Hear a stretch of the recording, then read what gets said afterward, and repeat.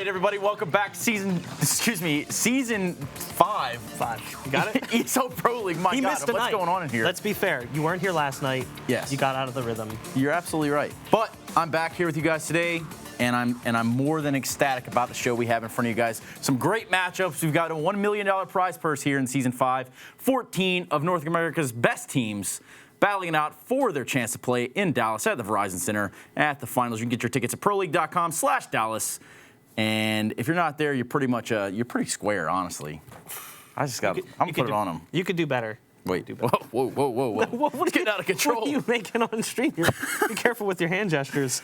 We got some great matchups for you guys tonight. We got Winterfox and Cloud9, as well as Immortals and OpTic. Some real barn burners here. The first one we're going to have up here is Cloud9 and Winterfox. A little bit less of excitement about that one as we're going into the later one, which is going to be Immortals and OpTic. Yeah, I mean, I think in general, just looking at the matches that we have today, Cloud9 Winterfox seems like a no-brainer to a lot of people. And then OpTic Immortals is more of a question mark. Which team are we going to see from Immortals? Which team are we going to see from OpTic? Will they trade maps? Will it be a 2-0 for either team?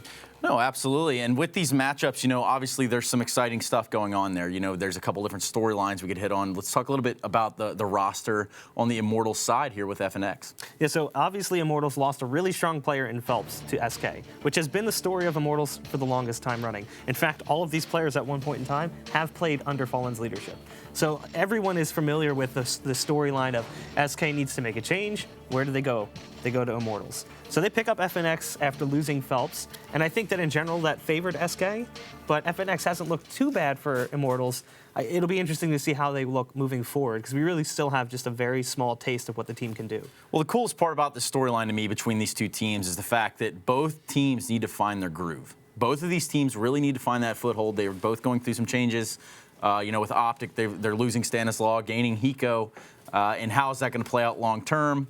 And you know, I guess for me, it's kind of cool to see how that all comes together. Yeah, I mean, you lose your in-game leader, but you gain a clutch player and a veteran as well, a long-standing player of CS:GO. Once upon a time, played with one of the most storied, NA teams, or the most successful NA team at the time, in terms of success at international events. And unfortunately, that turned into lack of success, hence the changes that were made. But I thought coming into the season that OpTic really got the worst side of the deal in the exchange for Stanislaw and Hiko. But based on what we saw from Hiko in their first few games, it's not looking too bad. I still think they have some things they need to work out. Well, and it could be very much growing pains. Let's take a look now at that OpTic lineup coming at you guys tonight. Tarek, Rush, Hiko, Naf, and of course Mixwell. Mixwell, a heavy presence with the op when he's on in the server. Yeah, but at the same point in time, he's actually thrown that away. He was rifling more in their previous matches, and Tarek, of all people, has been picking up the op, and he looked really good. Mm-hmm. I mean, several big plays with him holding the op. It was really kind of catching us by surprise. We had no reason to believe they were going to do that, because in the past, it was almost always Mixwell with the op. He's going to rifle. And that was the setup that worked for OpTic. It wasn't like they were, failing to meet expectations and then they decided to make this change. They had actually found success with that setup in the past. So with this setup, though, currently, if we do look at these names on paper, one might say that there's tons of individual power here. There's just tons of individual fragability. I mean, looking at both teams, you could say that. You have a lot of talent across both Immortals and OpTic.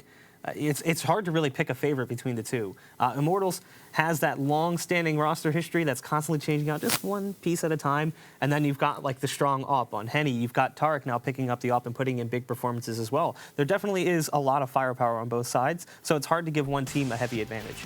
Right. I mean, as we do see these highlights come up on the screen now, let's talk a little bit about Hiko. And when he does find himself in these clutch situations, he's able to, I don't know what the percentage of him actually coming away with success in them, but it's got to be marginally high. Yeah, I mean, where you have other players like maybe Mixwell and Nafly stepping up big and finding 4Ks early in the round, Hiko's the guy that might only get 1 or 2 kills in a round, but they're so important because they come in those clutch situations, like post-plant 2v2s and 3v3s, maybe even a 1v2 where he's isolated on the site. He just plays it so well, tries to buy as much time as he can, tries to work the clock to his advantage. He's consistently coming out on top of those scenarios. And I don't have the stats to say, oh, he definitively wins them this many times, but I feel like in general, you just look at his playing history, you're going to find plenty of examples of Hiko in a situation he should not win, and he wins it anyway. Well, definitely tonight we're going to be looking at both Cobble and Overpass between these two teams in the second matchup. And I don't know, and I can't personally say that there's one clear-cut favorite given the timeline of these stories that we have in front of us? Yeah, it's hard to say. I mean, you could see either team 2-0ing, you could see them trading maps. Both teams have really good track records on both maps, so it doesn't play to either one. I think it was OpTic is like 19-11 on Cobble, going back to their days as Conquest. That was one of their better maps. And then obviously Immortals has a really good track record on Overpass as well as Cobble. I think 8-3 on Cobble, 4-0 on Overpass, 12-5 on Overpass for OpTic. So both teams have plenty of history and strong performances on the maps. You can't really give them a leg up in either scenario. No, I mean, even this OpTic lineup before, we saw them at the E-League Major, obviously a little bit different, but we did see them go toe-to-toe with Virtus Pro. As we know, this past weekend, Virtus Pro obviously coming out winning at the DreamHack Las Vegas. OpTic is able to go toe-to-toe with these international teams. Yeah, and there was a brief peak period where North American teams were showing up, and that was right in there. They won at Northern Arena, they won at E-League Season 2, and then they got second at ECS Season 2. So they showed that they have promise, but then obviously they were hit with a pretty big blow at the beginning of the year, losing the in-game leader, and that was a change that came right before all of that success was found for OpTic. So they are still trying to recover from that. I don't think we can really look at all their past accomplishments over the last few months and apply that directly to them now. It's still going to take time, but of all the people who are on the field, Naf is the one who's picked up the in-game leadership. He's actually the top performer now as well. So not only is the in-game leader, he's also putting in huge numbers for the team. Well, before we get into OpTic Immortal, we're going to have Cloud9 and Winterfox. That's going to be our first matchup of the night. We've got Cash, we've got Overpass. Cloud9 obviously struggling quite a bit since their success in last season's Pro League Finals, where they did, they were able to take home the trophy. Props to them for then, but now is the time where they need to come out and they need to figure it out. I mean, this has been a long-standing storyline for Cloud9. They make a change, and it's right away out the gates. It's like a flash in the pan change. They find success early on, but as soon as the flash dies down, it all kind of fades away. So you've got nothing to Shroud, Skadoodle, Stewie, and Automatic. The last two really impressive players. Stewie comes up from Premier. No one expects him to do much. Automatic came from teams where they weren't really finding much success. He was kind of in the background as a player. He wasn't, like a consistent top performer. And now both of those guys are, putting in big numbers for Cloud9. I mean, you put them anywhere in any position, and they seem to get the job done. We could probably talk all day about the Cloud9 roster and how, certain players are interchangeable. I want to make a real key note here that when at least, okay, so in nothing, you've got a good pistol player. And Stewie in Automatic, we'll talk about being a little bit interchangeable. Let's talk about Skadoodle when he's on point and when his movement is, when he's going full blown. This guy, and I believe that even Daze could probably say this guy it's incredible what he's capable of doing in this game. Yeah, he's pretty much a wizard inside the game. I mean, his op is kind of like a can opener on a lot of maps for Cloud9. He's able to find like an opening kill that's really important. He's constantly mobile with the op. He gets kills that you're like, how does that even happen? He finds himself in positions he shouldn't be able to get out of, and he does it anyway. And you're talking about Stewie and Automatic being like prominent fraggers and being able to open up a map. When you have an op like that as well, you have so many pieces to just like carve apart an opponent. Well, let's talk about carving apart the opponent, which is going to be Winterfox. Let's take a look now at their lineup. Coming into this one, not really too known here in the North American scene. Let's take a look now of new Imagine, Zeus, APOC, and the more known name I would think out of this entire crew is going to be Raz. And Raz being known too because he was a recent addition, and when he was picked up, I saw a lot of chatter, some scuttlebutt on social media. Some scuttlebutt, Some Australian and New Zealand fans talking about how he was a really good opper in the Oceanic region. He brought a lot of big performances over there. Now he's coming to the States. Is he going to be able to perform with the team? this team was kind of a surprise team last season. We didn't really know that was going to happen. At the beginning of the season, Winterfox drops the whole team, brings in 3/5 of another team and some puggers to kind of like round things out. So they didn't find great success last season. Like 9-17, I think it was, like minus 100 round differential. Like clearly there were struggles. Well, as much as there might be struggles on the Cloud9 side, I think it's pretty safe to say that these guys, they're able to pretty much keep it at the top of the game here in North America. They do struggle internationally. That's just been the way it's been. It's been a roller coaster ride, probably for a considerably a long amount of time now. Yeah. But when it comes to this matchup, I think it's pretty clear cut who the favorite is going into this one. Yeah, I think in general, just looking at Cloud9's performances online, they've always been that strong team. You know, Winterfox, we don't really have a whole lot to look at. Outside of last season of Pro League, there's very little to go by. They placed 10th last season. I don't think they really competed in much else. Like we were talking about it, they actually competed at Northern Arena, but it was so forgettable of a performance that a lot of people don't even know they were there. I'm not going to admit to that at all, but yeah, he's talking about me actually. Now, standing by to give us a little more analysis here on this Winterfox roster is going to be Mr. DeBears. You might know him as Eric Stromberg. We'll call him DeBears. Take it away, Eric. Oi! Thanks, Stunna. Here we are watching Winterfox on Cash. I'll stop with my accent now. As you see, Winterfox is going into like a little A default. They're starting offering towards A. Halls, we've got Imagine here, just, you know, making noise. He's trying to keep two people at B. Off new with the off angle. He gets picked off. So now Winterfox is on a 4 and 5. So they make a nice adjustment call to where they're going to fall back from the A main. They're going to try to get to this boost area. Now, one thing to take note. One mistake that I think that they could have probably done a little better on. They made a lot of noise falling back from that A main. They are hopping around. They are making footsteps. If you have a CT close middle, he's going to hear you. So I would like to see them be a little more quiet towards there. So once they're in the boost, we got Dexter. He's ready to flash. He's ready to peek these angles. As he's clearing these spots, if you stop right here, you notice there's a guy sandbags peeking him easily. All right, Dexter, he gets caught off with a Molotov in his hand. Now this is mistake number 2. Against a team like C9, who they're playing today, Stewart is going to kill you. He's going to see you. He's going to pull a bullet right in your head. Not even Dexter's man pecs can save him from the headshot on Stewart. So once, you know, so one thing to do, wait 5-10 seconds. You made a lot of noise getting there, okay? The CTs probably know that you're there. So once you get boosted, once you clear spots, hold out your gun 5-10 seconds, wait. Just kind of see if they re-peek you. Then, once it's clear, throw your Molotov, throw your nades, and continue on with your strat. Because, you know, against high-level teams, you have to fix these small mistakes. These are small mistakes that adds up big in the long run. So if you're Winterfox, make less noise on the rotate, and don't get caught with your nades out. Back to you, Stunna.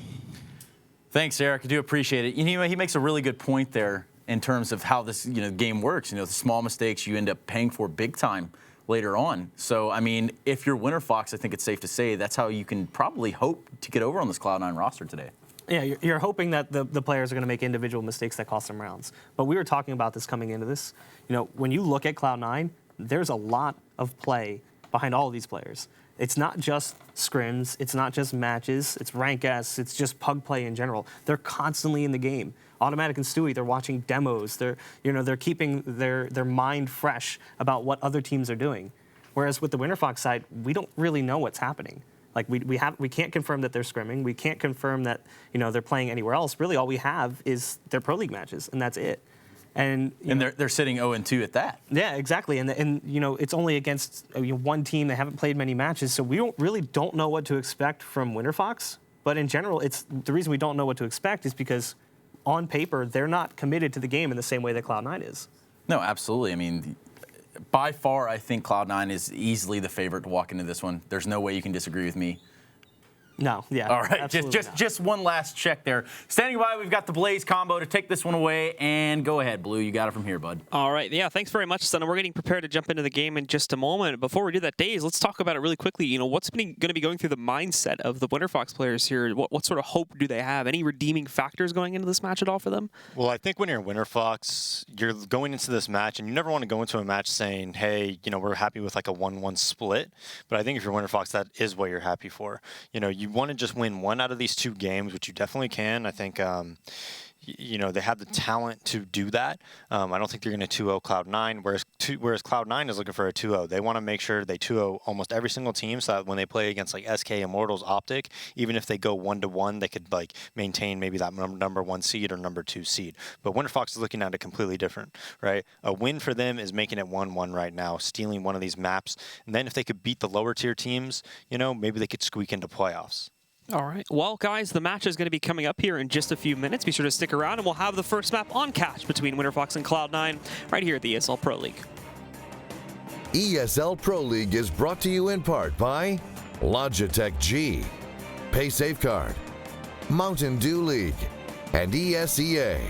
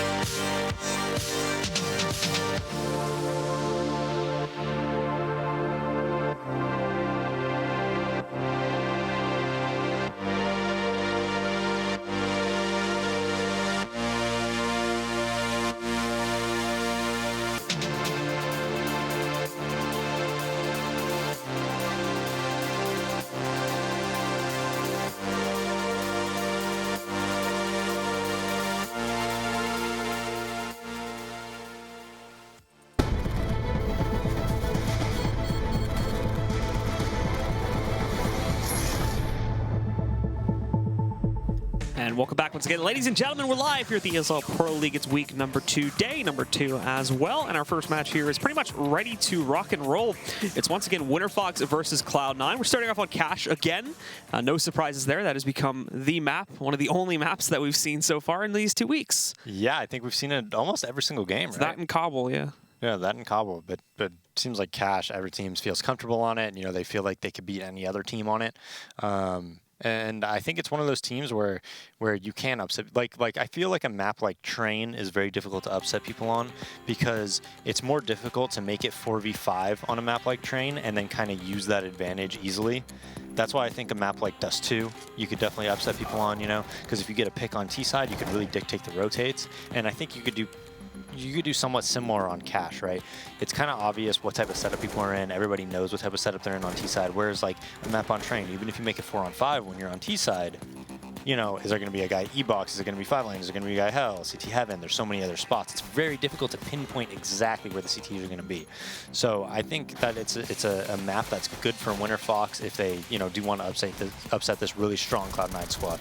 And you know, talking a little bit more about Winterfox, I know the Desk touched on it for a second. I mean, you're playing a rank S1 all the time. Like, how active is the Winterfox squad? Because this is the thing is, that, you know, they're very mysterious in the fact that we don't really see them, and it seems like they never really pop up all that much, even in the community for like rank S games and whatnot as well. Yeah, they don't play too much rank S. Offnew plays once in a while. I've seen Imagine in there a couple times. Offnew's pretty active right now when it comes to rank S, and he actually almost never loses. And if you look at his stats, he literally has like 150 points or something, and the guy only has like 80 games played, which is insane because most people average about 50% win rate, which would mean if you have 150 points, it takes 150 games. And he has like 80 games played and he has that many points, so he's actually really, really good in rank S. Having said that, as a whole, you know, talking to people, they really don't practice that much, which begs the question, you know, you move here overseas, you all 5 live in a gaming house together, you'd expect them to be one of the most active teams, right? Yeah, in theory, as I think they took up the same accommodations as the old Winterfox roster in Chicago, so it's interesting, to say the least. But yeah, we do see on the opener here, again, fairly standard from Winterfox. Not going to be rushing into the A site or the B site for that matter. They do have quite a big stack leading into that B hall right now, running down the timer, waiting to see if C9 are going to do anything aggressive. But again, not really the case currently. We've got Shroud posted up at the edge of the checkers room, but beyond that, everybody else is holding in fairly standard positions on the CT side too, just running this timer down a little bit to where eventually I believe Winterfox is probably going to execute over there towards B. But we also have the aggression coming out from the CT side, and well, they're going to try to put a stop to it, but the flashbang timing actually works out great. They're caught falling back a little bit here. Shroud holds the line. He's going to pick up 1 and 2 before going down to APOC. And now Nothing sitting further back. He tries to take the duels, but he too is going to be executed out there by APOC. Canudo still holds the crosshair from True Room, and I don't think they have a smoke to counter counter him back out. But in the meantime, on the flank itself, OpTic's been able to find another kill. APOC with his third, and it's down to Skadoodle now. He's going to be managed by APOC as well. He goes off with a huge 4K and single-handedly propels Winterfox into the lead. Yeah, great round by APOC there to get that 4K, and he kind of just... You know, Cloud9 was actually super favored right there. They got a very early call that they were coming B. Shroud in just the terrible positioning, you know, because he did get blind and was running into that box. Manages to get 2 kills, but nothing, not able to get back towards headshot. Kind of plays an angle where he has to kind of frag or die, and he can't really hide at all. And APOC's able to get the better of him, kind of turn the tides for that round because it allowed them to you know, worry about the flank as now we go into this anti-eco. They don't have anybody at B, Cloud9, but they don't have much invested in this round. You know, they just have the 2 flashbangs, 3 P250s, or 2 P250s, a P2K, and 2 USPs. So not much to work with if you're Cloud9 here. They're just hoping they run into this middle stack. They're going to throw flashes from the A bomb site. They're all going to peek off Stewie's command, you know, if they're there towards middle, he's spotted from highway, and see if they can, you know, get anything out of this round.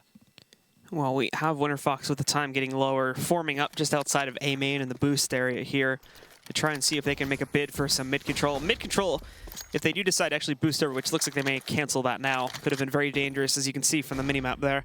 But they are going to end up just shuffling in through A main for most of their players, and at that point, all they'll have to deal with is Shroud sitting on the edge here with just his little default pistol. The flashbang was perfectly placed, so it is going to hold them back for a couple seconds, and they executed with mollies and whatnot here, so they're going to know it's coming. They're not actually watching this side, so Shroud peeks in, finds one for free, is caught jumping around the corner here, though, but there's more players in the site now that are going to try to hold it. Ultimately, though, it's not going to be met with a whole lot of success. Automatic is already the last man standing here. They've managed to take down APOC and Zeusy, but I don't think they're going to have much luck finding anything else here, and more than likely, this will become the second for Winterfox.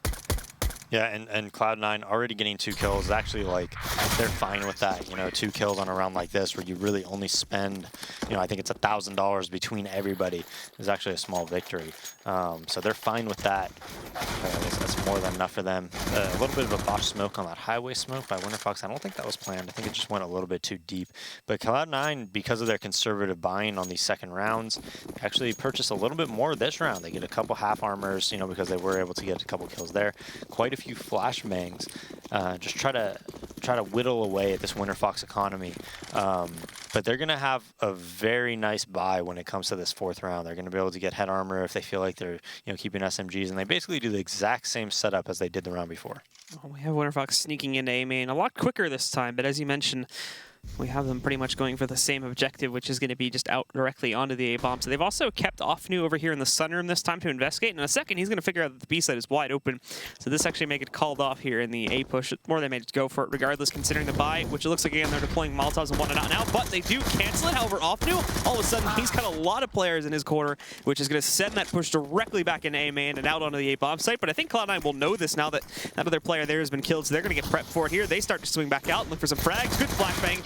Wow, Zeusy to roll in here, pick up 1-2. I don't think he's actually seen Stewie, so Stewie's going to find one and the second one as he surprises big time. It's him alone now, though, in a 1v2. Stuck in this corner. He's got bomb control, but Winterfox have full mobility if they want to go outside of A main. They do end up peeking into Stewie there a little bit and doing some damage to him. 74 HP for him to work with now. And there's that second player to deal with up on top of the forklift. In fact, they're both playing around with it right now. They swing back out, and Raz is going to finish the job before that can go any further. But for Cloud9, not bad at all to knock out 3 out of 5 of their players there. And also getting the other 2 from the last round is going to do some decent damage to the T economy heading into the first gun round. Oh yeah, and very good round by Cloud9. They're extremely happy with that, getting 2 kills from the second round, 3 kills there. If they win this round, Winterfox will probably buy the upcoming round, but it's going to be a very poor buy. It's not going to be anything to write home about, so it's going to be much more difficult for them to you know, win 2 in a row from Winterfox and set Cloud9 on an eco. They also have a really good buy this round. They have a lot of utility. This is a lot more utility than you normally see on a 4th round if you buy up to 2nd round, but because they did that conservative buy, they have a lot of nades to work with. Cloud9, though, is in a very, very default type of setup. The only difference is that Automatic's kind of outside of Z. He doesn't really have any info at middle, and then Skadoodle is opping quad towards highway. Well, we have the rest of Winterfox in the basic T-sided default setup here, too, for the most part. They will be allowed to go for early mid-control if they want to push for it here, but that'll all be on their decision. Because for the most part, they've been going directly into the sites, but these have been on anti-eco rounds, so now in the gun round, we're going to expect things to get a little bit more complex, and indeed they shout with the boost up coming in from Zeusy first to go over top. Automatic, still not really inside of Z yet, however, he's going to get a peek of the smoke and whatnot. And We'll be able to confirm, obviously, that presence is here in a moment if he decides to go through it. But he's hanging back, and again, playing it very passively. He's going to let Winterfox take control of mid and hold things from here. And they have a possible vent split coming in here in a second, too, if everything follows through correctly. Bomb, along with Offnu, still having control of the sunroom. But there's some hesitance actually moving into the site, and they're going to have to go for this soon. Time's getting low now. 34 seconds remaining on the clock here. Still two solid players they have to deal with sitting up on the platform on the side, although their positioning is going to be very limited. Nothing. He's not peeked out yet. Shroud got hit for about half of his HP. He's going to be flying to the left side. He doesn't even see it. Zusi executes both of the players on the platform. Nothing has found one pickup on his own, but for the most part, Winterfox are shutting this one down. It's really automatic here that I don't think they've seen around this smoke just yet over here in the tree. Well, they're going to find him pretty quickly there. Zusi again shutting out another player here. That's his third kill in the round and probably going to end up being the final one. As Stewie's not even going to attempt this. He's just going to back up and let Winterfox get a fourth. Yeah, and a round that Winterfox, really positionally speaking, had no business winning. Skadoodle pop flashed Stewie into A main. He had complete control over that, so he rotated to truck, and Stewie was actually watching highway from fork, so they knew there was almost no A presence.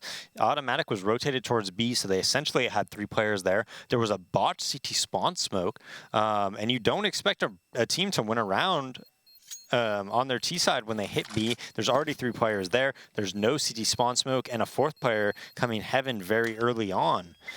You don't expect that to happen, especially a B main smoke. So everything pointed to Cloud9 losing that round, but Winterfox able to win the individual battles. They crossed towards the headshot unknown. I think nothing might have been blind, and that's really what did it. Whenever these people crossed that headshot angle through that smoke that you saw, that botched CT spawn smoke, they went through that smoke and they got past at a headshot angle, and you're almost always going to win that battle as a T. So now the save by Stewie 2K, 4 P250s on the rest of Cloud9. This is a round that you really need to win if you're Winterfox. If you blow this round, it's going to make it a lot more difficult for you. And Cloud9 is one of the teams that are like one of the best teams at winning rounds like this. When Stewie has any type of a gun and half armor, he knows how to set himself up and his teammates up in order to make like a 2v5 happen or something like that. We can even see the hesitance a little bit here from Winterfox in the previous rounds when they had an anti-eco advantage. They were very direct with their play and moving directly over towards the bomb sites themselves. This time, though, we can see Zusi going up on top, mollying and smoking off mid to allow them to get free control here. We do have some aggression from the CT side that you saw there, allowing Stewie to get free control. This is an area that he likes to play around with a lot, but obviously nothing in there at the moment. And the majority of Winterfox is shifting in either direction, especially now that Zusi got that mid control for free all the way up to White Box. Finds the early damage, I believe, on automatic as he's trying to cross back over, sending for Stewie. Both can get hit for about half or a little bit more. Now Shroud, though, swinging back out. He's got one. He tries to go for a second, but the players jumping at events do manage to take him down. Good flashbang from nothing, though. He's going to hold it back for a couple of extra seconds. Those reinforcements need to get here right now. And unfortunately, they're all being executed, including the player wielding the rifle. He's gone down. All that's left alive is Skadoodle, and he's sitting way out in mid right now. So it's definitely going to be a 5th for Winterfox. And a fairly clean one at that, if we assume Skadoodle doesn't get any more kills here. Yeah, and the execute on B happened. The reason it was almost like the same round kind of played out as the other one, the round before, except this time they went a little bit quicker. So Cloud9, they cleared A main, but as they cleared A main, they were already hitting B. So the rotate was already contested by the Winterfox guys, which made it, you know, a cleaner round win where they weren't really in any type of danger to lose that round, I don't think. So they end up keeping 4 alive, and Winterfox is off to a great start, and I think this is something that they really needed if they want to end up taking this game. Skadoodle picks up the M4. He's running away. He's going to save in CT spawn, so a small victory for Cloud9 there, but not the round they wanted. I really do think they are one of the best teams at winning rounds when like Stewie has a gun and everybody else is saving. He really knows how to make it like a 3v4, dictate where the rotates are going to go on the T side and take a small advantage and you know, leverage that into a victory. I think they're going to go with the double op setup here now. So we'll see if they do a 1-3-1, 2-2-1, or what they decide to do. Skadoodle going opting towards B, Stewie towards that middle right now, just runs right towards highway. And Skadoodle, again, holding back over here as well, waiting for the early pressure to work its way out from Winterfox. There are 3 players at the entrance to this B hallway here, but none of them look like they're going to cross anytime soon. It's still that same very passive setup on the opener from the T side here, spread out across the map, not deciding on anything anytime soon. In fact, pretty much avoiding mid-garage here, too. Normally, you've got 1 or 2 players watching out for that, but finally, we do start to see them poking in over here towards the sunroom a little bit. Skadoodle has changed his position in the meantime from a direct peek in from the main room to now playing towards checkers. But fast smokes are going to send him reeling back into the tree room. Thankfully, there's a smoke covering the cross at T main as well, so he's not going to be knocked out just yet.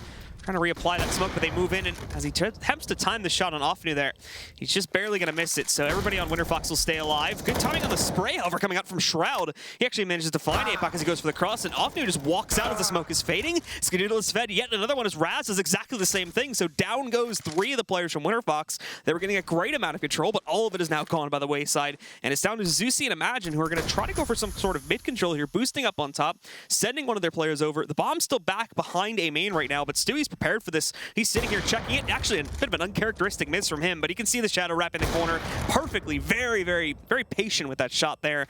Allows him to easily execute Zeusy, and now it's just Imagine in a 1v5 and only 30 seconds left. He's going to try to make a bid for the A-bomb site here. Molly going back. That may send nothing out. Possibly a small reward, but doesn't end up working out. He just barely survives it. He does sneak in this kill onto automatic, but now as he wraps in, he's actually going to find nothing too, so sort of making the best of a bad situation there, but at the end of the day, Stewie does close it down. Yeah, a bit of a team flash going on for nothing there, so he's probably not happy about that, but Skadoodle does a great job in the headshot angle, gets one, quickly pops up to take out Raz there. Great behold by the C9 team. And now, all of a sudden, C9, we'll see if they can get a run going, right? They still need to win this round to make sure they're not going to eco. Stewie, again, going and opping towards highway. Smoke comes down middle. And, you know, he looks like he's going to challenge on the boost here. Raz is already up on top of it. He sees it, but Raz is just able to get out of way before we see the actual execution coming in from Stewie. Molotov, though, is going to send Raz directly over, I do believe. He doesn't manage to back himself away and wrap into the corner, but now as APOC is also pushing back out, it's 2. Quick frag for Stewie, looking for a third in the doorway. A missed shot actually from Raz is going to give away his position, and as he jumps over, it's going to be another miss from Stewie, but he's already executed 2. The job's certainly being done here, and the rest of Winterfox are going to have to once again try and make up for lost players early on in the round, just like last time. Molotov is going to send Imagine back, but not before losing about 40% of his health. And now Offnu swinging onto highway here. He's been spotted by Skadoodle. They already know that the pressure is working its way out from mid. The bomb is actually going to divert from this push in both Squeaky and highway and try to shift itself over towards A main. Now they can add another angle to play with this one, but Offnu is going to have a tough time. He's got utility, but he's not using any of it right now, just trying to remain quiet, but it doesn't work out. Automatic is going to knock him out of the round, and it's Imagine and Raz, who also really can't do anything right now. Still smoke covering the Squeaky doorway, and Raz peeking on his lonesome again. He doesn't really have much to support him either. A single flashbang to work with here, and you know, many angles where he could be peeked from and immediately knocked out. The patience on Imagine, though, it does pay off, as he's going to be able to take down Automatic. That opens up the way set for them to try and push back in from A main, and Imagine really just holding off the entirety of the highway to allow his teammate to get in more here, but it's not going to work out again. Stewie is on point with these op shots, and he executes Imagine, leaving Raz as the last man standing. Hasn't found this player up on top, and if he peeks him out in a second, there you go. Shroud will execute, and it'll be Cloud9 picking up a second. Yeah, just early kills by Stewie 2K over at highway. Beautiful, beautiful shots by him. I mean, the mid take, though, he's coming out of a mid, you know, smoke towards highway, fighting an opper, and they know he's there. So very questionable decision by the Winterfox guys to challenge him there, I think. If you're going to want to do a take like that, you really need to, you know, have well-placed flashbangs, maybe a nice Molotov there or something like that. But just you got to bring more to the table if you're going to push off an opera there. Skadoodle, though, he's going to fight these Tech 9s right here, and they have 4 smokes and a flashbang, so a very odd purchase by them. We can see Skadoodle gets hit with a flashbang. He's not able to connect on anything. Again, the smoke covering the cross there, so he's safe for now. Loses about 20% of his health pool, but Zeusy actually takes down Shroud on the site. There's Stewie, though. Chopping back in with the op, and Automatic sneaking back in. It was supposed to be APOC that took down Automatic, but he was hung too far close to the vent, so he wasn't able to find the kill initially. Now, nothing swinging back in is going to find the kill onto APOC, the second player to push in from the vents now. They brought this down with 3v2. Nothing takes a chance, and it works out beautifully. He gets traded, but he finds another kill before doing so. And now it's Zeusy looking to clutch 1v2. Bomb on the platform, so he does have control of that and will be able to plant, as Cloud9 are currently backing up and wrapping back around, but this is still going to be a very tough situation for Zeusy, as he has no idea about this wrap currently going on towards mid. Yeah, and that's the second time that Winterfox has actually messed up that spawn smoke. They threw 2 towards it, one of them messed up. Zeusy tries to hold off the clutch here again behind the trip stack. They know where he is now, so it's all just a matter of getting up to the site. The nade is good, but at the same time, the return spray from Zeusy is not bad either on a Skadoodle. Ultimately, though, he does peek out into the open where the op is waiting for him, and Skadoodle will shut things down, taking out the last member of Winterfox and putting a third up onto the board for C9 here. Yeah, and I think once he saw that 2 were there, if he drops headshot, I think he actually would definitely win that round. I think that's the most powerful position whenever you're playing post plant. If you know they're not coming from spawn in heaven, so he's a nice shot on Offnu. with him and Skadoodle on that double spawn, but that was almost a Winterfox round. If they just tighten that up a little bit, they wait for the smokes to bloom, they don't botch one of them, I think they probably do win that round. Skadoodle get lucky to get out of there with his life alive. I think it was Shroud or Nothing that was in the site laying down cover fire as he got blind and ran away towards CT Spawn. Yeah, and it's Shroud that ended up dying there early on, which kind of started the chaotic events. And Winterfox having the minimal investment they had in that round too, it's certainly not bad that they're able to accomplish it. So now they're going to get an even better buy here, and will be that much closer to trying to break Cloud9, considering how close they brought them to the brink on that occasion. So we can see actually a lot more aggression from the CT side to try and hold better control of mid. Nothing very active in the Vents presence there. Molotov going up on top, a bit of a team flash is going to hold Winterfox back here for a minute. Thankfully, nobody's peeked out from Z, and they have to cover with the smoke, and there's Nothing now down below, holding it what should be a one-and-done corner, and it will be that case. But now Automatic's going to take a position up in the cubby here, chiming in for 2 more, now a third. Raz, Offnu, and APOC all going down to him. It's just Imagine, and he doesn't even have the bomb with him right now. That's still sitting in the garage. So he's got A control, but he's nothing to work with upon it here. Peeking out, he spots Stewie, he can't find the shots, and now he's safely tucked behind the barrel. And as he tries to drop back down, Skadoodle is going to find that last kill. Yeah, great hold by Automatic there. And even though Nothing is in a one-and-done spot, he's taking all the attention. As long as he does get that 1 kill, Automatic's going to be able to definitely get a freebie there. And then, you know, as good as he is, if you know, he's able to get 2 more. So if you both kind of play positions where you could play off each other like that, you're going to have success, as we just saw there. But a very sloppy mid-take by Winterfox. I mean, they get on the boost. They don't time the flashbangs right. They're getting blinded by each other as dualies come out for Raz. And it looks like they're going to try this B play again and to fake it and then bring bomb out of the vents. So Cloud9 usually plays a very disciplined CT side. They usually don't over-rotate too much. But yeah, they're coming out of the door already, not vents, excuse me. Skadoodle holding the site. Big whiff by him allows Imagine to get that kill. But he's all alone right now, and Stewie knows that. So he knows the bomb's down. He's going to be able to get in position and hold that. And Raz with dualies, I mean, this is not going to work out for you. Well, we'll see what he can do. He's even got to jump up on top of the box to try and retrieve the bomb itself. So basically, as soon as he goes for that, he's probably going to be a dead man. Holding, again, trying to work with the dualies here, seeing if he can pick up any kills. But yeah, he's been found out, and they're just going to pretty much overwhelm him there behind that box on the forklift. Pretty easy closeout on that one for C9. They did do a good job. The Winterfox guys do a decent job of brute forcing their way out, but ultimately, again, they do kind of get shut down by C9 on the retake. Yeah, very, very puggy strat there. I mean, they tried to fake it because they did have pretty good success doing that the round before with Tech9s a couple rounds earlier. So they thought maybe they'd bite off of it, but they don't. They don't over-rotate, and 3 guys coming out of door into, you know, Skadoodle's off, 2 players at A. No support from A main is a tough task. Well, Stewie now getting aggressive. This time, however, outside of the B-bomb site. Working out for him, though. He's already found Offnu. Someone tried to push very quickly through those B-halls, and he met his end pretty quickly, too. And now Automatic is prepared for a counter boost. There's a lot of commitment from Winterfox already inside of A-main, and they do not have a presence at all back outside, like towards mid and whatnot. So they're just pummeling them in this round. Stewie got a 2nd kill, pushing even further, and now Automatic is just playing with them, moving in over the boost, gets 1 kill there, drops into A-main, finds yet another one, and it's just on to Imagine now, and all he has control of currently is the area leading up to the squeaky hallway. He doesn't even have the bomb anymore. That's been lost to nothing. So he's got to just sit up here, hope he can try to fish himself out a couple kills, and if not, well, it's going to be a quick end of the round. There's one, tries to go for the 2nd, but Nothing will put an end to it. Yeah, and I mean, they knew where he was. He opened the door, so 1v5 and you're cornered.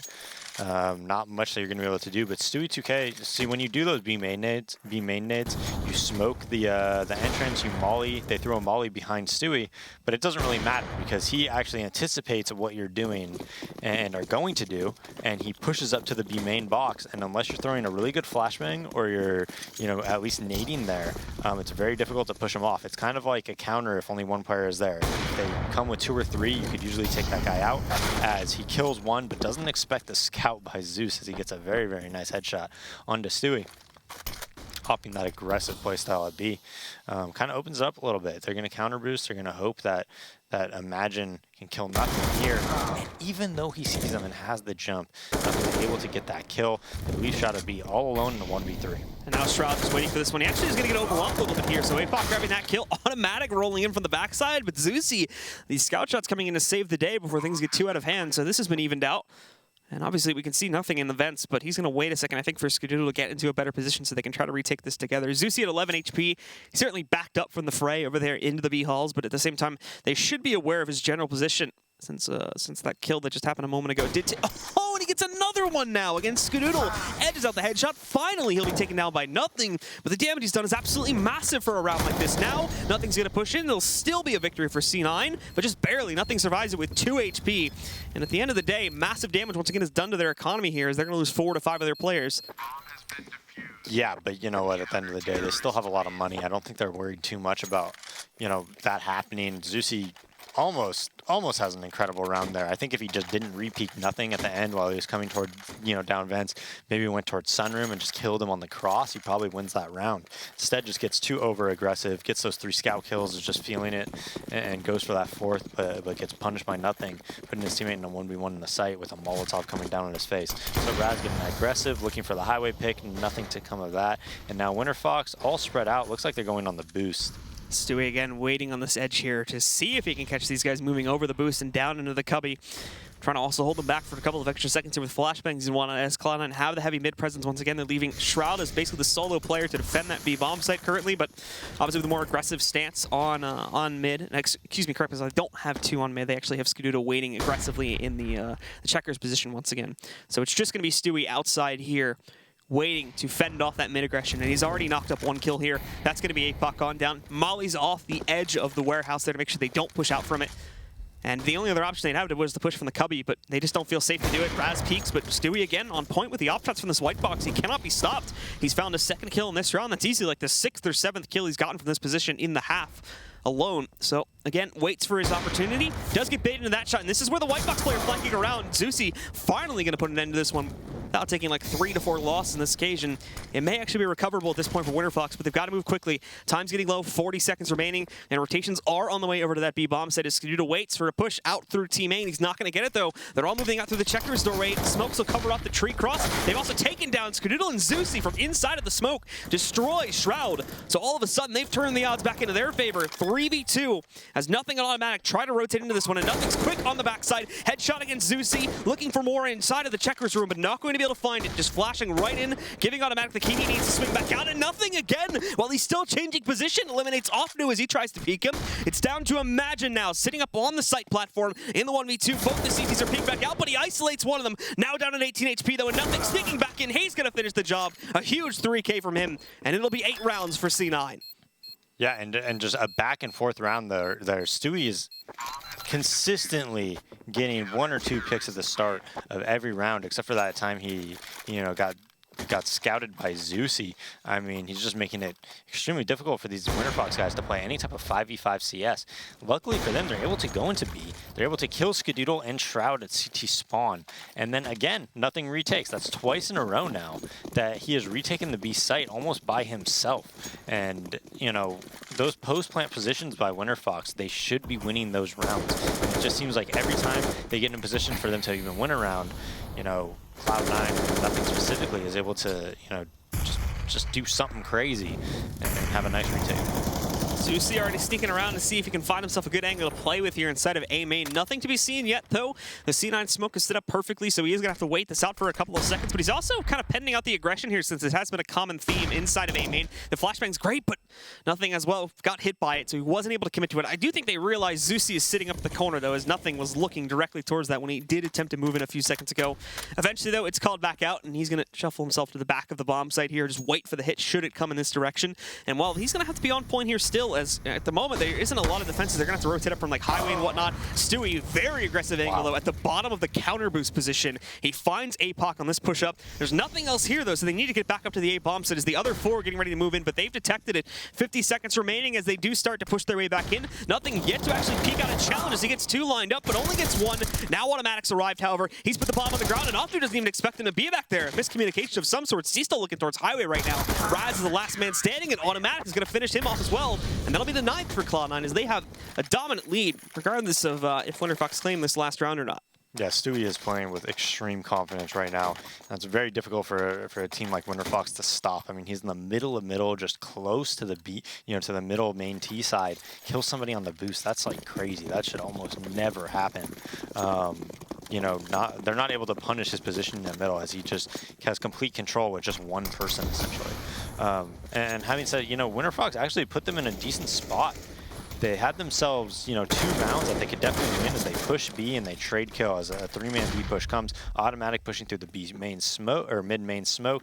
He might be able to catch somebody, but he knows they're coming A. So here comes the rotate. They need to hit it quickly enough and not lose any guys to Stewie as he holds, this despawn angle. He still has the smoke to cover off his right side there too, so unless they push through that, it's going to be rough to eliminate these players in the sight. Stewie and Skadoodle going off. Finally, we do see Imagine actually taking down Stewie, so at the very least they have that working for them, but they're still disadvantaged here, down by a man currently, and even hesitant to move in and plant the bomb as Imagine sort of just sneaking up.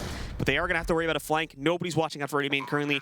Automac's going to waltz right in. Apok actually has himself backed into a corner where he may be able to help out with this, but at the same time, he is dealing with players further back, and that's where Automac's going to strike. Imagine finds one more, but that's going to be the end of it. And we will see Cloud9 grabbing this defuse and going on a huge dominating streak after Winterfox were looking strong to start off. Cloud9 came back in a big means and managed to take control of this half 10-5.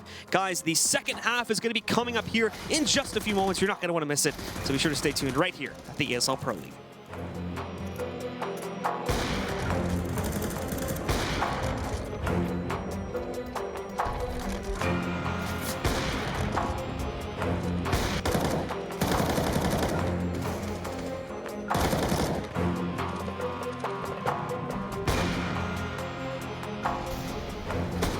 ESL Pro League is brought to you in part by Logitech G, Pay Safeguard, Mountain Dew League, and ESEA.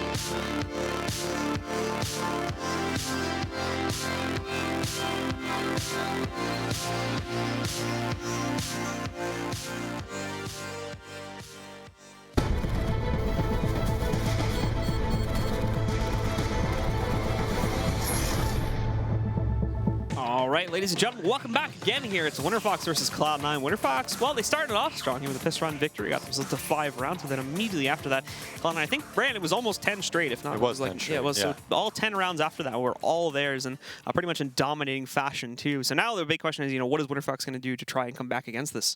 Well, they had an opportunity there to win 2 more rounds and at least have 7. But, I just tweeted out, you can't expect to beat a team that is better than you when you lose rounds that you're supposed to win, right? Yeah. It's kind of like, in basketball. If you want to beat a team that's better than you, you got to win like the 50-50 balls and things like that, right?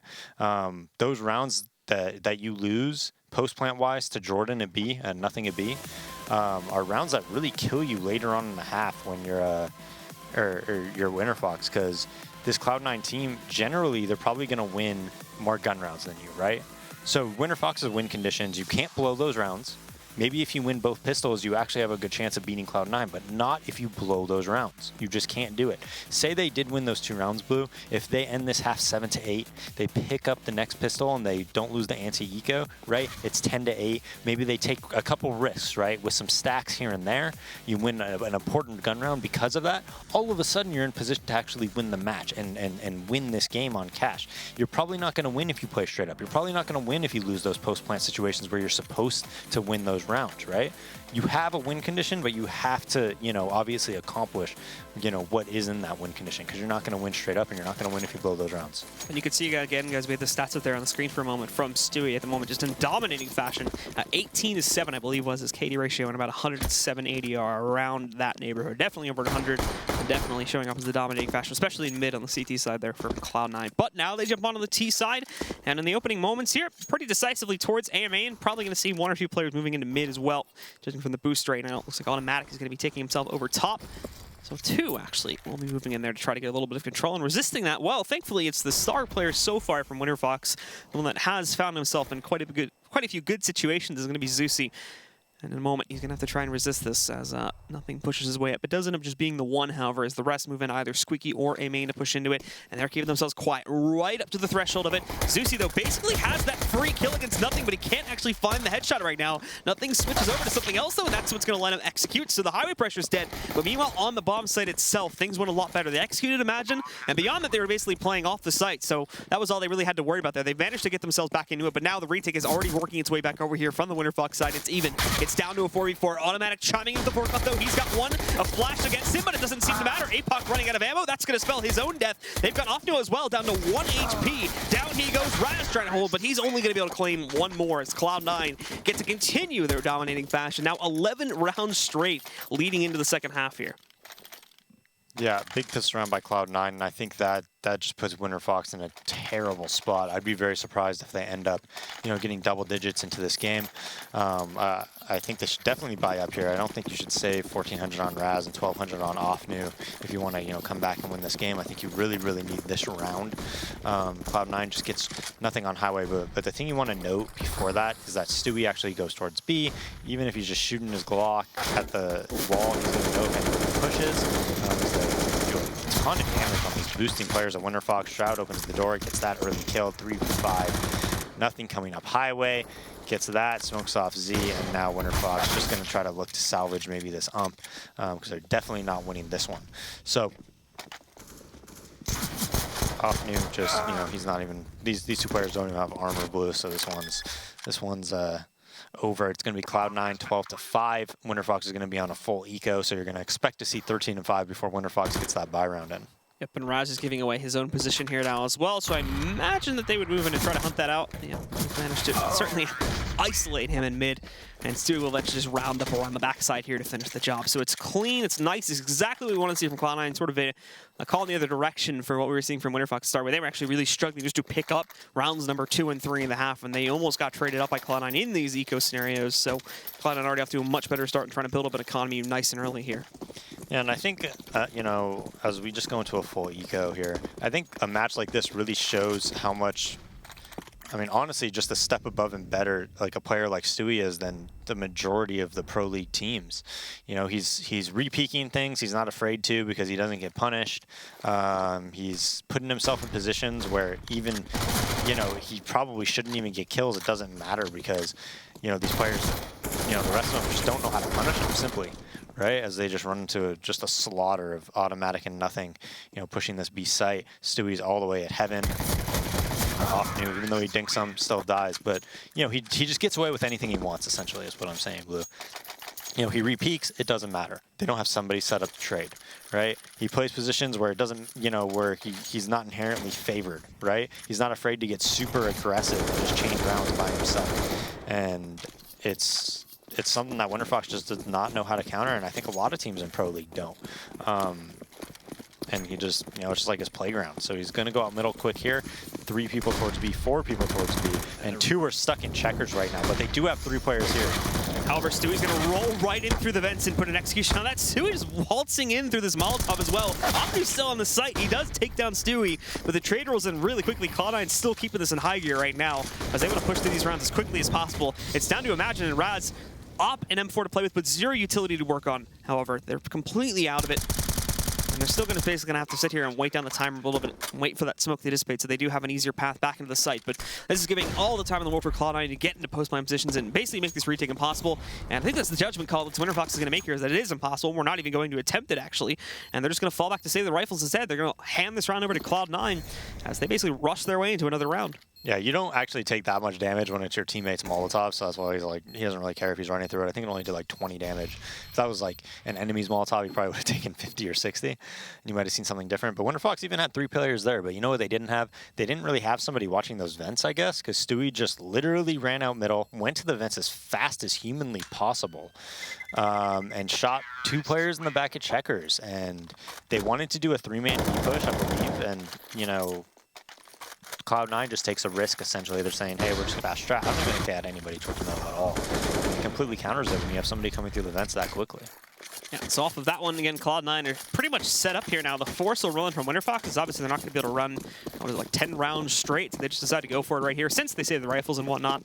And it is going to pretty much put them on empty here. And it's not even the greatest of buys. As you can see, quite a few downgraded rifles, 2 SMGs in the mix there. They still carry the off, of course, from Raz in the previous round, but that's pretty much it. A little bit of utility here and there.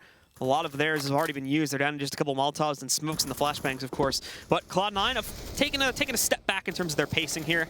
Not going to go directly into it this time. They're just going to pretty much open it with the default here and probably run down the timer a little bit and then go for a standard execute. As at the moment, they don't have any worries in the world, nor have they really been had to deal with much of an aggression from the CT side that would require a lot of change-up and strat on their part. So we can see Automatic, and I mean, he's not even scared to directly peek this right now. No one else from Winterfox is watching out for it. All they have sitting on the site is Imagine, and he's ducked behind those barrels right now. Automatic can spot the head. A little bit of trouble actually finding the shot, but at the very least, he's been able to find that player. Stewie, in the meantime, executing Raz. Automatic finally does overstep his bounds there from A main, as Imagine wraps back up, and APOC as well swinging in through mid. There was nobody watching out for that, apparently, so Nothing. But that swing onto the tap from Zeusy, beautiful from Nothing. He is traded off by Offnu, though, and that's going to put this into a 1v2, but the remaining members of C9 are regrouping outside of A main, but they should be able to get the bomb back at the very least. Yeah, and they got caught on the fallback there, you know, because of that flank. But Stewie was in B. He had B all to himself. Unfortunately, his teammates aren't able to get him, you know, with the bomb there. But he knows that B's pretty much clear. Like, there's nobody vents. Definitely, he doesn't have to check that. He just saw somebody sandbags. Doesn't realize it, though, because it was on the edge of his screen. And they're giving up the B site completely and just overplaying A. It seems like that's going to be the correct decision as they move over here. Again, the resistance from Winterfox has all moved into this position as well. Stewie getting tagged on the way in, but no full commitment from the CTs. They should be able to hear him hopping around over there. There's only 8 seconds left. The fadeaway shot from Stewie, and Shroud's fully committing to this plan. He is going to get the bomb on the ground, guaranteeing the extra money at the very least, but it will be around for Winterfox. Yeah, I'm not sure how that guy got into the, you know, slithered through maybe middle or got a counter boost or whatever to catch that bomber on the fallback. But that was huge. I mean, Stewie got that kill at B. He went towards B and, you know, had the sight, and they just couldn't bring bomb back. You know, something to note is Automatic. What's his score line right now as Jordan hits an incredible shot on Zeusy on the site. But Automatic started 1-7, and what is he right now? 21-13. So 20-7 since then, or 20-6, sorry, since then. So Automatic showing us some good stuff indeed. And obviously with how cleanly Cloud9 were able to start off in the anti-ecos and whatnot, they still have plenty of cash flow to burn through here. In fact, I think they may have one more force after this round. And yeah, certainly still saving enough cash to be able to do that. So Winterfox are not in the clear just yet. They still have quite a few more rounds to get through before Cloud9 even are forced onto an eco here. And they're going to be building up that losing bonus the entire time too. Now, not necessarily your default opener anymore. They actually just go directly into A main, and one of flashbangs out perfectly connects onto Imagine. He can't see a thing. They're going to have no problem whatsoever overwhelming him. I don't even think Zeusy's really going to challenge this with the exception of that quad corner there. He's just falling back, giving up room to the C9 players and waiting for his teammates to rotate back in so they can actually make a real attempt at a retake here, as they're already down a man. And losing him without, you know, getting a decent trade or whatnot, or having a decent position is just not going to be worth it at this point in time. But the smokes and whatnot from C9 as they do take control are perfect as well, because, you know, Winterfox don't really want to test this.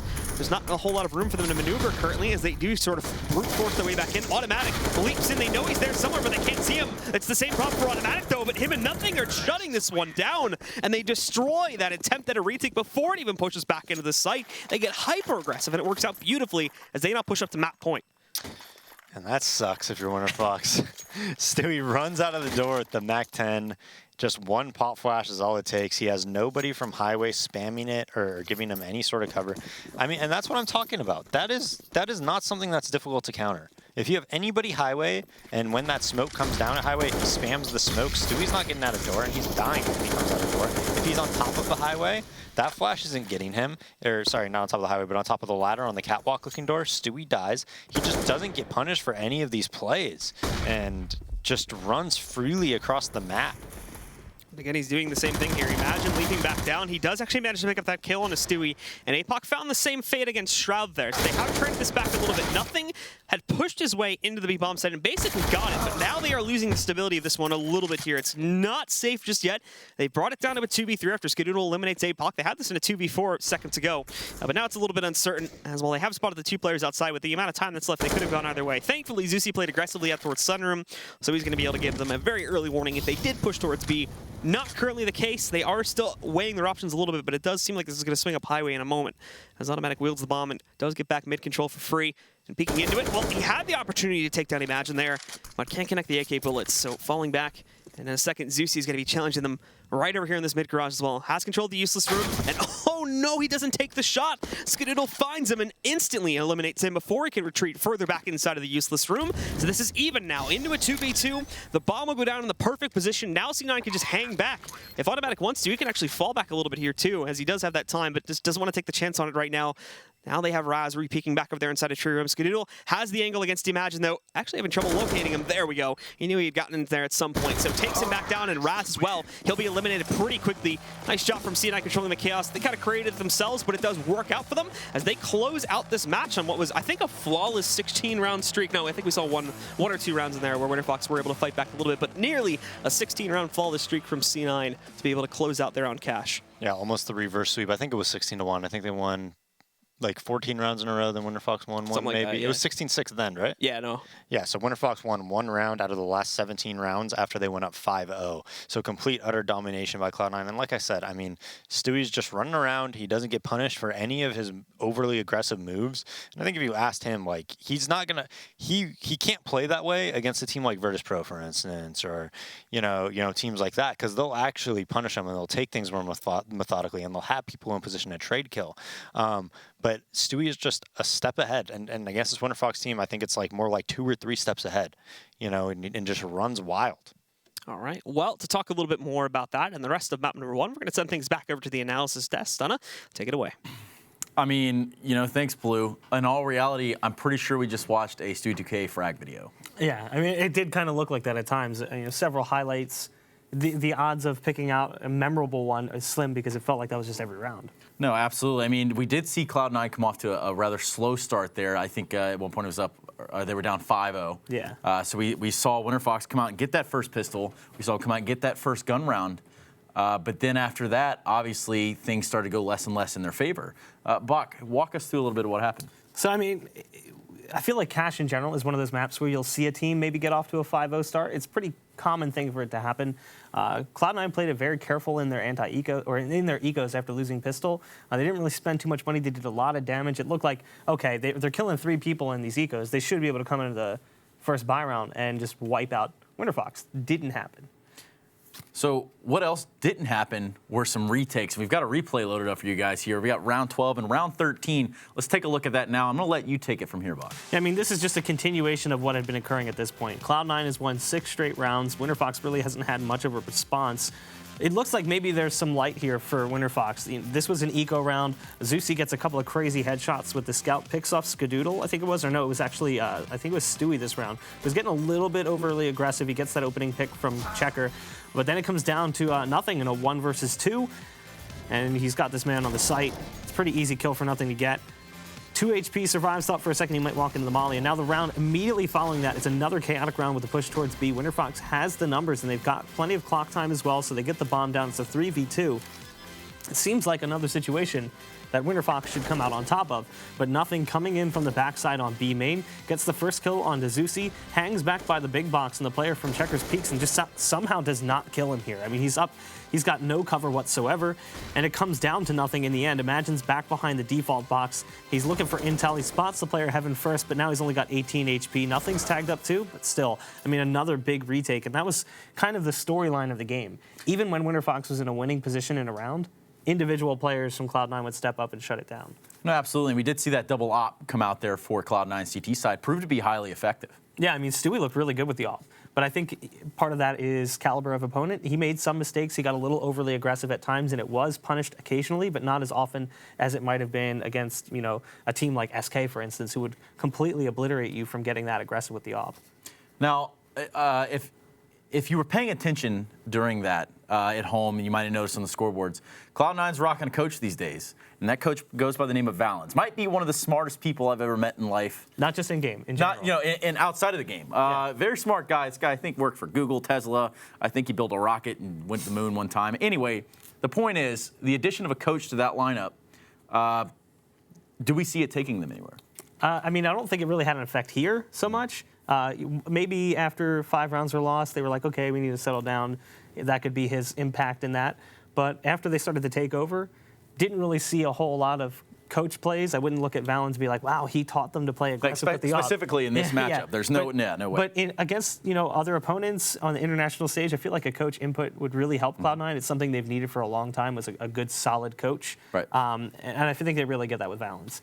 No, absolutely. In this day and age, I mean, these guys, they needed that little just umph more, and you're exactly right. There's nothing that in this matchup, and maybe even perhaps the next map, that we're going to see sort of a great addition there. But they are currently building with Valens, so there's a chance. Yeah, I mean, there's obviously a chance. I think Cash is just one of those maps in general where coach's input is going to be a little bit slim. Oh, absolutely. Now, to go back to this, Stewie2K obviously coming out, grabbing 1 to 2 picks early round each time. Really on the CT side, really just kind of solidifying each round too, I think. Yeah, I think that Winterfox never really had solid 5 players when they would want to go for an execute. So they'd try and take control of something early in the round, and there's Stewie playing aggressively with the op. So he picks off a first player, and you're thinking, oh, okay, he's going to fall off. He got that pick. He's going to fall back. Not his style, especially not against them. He re-peaks again, gets another kill. He did that time and time again. He did it on B main. He did it towards the A side. He was doing it in mid by white box consistently. Yeah, 9. I mean, you see the graphic loaded up right there. 9 opening kills for Stewie2K. I mean, the numbers, they don't lie, do they? No, they do not. So, I mean, yeah, it was while we were looking at nothing as that post-plant clutch master for Cloud9 in the few rounds that Winterfox was really able to get site control, Stewie was the reason they weren't getting site control. Stewie was the reason they would struggle to get even towards a bomb site, because by the time they even got close, they were down 2 men.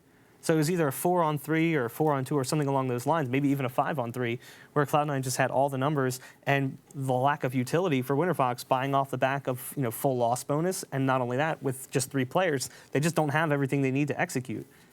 I mean, personally, we did see them come off to a slow start, Cloud9 that is. And I think, that some could be attributed to, hey, we just came from a LAN, get a little bit of cold start here. That's just kind of how it goes. I mean, they're not the only team that happens to.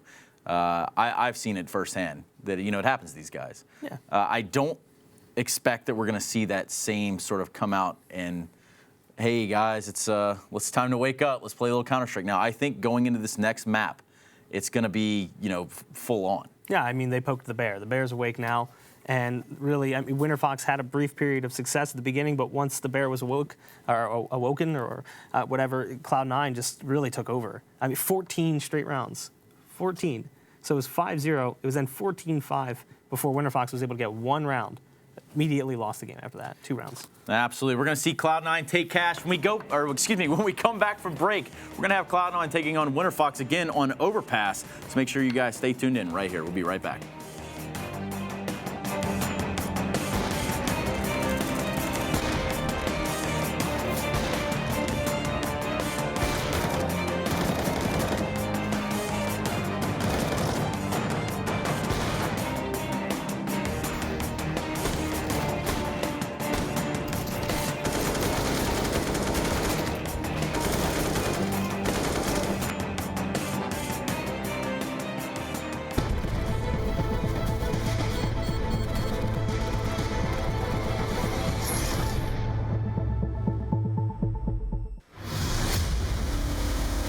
I can't understand people watching somebody play a computer game.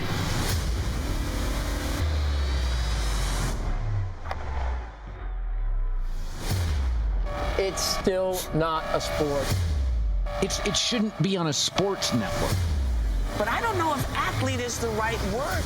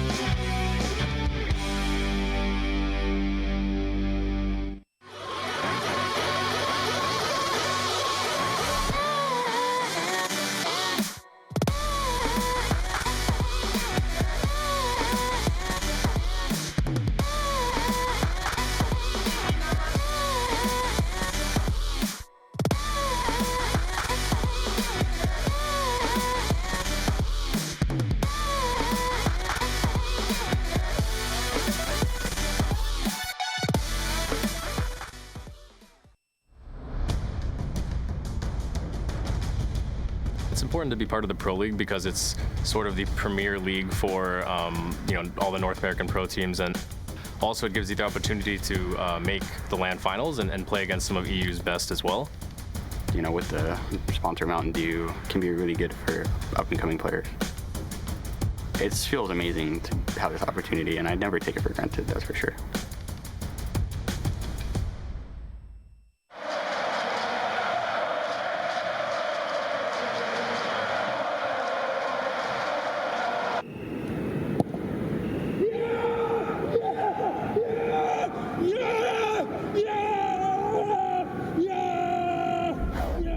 Start your esports career now at play.eslgaming.com.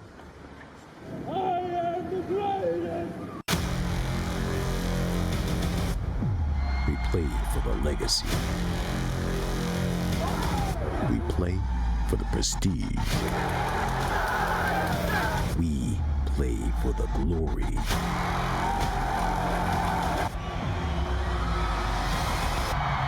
We play for one goal.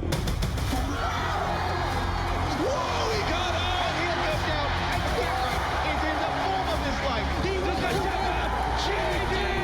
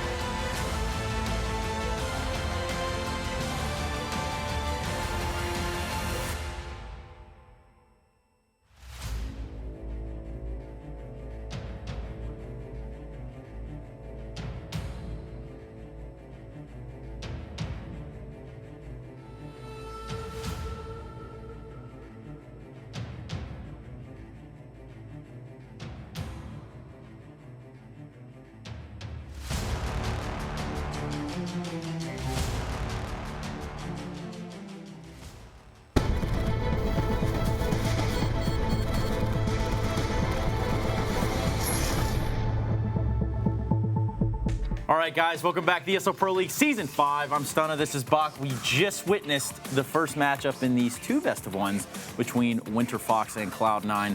Going in the Cloud9 favor in the first one. This one, is it a toss-up, Bach, or is it a toss-up? I mean, you can't really count them out entirely, but based on what we saw on the first map, a lot of the problems we knew we might see ended up coming through. And then Cloud9's individual strength obviously shined throughout the map. Stewie, nothing, all those players really stepped up big. Okay, so we're going to be looking at Overpass here in the next matchup. And to do that, we've got Mr. Stromboli standing by to give us a little bit of analysis on Cloud9 on the map. Take it away, Eric. Thank you, Stunna. And here we are going to be looking at C9 on Overpass. Now, one thing that in this match is that SK has been destroying C9 the entire time. It's 10-3, and C9, all their strats, all their positioning was not working.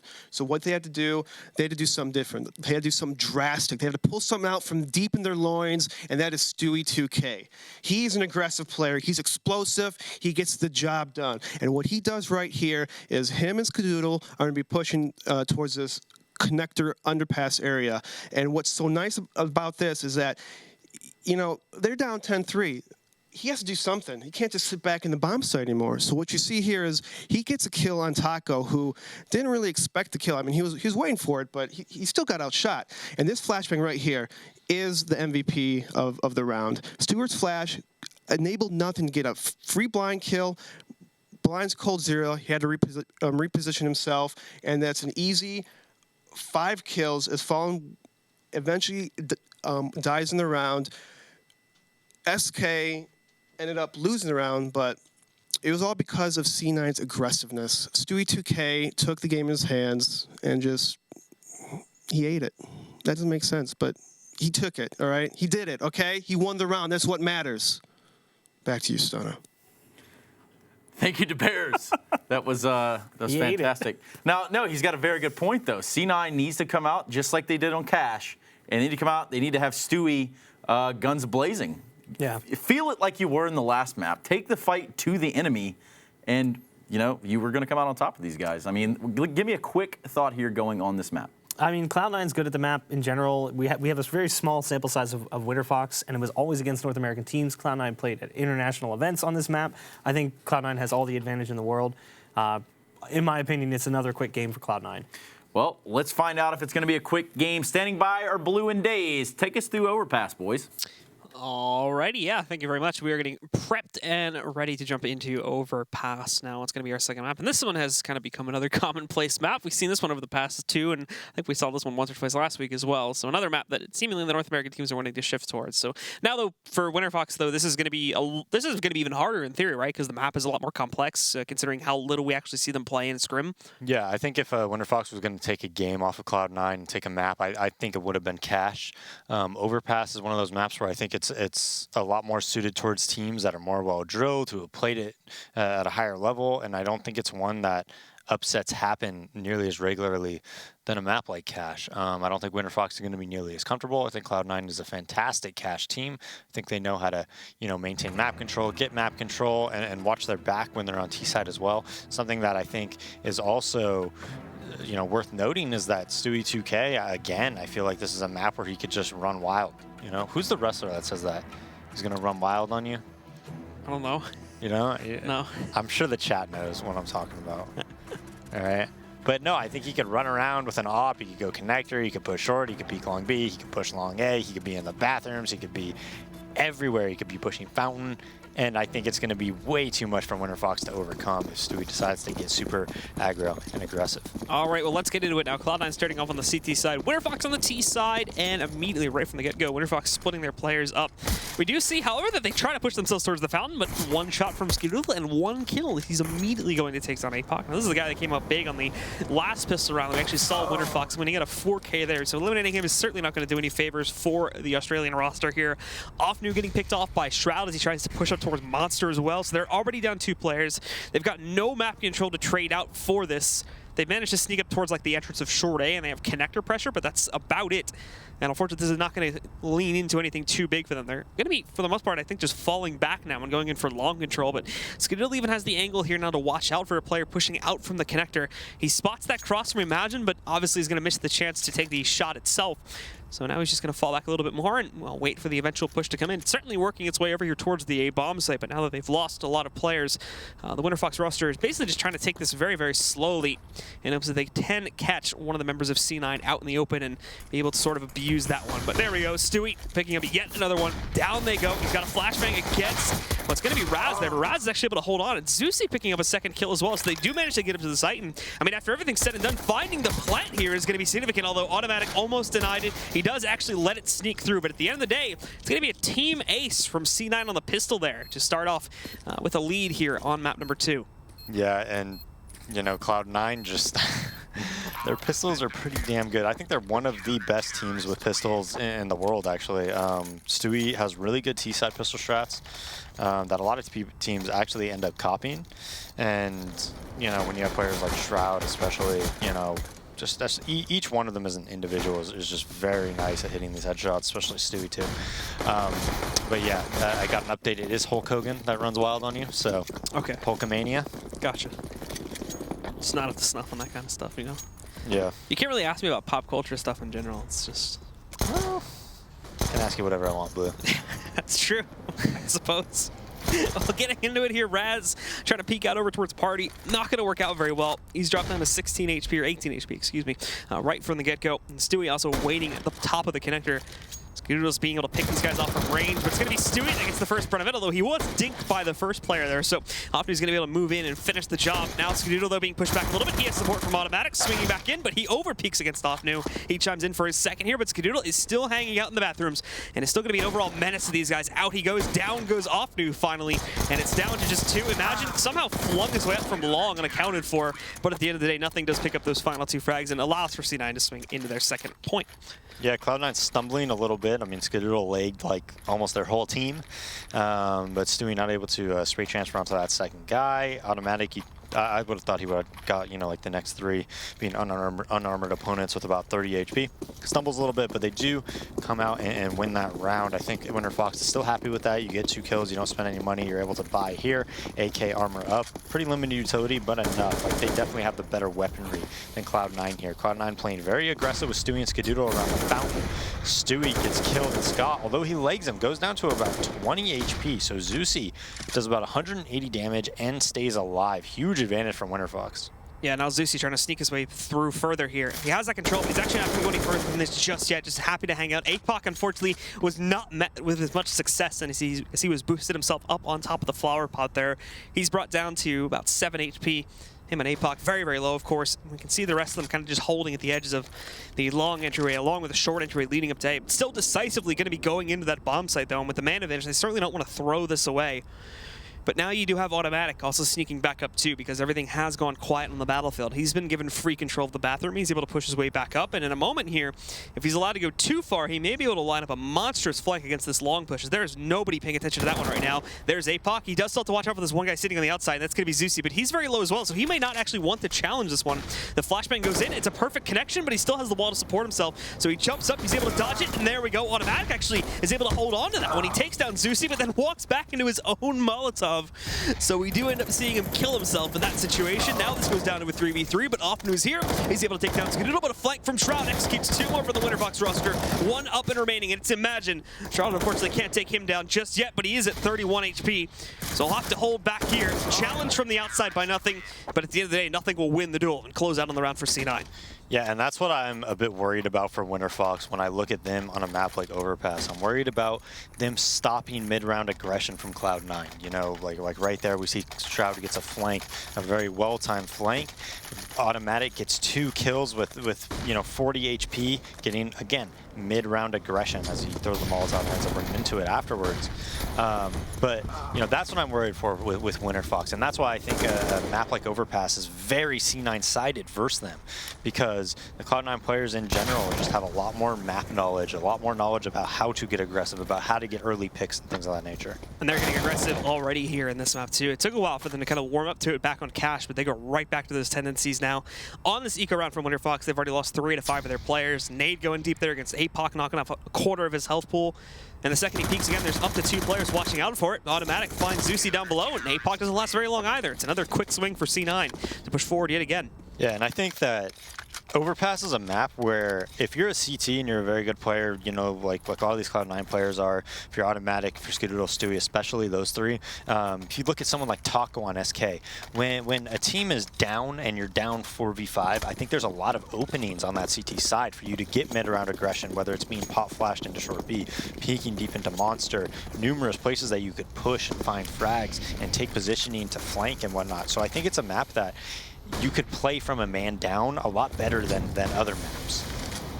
We've got Stewie again holding aggressively here at the top of the connector. Molotov was actually wasted as he tried to throw it down. Misjudged the position for the smoke, but when he does leap through the smoke itself, well, goodbye Imagine. And again, hello to another 5 versus 4 advantage for C9 at the beginning of the round. Stewie's not even retreating it. He's still just sticking around to see if anybody's going to move in to try and claim revenge.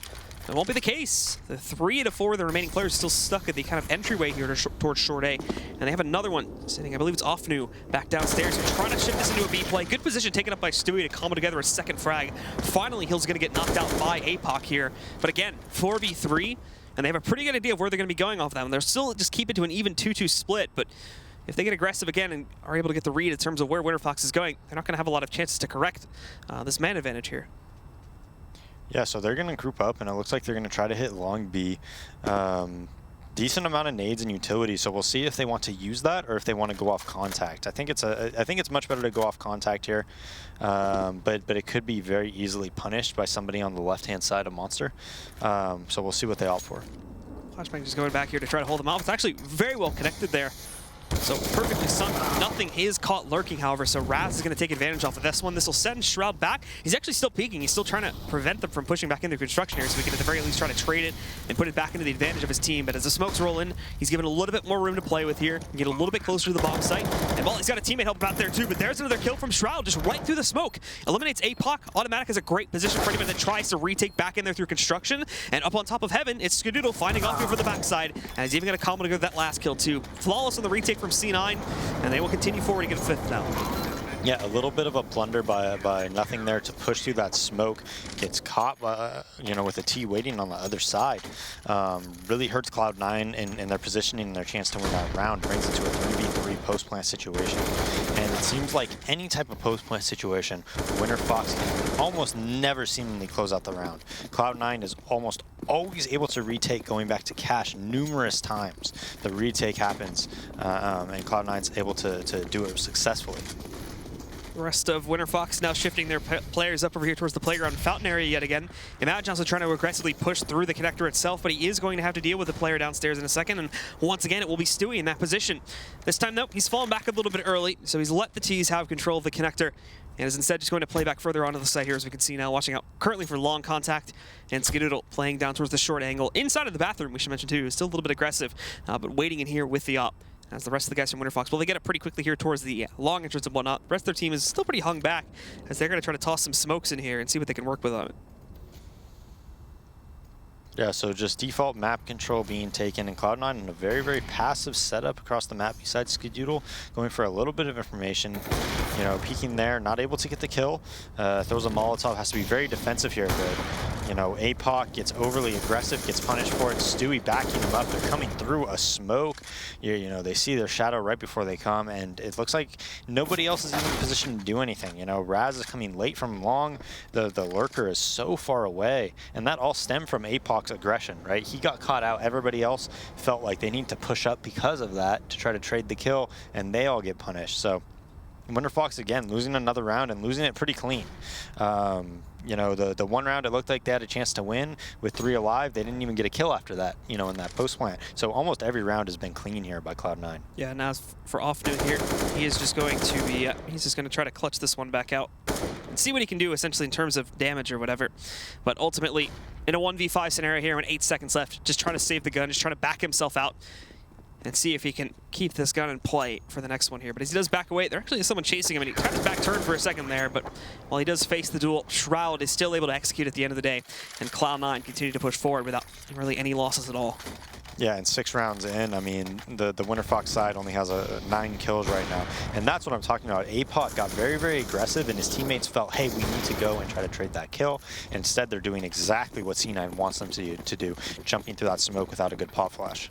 There was room for punishment there from Raz, too, on long, but again, he swung in so late that Stewie was able to adjust and watch out for that. By the time he actually did commit himself, this time Skadoodle and Stewie once again playing the tag team here on the A side of the map, and they're impacting. Skadoodle has himself a chance to get another kill. Him and Automatic actually racking up the frags here. Stewie's still out in the open. Skadoodle, well, he's given up the pursuit on the op, now over to the pistol. But the damage has already, again, been done here. There's nothing left. These 2 players here from Winterfox are going to be able to adequately try to put together in a 2v5. Unless some massive mistakes are made by C9, they have a very clean chance to just shut this one down again. But just like that, however, they lose the 2 players that were pushed out aggressively. Stewie and Skadoodle both sort of remaining in the open there, and due to a very well-placed flashbang, and again, a bit of a mess up there in the actual fight itself. Winterfox are able to execute, put this back down to a 2v3. Nothing is going to try to put a stop to this, however, before it can go any further. He's looking around the corner, and he finds Raz. That's the bomb as well. The last one's sitting down in the connector. He's actually going to get smoked off, so he has to push beyond it. Flashbang connecting onto him, too. Nothing hasn't been able to find him inside of that smoke just yet, but oh, there you go. Right through the smoke to close out. It's going to be the headshot against Imagine from nothing. Yeah, and I'd like to see if you can go over the scoreboard and see how many kills Winterfox has gotten in each round. Because I don't think they've gotten more than like three alive for Cloud9, 3 alive, 2 alive, that was the closest one, 5 alive, 3 alive, 4 alive, and 3 alive. So not many kills going down from Winterfox, and you see it with Cloud9's economy. Everybody's just loaded over there. So Winterfox just getting manhandled once again by Cloud9. And once more, they don't feel any need to hang back at all here. You can really use utility to play aggressively out from the B-bomb site this time. They did retire their activities closer towards A as Stewie is just kind of hanging out outside bathroom. That's all we're going to see up there for now. But downstairs, we have, I believe that's going to be Skadoodle pushed way out here and waiting. He spots the player jumping, but a little bit slow in the reaction. The nade going back in, though, that could do some damage. Not the case. The bounce doesn't go exactly where he wants it to, so Imagine is still going to remain at full HP as he falls back up the steps to regroup with the rest of his teammates, who are, again, going for your fairly standard opener, leading into an A hit, more than likely. Yeah, at least they have some map control here, and we'll see what they're able to do with it, but they have nobody on the B side, and just when I say they have map control, look where I believe that is... Shroud is, right? So he's all the way pushed up. That means they're going to have 4 towards A, and it just looks like it's probably going to be another disastrous round for Winterfox. I mean, they're going so slowly, too. So everybody on Cloud9's here. They're all ready for this hit. And they're trying to set this one up here now, and nothing just popping off the flashbangs. He actually may overstep his bounds a little bit here in a second. As APOC, though, he's not even going to be expecting that, so it works out flawlessly for nothing. APOC just walks into his own death. Now the rest of them, well, they only have bathroom control, really, and short control to try to push themselves up to the A bomb site, and Cloud9 are certainly ready for it. Nothing, well, he's seen the big stack of players here now, and in a moment, Shroud's going to be able to move back up and really crunch this for the backside. Automatic, though, chiming in for 2 kills on the op there. A 3rd one from him, and he's going to get the 4th. It's Raz versus the world here now, and he's trying to duck behind it, but it's actually going to be nothing. The combo's in for a second. Again, though, very, very clean. All 5 alive from C9 at the end of it. Yeah, and 8-0, and it just looks like there's no sign of Winterfox even, you know, I hate to say it, but even like competing with this Cloud9 team. I mean, like I said before, it's not like they're just 1 step ahead. It's like they're 2, 3, 4, 5 steps ahead is what it feels like. As Automatic just has an easy time closing out. They don't even have full realization of where he's playing from there. As we see the last guy checking inside of that little semi position there in between the truck and the back bed of it. Well, he had wrapped around to the other side in the meantime. So it's easy pickings for him, an easy 3K for him as well. And once again, Winterfox go back down onto another just upgraded pistol round, a few players buying up armor behind it, but basically 0 utility. And we've already seen many, many times that Cloud9 have been able to handle these, assuming they don't get a bit over-aggressive, they've been able to handle these with relatively minimal losses. This time, though, Stewie's actually caught looking in the wrong direction. He does try to pick up a kill before going down, but he's unsuccessful. APOC is going to execute. Now an op goes into the hands of this T side, and Imagine still sitting with armor behind it, so they have a little bit of gunpowder to work with. But while the guys from Winterfox do make a whole lot of ground off of that one, Cloud9 is actually not going to rotate into this one just yet. They're actually pushing out for being out to investigate and see if they dove back down into the connector. Whereas now we see Automatic pushing back out. He wants revenge for this one. He's found that first kill, caught swapping a weapon, but his teammate in the backside is doing way more damage. That's going to bring Zeusy down to just about 22 HP. Look at this though from A-Pocket Long. He's got free access. Easy 2 kills for him. And now it's just on Nothing, who was trying to flank, but there's a smoke in the way. He just gave away his position by spraying through it. And he's doing 0 damage to any of these remaining Winterfox players. Leaping into it. He tries to win back, but no, A-Poc is ready. And finally, Winterfox are going to find a round on the board.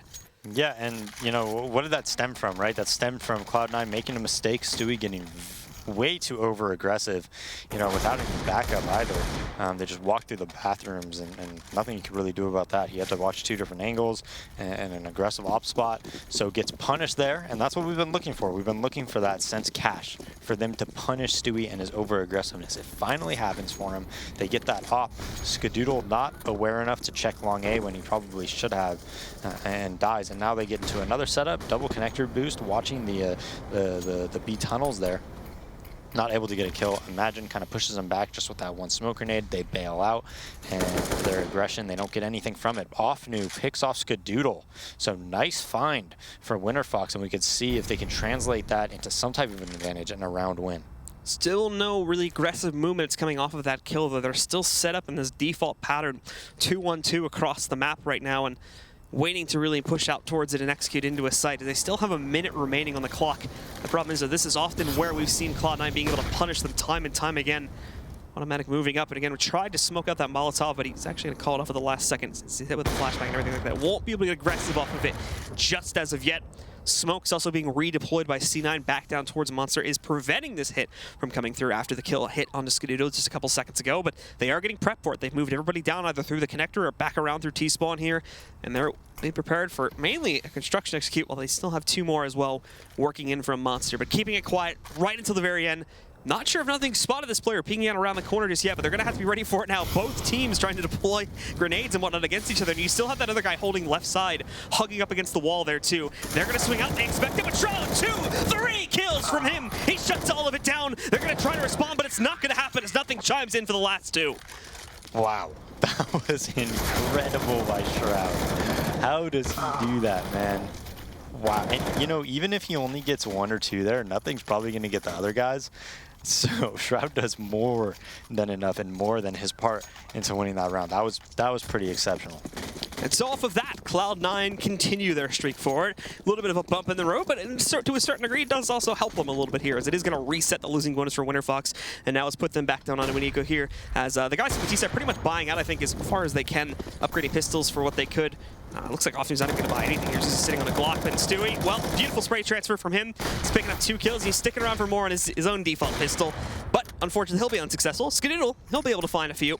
Moves in, chopping it on APOC. Grabs a second there now into Offnu. And Stewie just running right up. Finds Raz on a headshot there. Another one up on the board for C9. Yep, 10-1. Winterfox going to get a buy-in. Pretty good buy at that. But man, this is just, it's a slaughter, Blue. Yeah, it's looking like it. As Winterfox have really only been able to find success off of the mistakes from C9 that we talked about earlier. Stewie finally kind of meeting his maker when it came to over-aggression. He's kind of reeled it back a little bit there now, as we saw in the last round. So C9's about 1 for 11 in in getting punished for flying at them. Oh, well, 2 maybe. For now. Well, they did make it 45 before, but then Shroud shut him down. So Skadoodle doesn't even get flashed. Stewie over there doesn't get flashed at all. I mean, just a very, very poor take at long A. It's just 1 flash that they throw, and it's not even a good one. It's just not good.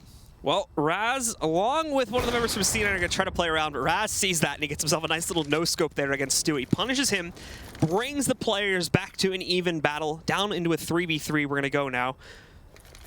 But still all quiet, as Winterfox have now basically frozen all of their assets. The bomb wrapping back down to, I think, the tunnel connector right now, where they have Offnu also sitting outside near water. And in the meantime, the only other player beyond that, Imagine, is currently sitting just outside of the A bomb site, around the corner from where these flower pots are leading up to it. So it's called off away from the connector and back over there at the top tunnels as we were seeing before. And instead, they're basically just going to go push in a short here. So this falls primarily to Skadoodle to hold on to this. There's going to be a quick rotate on Nothing from Heaven But the rotate from B is going to take him in, and Skadoodle's actually flashed on the way in here, tries to no-scope, but Magic gets a jumping headshot against Skadoodle. As mentioned previously, though, nothing is a quick rotate. He swings in, but his aim's a little bit off to find that second kill, so Offnu catches the trade, and it goes to Shroud now to clutch 1v2. He's just shift-walking up from the B-bomb site, trying to keep himself as quiet as possible. He will have to be a little bit careful in case they did try to play aggressively, but there's nothing up here. In fact, they've fallen back entirely towards long right now, which is actually a little bit different, considering they normally just go right into the bathrooms, but instead, they decided to take the longer route and wrap around here. It's working, though. Shroud kind of baits into this one, but he's also going to toss the smoke down here now. Flashbang goes across as well. I think he's actually outside of it, so they should be able to see him. No, maybe not. 3, 2, there we go. Offnu does spot him, and Winterfox will still close out on the round. Yeah, he wasn't even close to being in that smoke. They could see him so easily. And Winterfox does a good job of winning that, 3v3, I believe it was. A little bit lucky, though, actually, because nothing when he jumped to the right of that smoke. Had he actually taken the more common path, which would have been to the left, getting behind the car, and he would have been able to kill the planter so easily, but instead he goes to the right. And I actually think it was the right move by nothing. I'm very surprised that the Winterfox guys were expecting that, because had he gone to the left, which is what most people would do, he definitely would have been able to kill the planter. But anyways, Cloud9, they got a little bit punished twice in a row now for trying to make it 4v5, and Winterfox punishing them. First it was Skadoodle at long B, and then they made it 4v5 again. Stewie getting really aggressive, trying to walk through that smoke, dies as well. So finally, they're starting to punish, some of these overly aggressive plays by Cloud9, but I just think it's too little, too late. Yeah, as again, they go just into a default style of play here. Offnu watching out for B aggression. A lot of their players trying to slowly make map control progress leading up towards A. And we have that bit of a passive hold on the Cloud9 side too, pushed into the bathrooms. It's a full 3-player commitment into A right now, though. You got nothing hanging out on the backside, I think somewhere around Bank, and 2 more playing together. And I think it's going to be the Skadoodle and Stewie tag team there that are working together to still hold the bathrooms and prevent them from getting any access here at all. And we can see that smokes and whatnot are being deployed, so Cloud9's going to toss out their own mollies here. They're trying to push in the short avenue, but Skadoodle can have so much going for him. He should have spotted all 3 of those players in the cross. He alerts his teammate to it, but Stewie's only going to be able to get one of them. Skadoodle now chiming in for a second, but he's being cornered here. The no-scope, though, before he goes down to APOC, and APOC's on his own at 3 HP. Shroud's going to finish the job there. Rad trying to push in towards long, but with his miss, nothing will finish the job, and Cloud9 will claim in 11th. Yeah, with 3 alive again, and they're jumping through a smoke grenade. Skadoodle's just shotgun opping them in those bathrooms, and that's been troublesome for Winterfox this entire half, is when Skadoodle is around all these bathroom angles. They're never able to take him out cleanly. He always seems to get 2 or more. And not only that, but he's calling that the take's happening like 10 seconds before they even get in the site. So by the time they kill him, all of Cloud9's players are there. They're ready for any type of aggression coming into the site. Winterfox's economy is going to be broken again here, so they have themselves a bit of a scrap buy. Molly's one being tossed down, but actually the Molly's going to miss, so it lets Imagine kind of jump into the smoke there and try to sneak through a little bit of this. The CTs are long gone now. After they toss in their nades, they just back right over here to the top area behind the bathrooms, and they'll let Winterfox move in and get control of water in the area leading up to construction. So this may end up being their choice in terms of a site take, but even with this, it's been a while actually since Cloud9 have been tested down here, but with players like Automatic, who has been looking very consistent transitioning here into the second map now, it's still going to be very tough to actually pierce the veil, get in here, and actually get the bomb down with the kind of firepower they're working with. And, well, they don't have anyone watching out for construction, so Automatic's allowed to push back in, and the second player peeks it too. Another one moves in, he misses the shot. I was getting worried he would stay alive for a second there, so APOC finally gets the trade. Shroud chiming in for 1, but he's also going to be taken down. Nothing. He's wrapped back down in the meantime, though, and Offnu taking a little bit more damage from Molotov. He'll be at about half HP. Zeusie's up on the site, but he does have to wait a couple of seconds here to actually get the bomb, and as it was mollied off a moment ago, now it'll be re-mollied, and peeking into it, nothing. They'll have an easy execute against Zeusie here, off to try to hold. Chimes in for 1 more, but now they know exactly where he's playing from, and they're just spraying him down through the wall. Skadoodle will finish the job, and there you have it, Cloud9 up to 12. Yeah, 2 to 12. They're going to opt to force buy yet again this round with the force buy before. And, Automatic's mid-round aggression is short. They actually cleared that angle, and then he peeked and started getting aggressive afterwards. Gets 2 seemingly freebies. And, by the time they trade, the round's essentially over, right? They know what they are. They know what they're doing. They know where the other players are. Shroud gets the kill after Tim kills 2 and then dies. So now they're opting for a quick B play. As they try to stack up towards it, they're already going to be having to worry about a flank working against them here. They've watched out for it now, but this is bait to allow Automatic to swing out. and shut these guys down one by one with the firepower that they have working for it. And look at it, Raz able to trade, but it doesn't last very long at all. And automatic is the casual swap over to the P250 to close out the round. So there you have it, ladies and gentlemen. Cloud9 with another dominating lead here on the second map. 13-2 is going to be the scoreline. Stick around, the second half is coming up in just a few moments.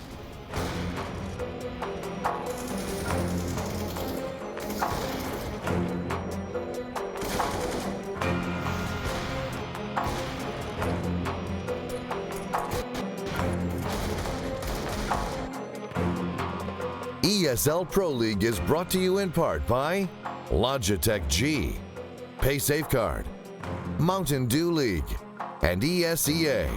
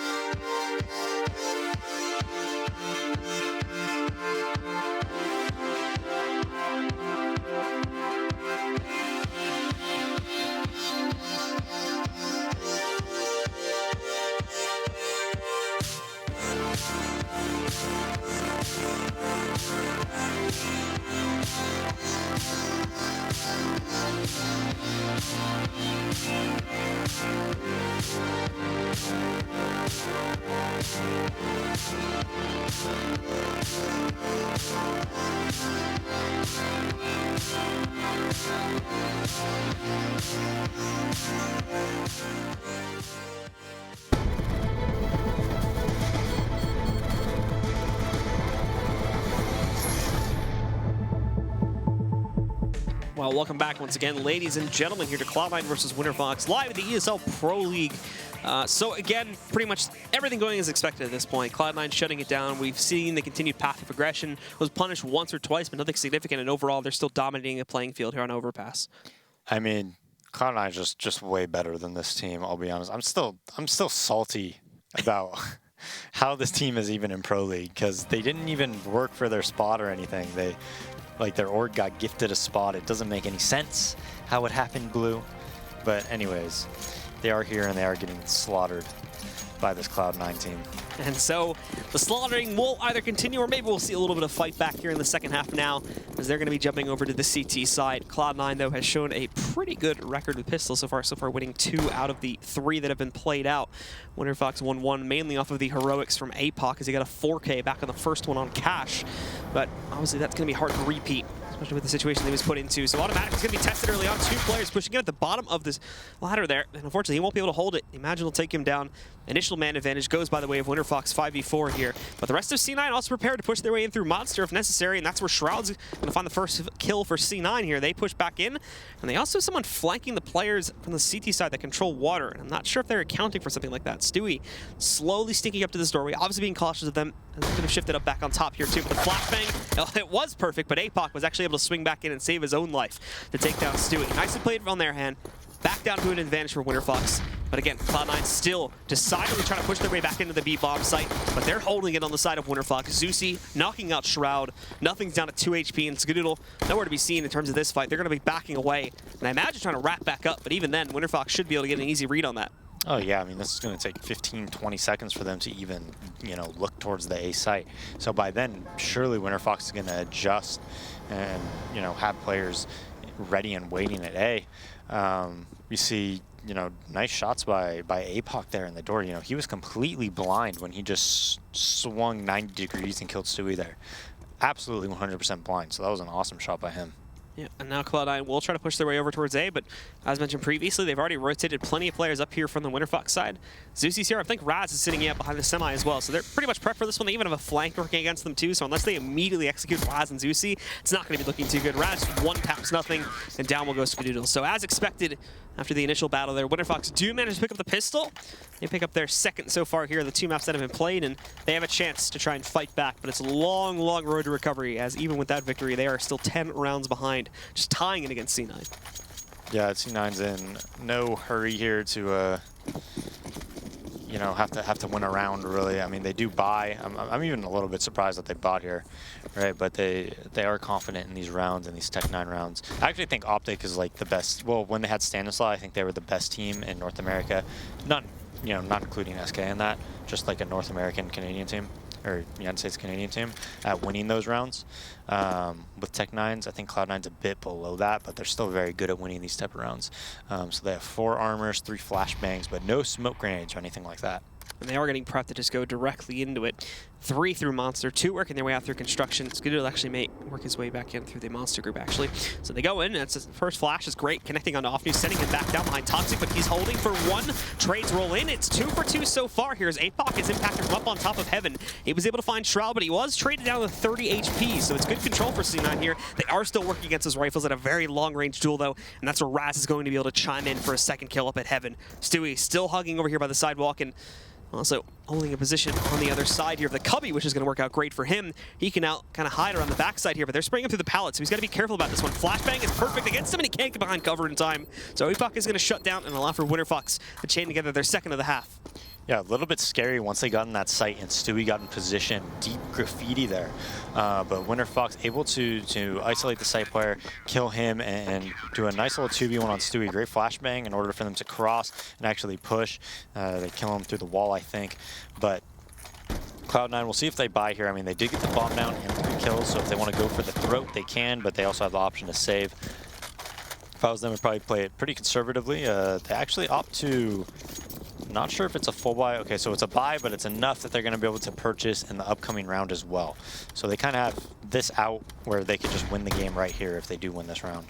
Yeah, as the Winterfox players actually push back early on here after trying to get aggressive towards the fountain. Not met with a whole lot of success, and it's the same general stack overall here from C9. A little bit more detached from the actual monster push itself, and they don't have anybody pushed over towards water because they did send 1 or 2 of their guys up towards the fountain early on. So they weren't able to send them in confidently. But now they are going to push towards it, and it's Stewie that leads the charge in that direction. With time getting a little bit lower, we start to see the utility used on the CT side here as well.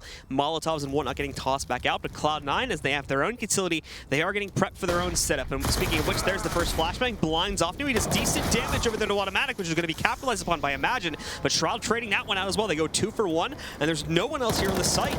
Zusi and the rest of the team, while they're nowhere to be seen, they're trying to line up for a flank and whatnot, and they are probably still going to go for this considering the gunpowder advantage that they have working in their favor here.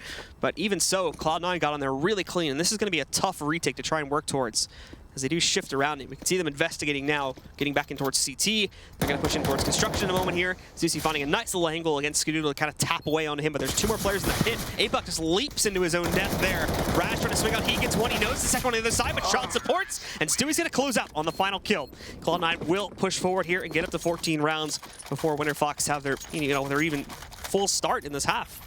Yeah, and I'm not sure if that was Imagine or Offnew, but the player on the left of Monster, he did his job. He's blind, right? There's nothing more than he could do. But his teammate is supposed to clean up and get like 2 or 3 there. He just didn't peek fast enough. I think it was Imagine that was on the right side towards the, the big spindle there. But he didn't peek fast enough. So if he recognizes what's happening and he peeks earlier, he probably multi-fragged super hard there as they just go up long beam right away. Stewie, beautiful spray through the wood. And Skadoodle follows that up. Automatic shoots him in the back. Now Zusi all alone with the P250. Shroud makes quick work of him, and now it's 15-4 for Cloud9. And this one is all but over. And Stewie overall just dominating the playing field again with his aggression. They're 20-11 in this map, and I think we're going to take a look at the replay. Just walks right up. He has a beautiful lineup as well to transfer that spray into Imagine, despite the fact that he tried to move behind the safe plant position. Sprays him through it, takes him down, and now we are on map and match point here for Cloud9. Yeah, another broken buy from Winterfox. And it's looking very, very bleak. I'd be very surprised if Cloud9 doesn't end it right here, but they do have a stack on the B side, and Cloud9's running right into it. Automatic is going to push through the Molotov here, finds one, tries to go for it a second, but Imagine is ready for it. Also, Offnew being able to find a close. Shroud takes him down behind the Toxic barrels. They try to mile it up, but actually that was going to be wasted because nothing just got the kill. Composite into a second, back over there by CT main. That eliminates APOC. Now it's just Imagine sitting in the site from down below. Raz up on top of the bomb, did get tossed over onto the platform here, and Imagine's holding up close, but no! Nothing's swinging around from the backside with a knife against imagine. It's all onto Raz now, 1v3. He's got all of them dinked or, tagged to a certain degree, but it doesn't even matter. Nothing's going to close out again. And there you have it. It is Cloud9 shutting things down. A little bit of light from the guys from Australia there towards the end, but it didn't last very long. Only 2 rounds more in their favor before Cloud9 took full control and shut down the rest of that map. Yeah, and I mean, Winterfox barely got even double digits across 2 maps. The first one they won 6, and then what was that? How much did they end with? It was like 4, I think. Yeah, so what they won about 10 rounds in their entire series. So just complete, utter domination by Cloud9. Just way better players and a way better team. Let's be real. All right, so to talk a little bit more about that, let's send it back over to the analysis desk. Stunna, go ahead. Well, ouch. That one was just a little rough around the edges there. Winterfox not looking so hot. I mean, we kind of alluded to what was likely to happen. Cloud9, one of the best teams in North America, if not the best team in North America. You could obviously make arguments against that. Winterfox, a team that struggled last season, and then on top of that, not really playing anywhere else. Not really putting in what we can see as a measurable amount of practice. We're not seeing them scrim. It just seemed like all signs pointed to Cloud9 easily picking up this 2-0. Right. I mean, that was the theme going into this one, and we discussed it beforehand. I believe I heard the Blaze couple over there also talking about it as well. Is that severe lack of preparation seemingly going into this? I mean, what are these guys doing? I mean, yeah, you look at other teams and you even see their players playing in just rank S, just being active in the game. You can't make that argument for a lot of the guys on this Winterfox roster. You don't necessarily see these names that often. And we were going through, we were asking players hey, have you been scrimming these guys? We've been looking through scrim. There was nothing, literally nothing. I mean, yes, nothing was definitely all over this. But we're going to take a look now at round 10. Winterfox is actually able to string together a round. Yeah. Let's see what happens here. Break it down for us, Bach. I mean, this was right off the back of a round that Winterfox picked up because of mistakes from Cloud9. They got a little over aggressive. Obviously, you're up 8-0. You're starting to feel pretty confident. Actually, this is a different round. Definitely not stringing together a round. Yeah, this is actually my mistake. This is the round where Cloud9 just completely obliterates the push. And again, it's just more of this continuing forward. I mean, Cloud9 consistently. They're basically burying corpses. And we look at that situation there, and I believe that Skadoodle grabbing a 2K, the second one being a no-scope. This is definitely a thing we saw a trend here, where Skadoodle would be able to give so much information before he was eventually put down. And by the time that had happened, right, there's just, it's too much. You've already given up, you've given up too much of the round at that point. Yeah. You've lost too many players. You're not going to get in the bomb site, and then here's the rest of Cloud9 coming down on top of you from every angle. It's cash continued. Yes. Cash, we saw Cloud9 getting aggressive, getting opening picks, basically crippling a potential push for Winterfox. They didn't have all the utility they needed. Plus, if I'm your guy who's supposed to molly off site, if I'm dead, somebody else has to take up that responsibility. But that might be the guy whose job it is to flash us into site. So all of a sudden, the dynamic of the round changes entirely because our set plan coming into that bomb site has completely disintegrated. Well, to kind of furthermore the Winterfox T-side woes, I mean, that was a 13-2 half there from Cloud9. And right, we can talk about them all day about how, they overpowered them effectively. They bodied them, blah, blah, blah. But even at a 13-2 scoreline in the first half, should they have had more rounds? I mean, I think we saw many situations where these guys are just, they'll throw a smoke down, run through it, and they'll try to hope for the best. Yeah, but at the same point in time, the rounds that they got were because Cloud9 did the same thing. So, there was a round where I think Stewie pushes long through a smoke. He gets no-scoped. There was another round where I think it was even Stewie again, who's in mid. He's peeking aggressively with the op. He gets overrun by pistols. And then one of the players from Winterfox pushes long and gets 2 kills in the site. Those rounds came together because Cloud9 started playing a little over-aggressive, a little bit loose. And as a result, Winterfox steals a round away. On paper, in general, I just look at these two teams, and Cloud9 is just the better team across the board. Yeah. They're a better team. They have better players. It was just no-brainer to pick them to win this. Of course. We're going to take a look now at round number 9. Bach, I do believe I'm going to let you take it from here. All right. Well, I think this is the round we're referring to here, where they've got a play coming out that seems like it's going to be shut down here as Winterfox is looking to just pick up their first round. They just want one round. APOC gets aggressive on long after his team gets kind of ripped apart in mid, and now they find themselves with a 2-on-1, and then nothing makes the mistake of trying to spam these players through the smoke. I think if he just plays this one quietly and waits, he might be able to come in on the retake. He's still got the advantage of the fact that I think those guys were armorless with the pistols, even if they find a rifle or an op. So he sprays through the smoke and then decides, I'm just going to jump through the smoke and hope that they're still trying to plant default, and he gets ripped by the op. Well, not to overanalyze it, but let's look at the situation, right? They're up 8-0. He's got, nothing's down in a 1 versus 2. He's got the AK. He knows that they're on the back foot with money. The guns aren't there. I mean, he went for the spray through the smoke, thinking they were just going to go straight for the plant, right? They probably didn't think that nothing was anywhere in the immediate vicinity until he started shooting, and then obviously the game. Exactly. I mean, your assumption is you're either going to have him coming in from the mid flank, or he's going to be by the dumpsters. So you didn't hear anything CT while you're in sight. You're probably going to focus back towards the dumpsters, or towards mid, especially with the bomb planting on the mid side of Dicebox. So they were probably watching that smoke. Even if he doesn't push through it, he doesn't fire through it, they're going to be waiting for him. So he could have just waited it out. But being as Cloud9 was playing super fast, they obviously wanted to get this game over. He just sprays through it, charges through it. He just no regard for his own safety. Well, in regard to none of their own safety, let's take a look here at Stewie2K. 46 kills, going to be your player of the match there. I didn't realize it was that many. It was that many, and honestly, when you brought out the AWP on Cash, I mean, it's pretty much, you could tell right then and there on Cash that this guy was out for blood. He's not messing around with you, Winterfox. I mean, he's like Tarek. We talked about Tarek. More of a rifler, not necessarily an opper, but when you're mechanically talented, it doesn't matter what gun you pick up. And he was just running towards everyone from Winterfox with an op of all guns in his hands, and consistently getting 2 to 3 kills. Okay, we're going to go to a short break now. When we come back, we're going to have Immortals and OpTic on 2 maps, so we'll be right back after this.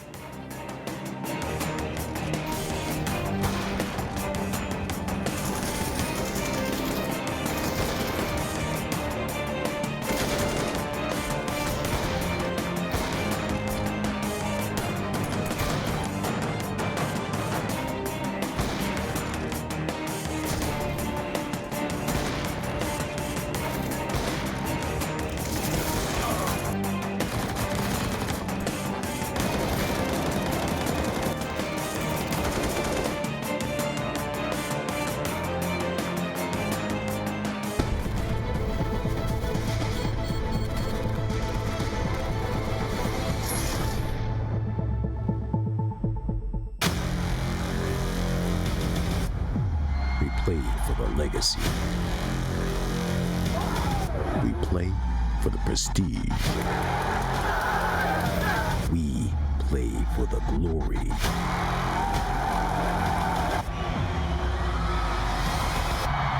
We play for one goal. Whoa, he got out! He'll get down. And is in the form of his life. He was a champion!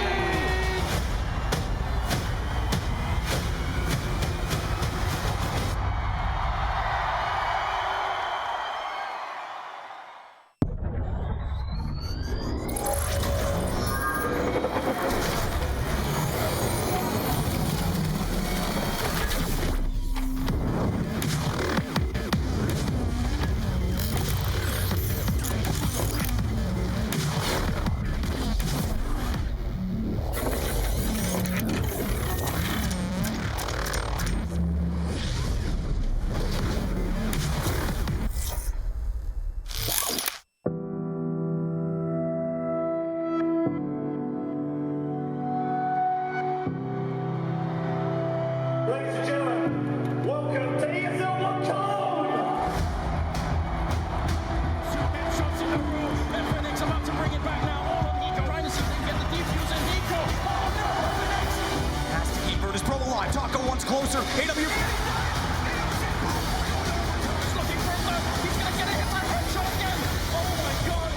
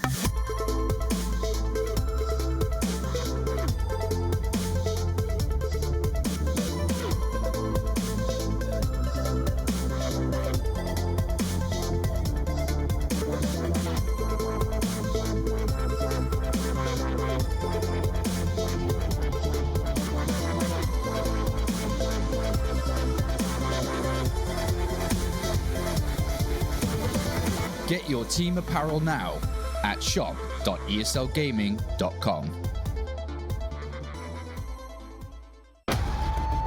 Counter-Strike is sharing incredible moments with us and will return to a memorable place.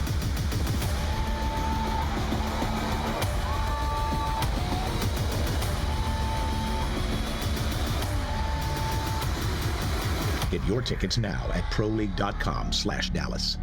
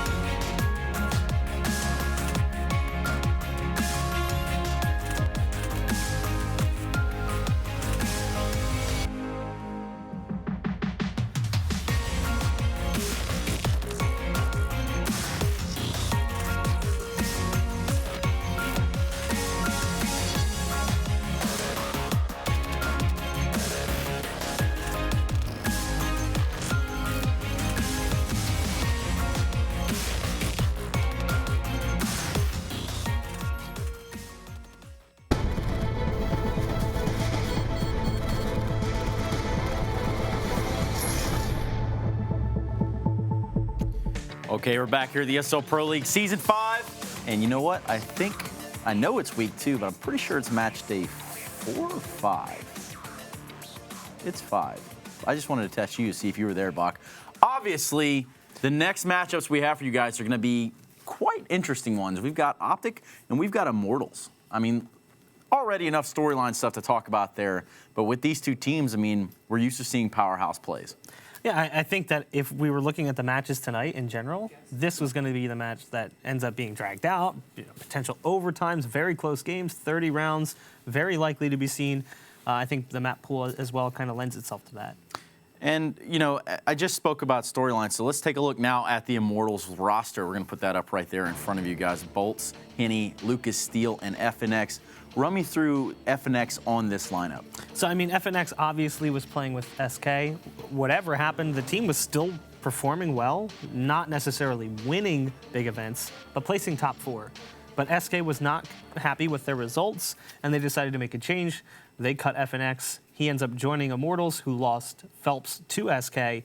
And I think in general, SK definitely wins in that trade, but FNX has, you know, another chance to prove himself at a pro level. Right. Now, with this lineup, though, in terms of progression with this new player, is it going about on pace as we'd expect? I mean, are we going to see these guys coming out ahead of the pack at the end of the season? I think they're going to take some time to readjust. I mean, Phelps was a big piece of the puzzle for Immortals. It wasn't like they just lost, you know, a support player. They lost one of their best players potentially.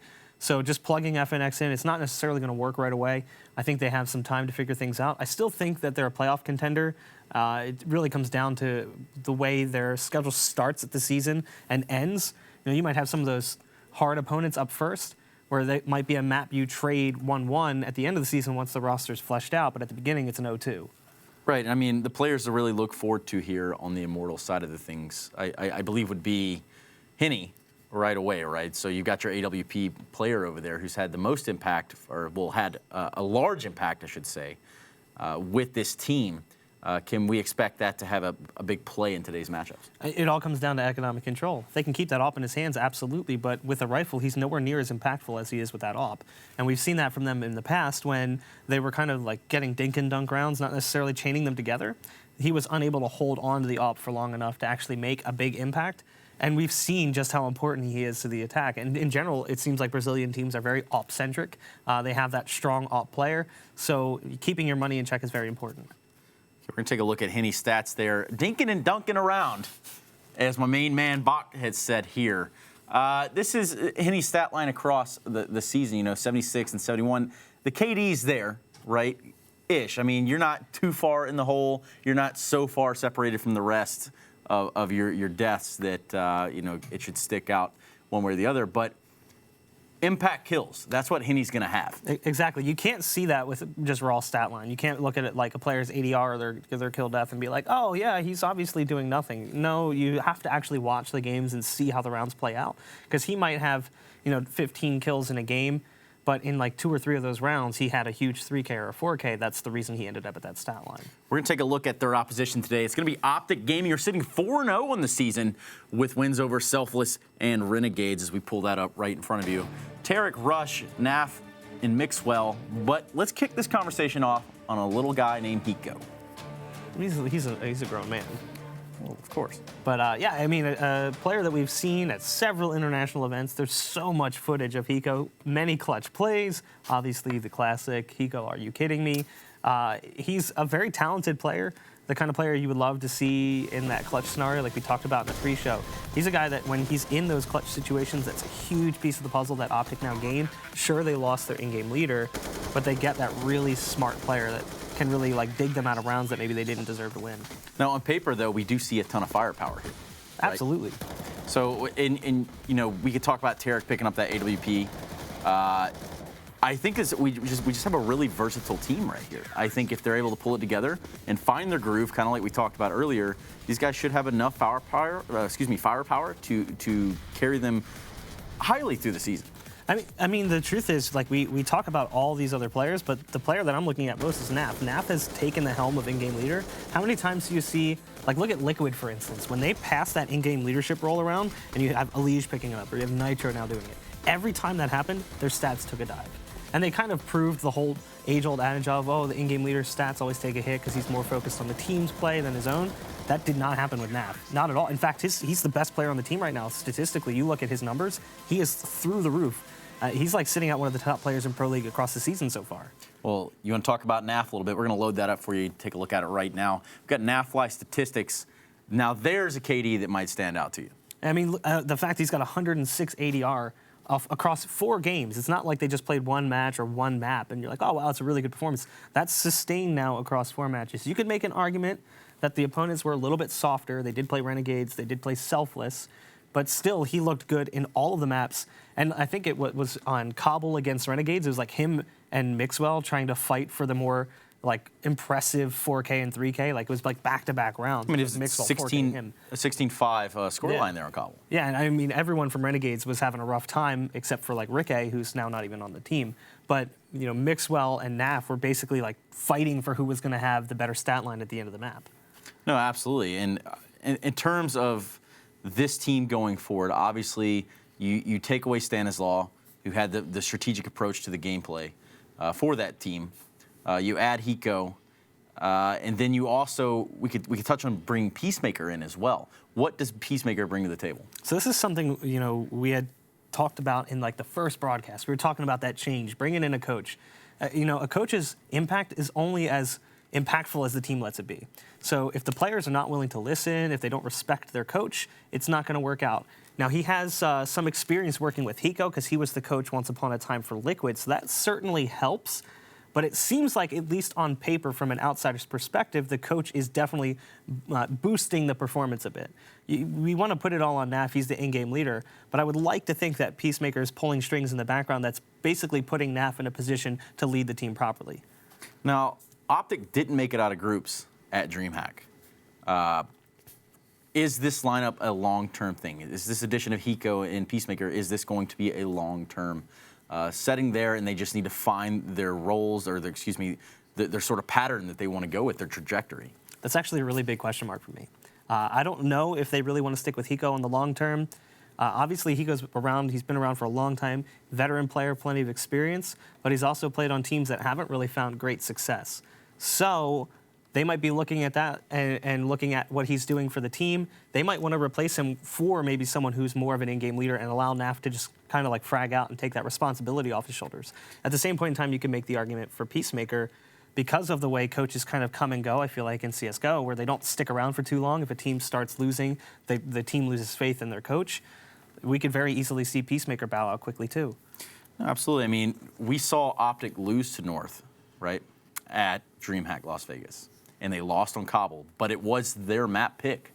So obviously they were feeling a little comfortable there. They were feeling a little confident going into it. Is that foretelling of what we can expect tonight? I don't think so. I mean, North is a pretty solid team. I think they actually played the Danish teams back-to-back. I think they played Astralis and North. Not really a fun schedule if you're OpTic, 2 teams that have had pretty good success in recent months. I don't think that really spills over into an online match against Immortals. I feel like Immortals is a more comfortable opponent for OpTic. They've got more experience playing against them, and North had, you know, all the hype coming into the event. They played pretty well. I can't look at that game and be like, yeah, you know, maybe OpTic's slipping on Cobble. Maybe, maybe not. I mean, it's definitely one of those situations, though. If you're feeling comfortable and confident enough to pick a map, you might have a couple tricks up your sleeve. Albeit, this is a newer iteration. They're trying newer things over there at OpTic. So, I mean, the sort of path we need to see them take tonight on either side, I think OpTic just needs to take the fight out there. We do know that they have all this firepower. They need to have that sort of confidence not only in their map picks and things of that sort, but as individual players. They need to get out there and get in their face, kind of like we just saw Cloud9 do in these past 2 maps, albeit in a different opponent and setting and environment and all that. They need to get out there and they need to take the fight to them. I mean, that's what we saw from OpTic in their first match when they played Cobble against Renegades. They started like getting pretty aggressive, putting themselves in positions to get 2 or 3 kills before Renegades could really react to it. I think we're going to see more of that tonight if they get off to a strong start. That's a big if, though, because on the other side of the coin, Immortals is also a solid Cobble team. So I really don't think that it's going to be OpTic just running the table. I think that Immortals is going to put up a big fight. Well, standing by, we've got Eric DeBear Stromberg, who's going to run us through a little bit of OpTic's Cobble. Take it away, DeBears. Thank you, Stunna. Here we're going to take a look at an OpTic on Cobble. One thing to note is that they lost pistol round. They decided to buy up with pistol armor and a scout, and here they go. They're going to send Mixwell and Hiko towards this A halls as North is doing a 4 towards middle A kind of setup. Going to try to push back OpTic. Now, OpTic does a very nice job here with Hiko and Mixwell's crossfire. As you see here, Mixwell's going to take the shot first. He's going to try to bait them into Hiko. He gets a nice kill on AZ, and then Hiko is able to swing out on them, get 2 kills, and now it's, as you look, the bomb's down, pause it, bomb is down, all right? 5 on 2, you have the numbers game. You have 2 options at this point. You could either guard the bomb, everyone starts to rotate, okay? You stick it, you guard the bomb, you're on the same page. Or if you want to stay B because maybe you don't like the spot that it's in, you want to kind of, play it safer, fall back, completely fall back, play in the bomb sites, and, just play the number game. Sit in a crossfire or something. But no, they decided to stay with the bomb. OpTic's not rotating. Now they get 2 kills. It's now a 3 on 2 in favor of OpTic, and even more mistakes now. Nafly is trying to take a one-on-one angle against 2 riflers, okay? His teammates are eventually coming to help him, but it's too late. He gets picked off, and then Rush tries to peek again, another one-on-one, and now a 5 on 2 turned into a 1 on 2 in favor of North. So, I mean, against high-level play, against top-quality teams, you can't do that. Your timing has to be crisp. You have to communicate. Be like, hey, let's peek now, and you both peek at the same time. Even right here, they were off by a couple milliseconds, and that's a huge thing in high-level CS. So, hopefully, OpTic will be able to clean this up in the future. Back to you, Stunna. Thank you, DeBears. And, I'm just going to throw this out there. Tracksuit DeBears, best DeBears. Yeah, I'm not liking this, bank teller DeBears. I want the tracksuit DeBears back. Absolutely, but you look beautiful no matter what. We're going to go to a short commercial break. When we come back, Blue and Daze will be taking it away, and we're going to head into this Cobble matchup between OpTic and Immortals, so you better not go anywhere. We'll be right back.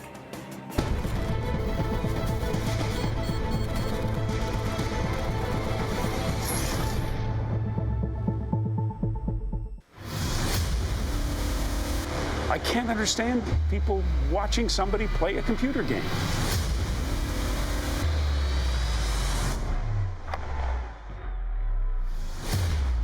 It's still not a sport. It shouldn't be on a sports network. But I don't know if athlete is the right word.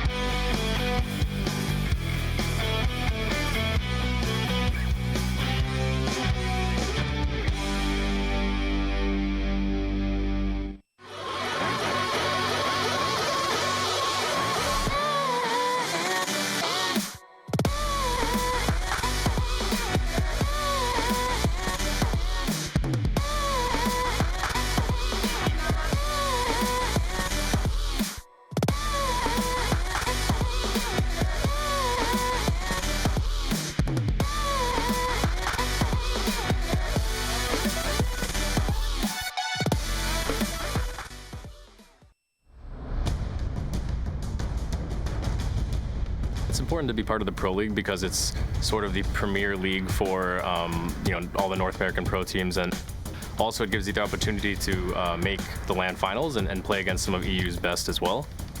With the sponsor Mountain Dew, can be really good for up-and-coming players. It feels amazing to have this opportunity, and I never take it for granted, that's for sure.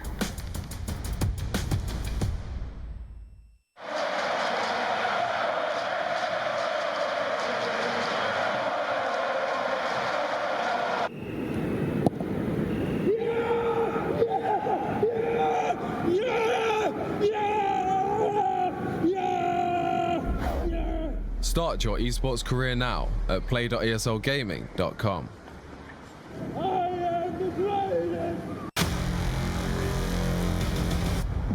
We play for the legacy.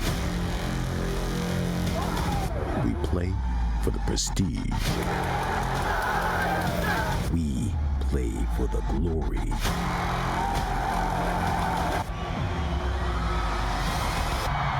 We play for one goal. Whoa, he got out! He goes down. And Sarah is in the form of his life. He was a champion!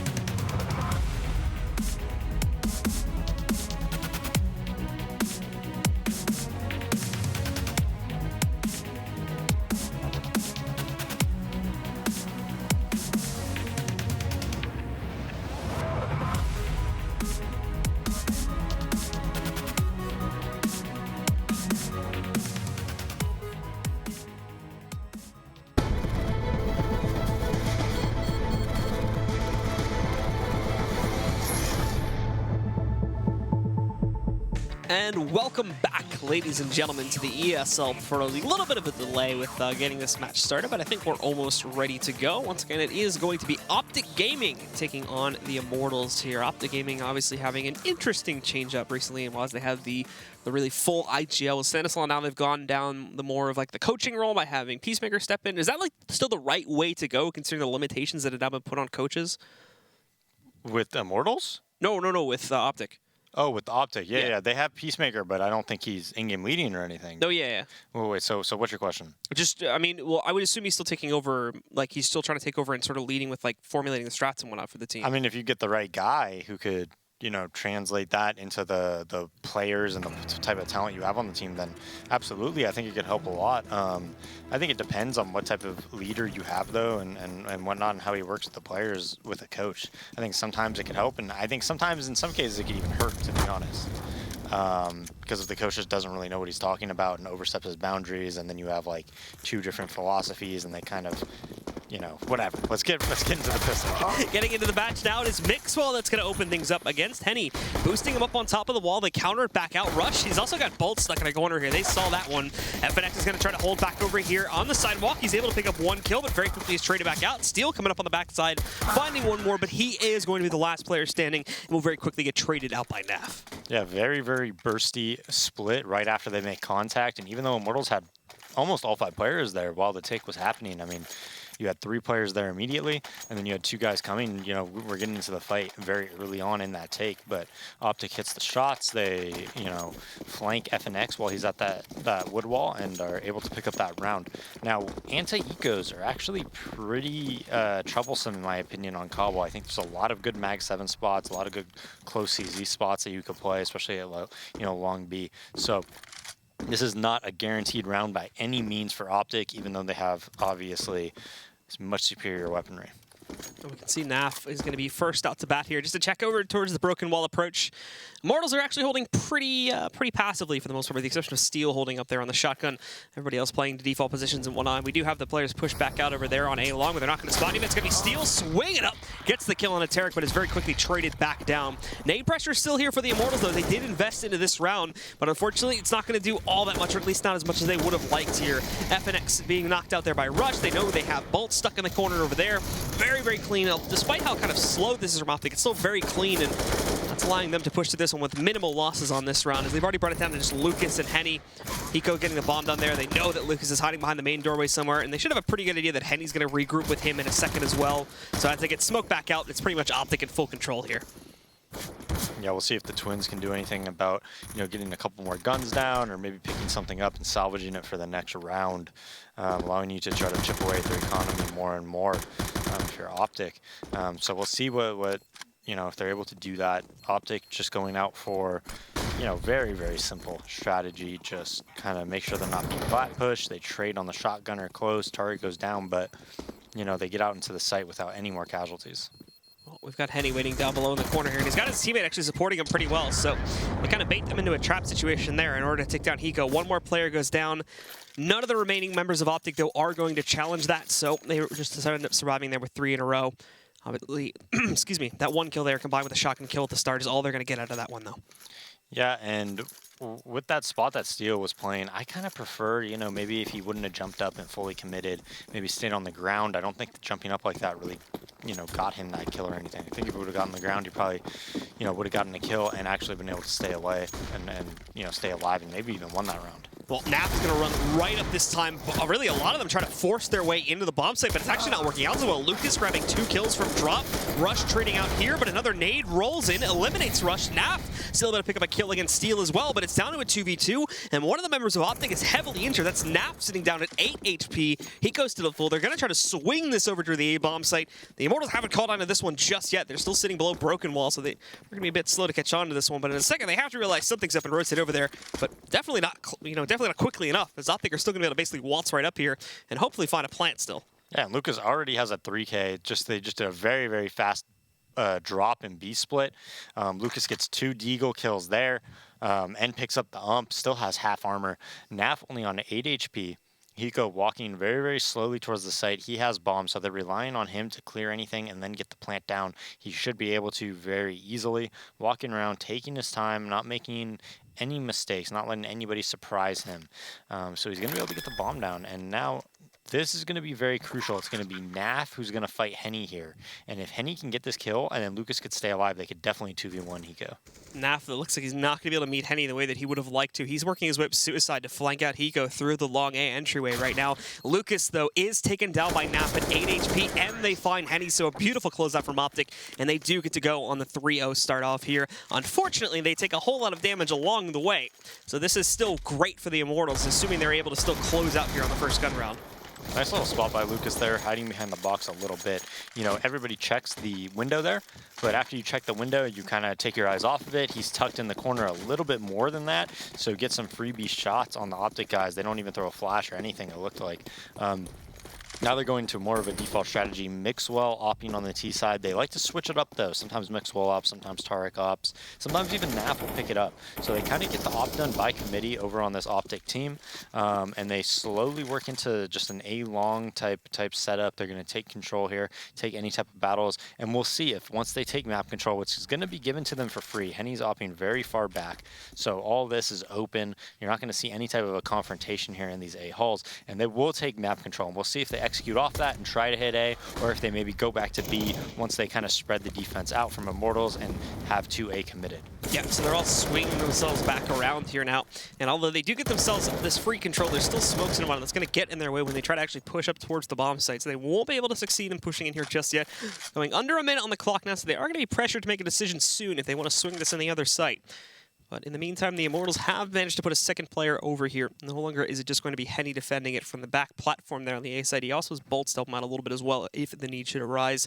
But they might regret that in a second, as the play is definitely switching itself over towards the other site. But at the same time, there's a nice stack here from the Immortal side as well. Lucas is preparing just down below. The Molotov's actually going to hit him, so he has to run away from this one. But he's able to duck back out. He counter mollies up on top, and that basically saves his life. So if that wasn't there, they could have very easily just pushed back over and took him down before he was able to even retreat out of the window or even into the alternate room. Now, spraying into it, he knows the pressure's coming. The flashbang, now he's going to leap into it. They leap right into him. 2 kills for Lucas. Tries to go for the third, but Naf is going to put him down before he can get any further. Now the rotations are swinging back in. They're actually going to crunch this over towards A here. Henny finding one more, and it seems like it was a good thing they did put the second player up on this site. Henny holding it up. They've got even more insurance sitting on the site. If he does end up going down, he's going to chime in for a second one against Naf, and it's down to Mixwell. No time left, and just as that timer is about to expire, Bolts eliminates the last man alive for OpTic, putting the Immortals onto the board. That was a really, really cool flashbang by OpTic. If you look right before Lucas gets these 2 kills and then gets taken out by Naf, they threw a really cool pop flash in order to push him off. Luckily for I believe it was Lucas there, he wasn't looking at it, but it was a pretty cool idea by OpTic. But I mean, at the end of the day, they executed and they actually tried to split A with bomb and drop with about 25 seconds left. So if that bomb goes down anywhere in the connector, it's going to be a very sloppy take and an easy round for Immortals to win. And they shut that down pretty clean there. So that's because Immortals had success on those anti-ecos, where Lucas was able to get the 3 kills in that third round. Steel was able to get that Mag 7 kill in that first round as well, and then another kill later in that round. Puts OpTic on basically a save. Normally you see this first gun round, even if the T's lose it, they're able to buy that second, but because of that economic damage, they have to save here. And Henny's going to be able to spot them crossing their way into the mid-connector here right now. And he might actually get a chance at plenty of kills, but in fact, it's only one. He stays out there as multiple players from OpTic peek, and Tarek is immediately going to get the Wandy onto him. Lucas trying to go for a fast rotate, but the timing on that smoke, very unfortunate for him. Bolts, however, who swung back out through the balcony, chimes in for 2, even gets himself a third before finally going down to Nap, and Nap is pretty much done after that one. FNX finds the quick trade, and the Immortals will get their second. Yeah, Bolts with a quick rotate over towards A, and he's switching his spot. He used to play the B plat guy. He used to be their main B guy. Steel has taken that over, and now he's playing the A rotator. So look for him to rotate across the map and you know, help support Henny here as Henny goes down 1-for-1. Bolts gets those 3 kills before going down to save that round. We do have OpTic again splitting their way up early on in the round here. Not going to be trying to early aggress or trying to get that pressure into the sites early on here. Pretty much the same thing for the Immortals, that they've done an even 3-2 split across the map here. That might change in a second, as obviously they've been quite diverse in terms of what they've been doing with their A presence so far in these first 5 or 6 rounds.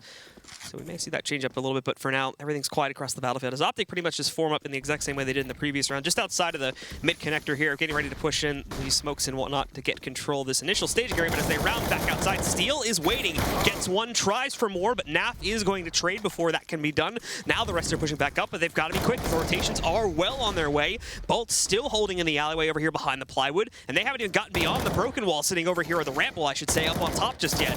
Bolt's chiming in for another one. He almost has eliminated Tarek too. Got him to 17 HP. Finally, he's going to meet his maker against Hiko. But still, everybody else from the CT side is here. They're ready for this kind of a hit, and he's just lost his last teammate there too. That's Henny knocking out Tarek.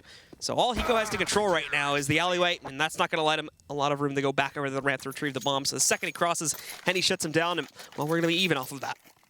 Yeah, and Henny goes towards B, ops around the chicken coop. Steel takes his position and plays towards middle. Definitely could have had more kills. If he would have killed the rush a little bit cleaner, I think he would have definitely been ready for that swing out. Actually was in position to maybe get 2 or 3 after that. Goes 1 for 1 though, and then the rotate comes. Bolts hold strong at the wood wall, and they end up taking the round pretty clean. I know they only had 2 alive, but I didn't see any chance for OpTic to really win that round. Puts them back on a save, and after that pistol and those 2 anti-ecos, Immortal fights back, makes it 3-3, and looking to take the lead here. Yeah, as the guys from OpTic are just going to be put onto another eco round. Deagles and PT50s are all they have to work with here. And again, shuffling directly outside of that mid-connector. After sort of playing around with the map a little bit here, Tarek, I think, is going to try to toy with drop, but he's the only one in B that will be doing that. Everybody else is pushing out either through that mid-connector that was mentioned previously or directly in towards the long A. Now, the good news for them is that if Tarek can distract for long enough here towards drop, the only one that's actually there defending A right now was going to be Bolts. So if they can sort of overwhelm him, they may at the very least be able to get control of the site and get a plant. Post-plant is still going to be very rough, considering that it's only going to be this guy here. You're not really going to find yourself a whole lot of upgrades or anything like that, but Bolts seems ready for this one. He is trying to hold off a pressure from both sides of that take. As he does find the first kill, again, pulls back a little bit. Now has the support from Steel and the cross with the doorway there.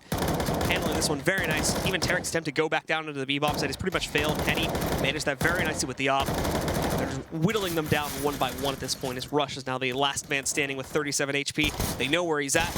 They've got him cornered. There's not really a whole lot of places for him to run. He's hoping for a lucky headshot or 2, but not meant to be. It's a clean one from the Immortals. Yeah, and they take the lead, and you know, OpTic, I'm really curious to see if they're going to be able to keep any of what Stanislaw kind of implemented in this team that, you know, showed, you know, helped them achieve a lot of success. I saw a lot of really, and we see it now with Liquid, a lot of really clever strategies in especially 3v3s or 4v4s, a lot of good CT side rotates and adaptations. And I'm curious how much OpTic is going to keep from that, because that was what I think it was one of their main strengths as a team. We have Henny again, is now going to play himself over here at the edge of A long, right now inside of the suicide steps. But for the rest of OpTic, again, this has been their go-to, which has been hanging out outside of that mid-connector. We've seen this already used 4 or 5 times in the half. So it has been their go-to style of play, while only keeping Naf at the moment outside of the B-bomb site to possibly toy around with that in a few moments here. This nade, again, not going to be a huge deal here. And after not seeing anything for these first couple of seconds, he does start to expect aggression in his direction. So Henny actually falls back and waits at the edge of A long, almost connecting on that option, actually. Just a second or 2 later, and he might have been able to sink that onto one of the players. But OpTic, nonetheless, do get control of long A and the mid-connector itself to try and go for this push up to the site. It is kind of trapped a little bit, though, as they have the full 2-player commitment. Both Bolts and Henny are sitting here waiting for it. Bolts focusing on long, and Henny, I imagine, playing a little bit further back to watch for the push out onto the ramp there. He's got a perfect angle to spot for that one. And reinforcements are not that far away either, as you already have Lucas hanging out towards the window there and drop. And while Nap may be able to eliminate him, if more than likely he ends up failing at it, and that's going to be a 3rd player right up in their face just a few seconds after this take begins. So finally, at 25 seconds again, they will attempt to go for this one. They call off the drop play, but there's Bolts already waiting for this one. He actually does underestimate the amount of players that are going to push out from there, so he's dropped to 12 HP in this bit of a battle here. Eliminated by a nade thrown in by Mixwell, but Henny still sitting in the backside, and they've got players peeking out from the doorway here too. And this is what I was talking about with the fast rotations. They do not have enough time to get up to this bomb site now. 4v2, this has been brought down to Henny and Lucas just execute those last players with no problems at all. And again, it's another relatively clean round for the CT side. Yeah, and you're absolutely right. Every single gun round so far, they pushed back A. The first gun round, they tried to do a drop to A split, got shut down. the next gun round, they pushed back A, they got in position, and instead of waiting at all, they quickly executed and got mowed down. And now they pushed back A and tried to do a full A exec and got shut down once again. So they're basing everything off of this post-A control, but you know, and Immortals isn't even really doing anything too crazy. I mean, they're not like super over-rotating. They're not even having B plat control and rotating a bunch of people there. Lucas is just sitting drop. He kind of has an early rotate. Just Bolts and Henny are just, you know, snuffing. You know, they see that their take is coming. They delay them. They each individually get kills, and then the rotate comes. And while they're after Henny and Bolts get those individual kills, then the OpTic guys trade a lot of the time on Henny or Bolts, or it takes a while, and by then the rotate comes. They're able to get those kills and just get shut down from there. So no success off this OpTic default. As the rest of OpTic do shuffle down in the drop here again. They'll smoke off the transition room, but this could bite back badly as the Molotov is holding them at the very edge. If that spreads in the wrong direction, they're going to be goners real quickly. Thankfully, it doesn't, though. And now they flash outside, but Lucas is here, gets one. Thankfully, the opponent jumping around does distract for long enough, but Hav's going to kill a teammate in the process. This is getting a bit chaotic now. Ends up 3v2. The T's only have control of the site connector right now. Hiko and Tarek both kind of stuck in here. They still have the bomb under their wraps, but 40 seconds left. They'll smoke off the doorway to allow them access over to the A-bomb site, where again, they have to deal with Henny if they go in there, and he's certainly expecting them both to push back in from this direction. That's already been confirmed. He'll take up a position to counter out this exact type of a push, and as they round around it now, he's actually not watching out for the balcony, but I think he has coverage towards it. That's not too big of a deal. He can hear them moving up to the site now, and he's got to be quick on the flick, but no! Stuck in the corner, switches over to his pistol. He'll be eliminated by Tarek, and now we're even again, and the Immortals have to go for a fast rotate. FNX already pushing his way up to the door, but it's going to take another 10 seconds or so for Steel to get into a position here, but FNX doesn't care. He goes right for it and lines up at a headshot angle against Hiko, who's going to have no problem at all eliminating FNX. So Steel's got a 1v2 to worry about, and he does have the flank. For theory, that first one should have been easy to get, but a little bit trigger happy there. It does give away his position very, very early on, and now they know exactly where he's playing from, but there's the headshot we were looking for. Knocks out Hiko. One more to go on Tarek, but he's being flanked. However, he spots it, flips around, and now he's chasing that kill. Tarek's only got a Tech 9, and he cannot hold it off. So Steel comes in with a 1v2 clutch, and the Immortals get to keep their lead going. Yeah, and I think that was a big mistake by OpTic there. They got themselves into a 2v1. Tarek able to get two really, really big kills onto Henny and FNX, and they should have played two 1v1s there. If they play two 1v1s, Tarek can stay alive behind that APC for a very, very long time, just toying with them, and Hiko could do the same with the site. I don't think Steel probably wins that round. Instead, they try to peek him at the same time. The angles aren't there. He picks off Hiko pretty quickly, and then Tarek not able to trade off of it. You know, it just isolates him into a 1v1. And Henny okay, hold on, Henny. Very aggressive there in the opener. And he'll lose about 2/3 of his HP for nothing. As the rest of OpTic finally actually shying away from that basic hold outside of the mid connector that they've been doing so often here. And they do put a little bit of pressure on the broken wall approach this time, along with keeping a couple players in the back B halls. Yeah, but the thing is, Immortals is adapting to that. They're saying, hey, every gun round they've gotten A and they've gotten crushed.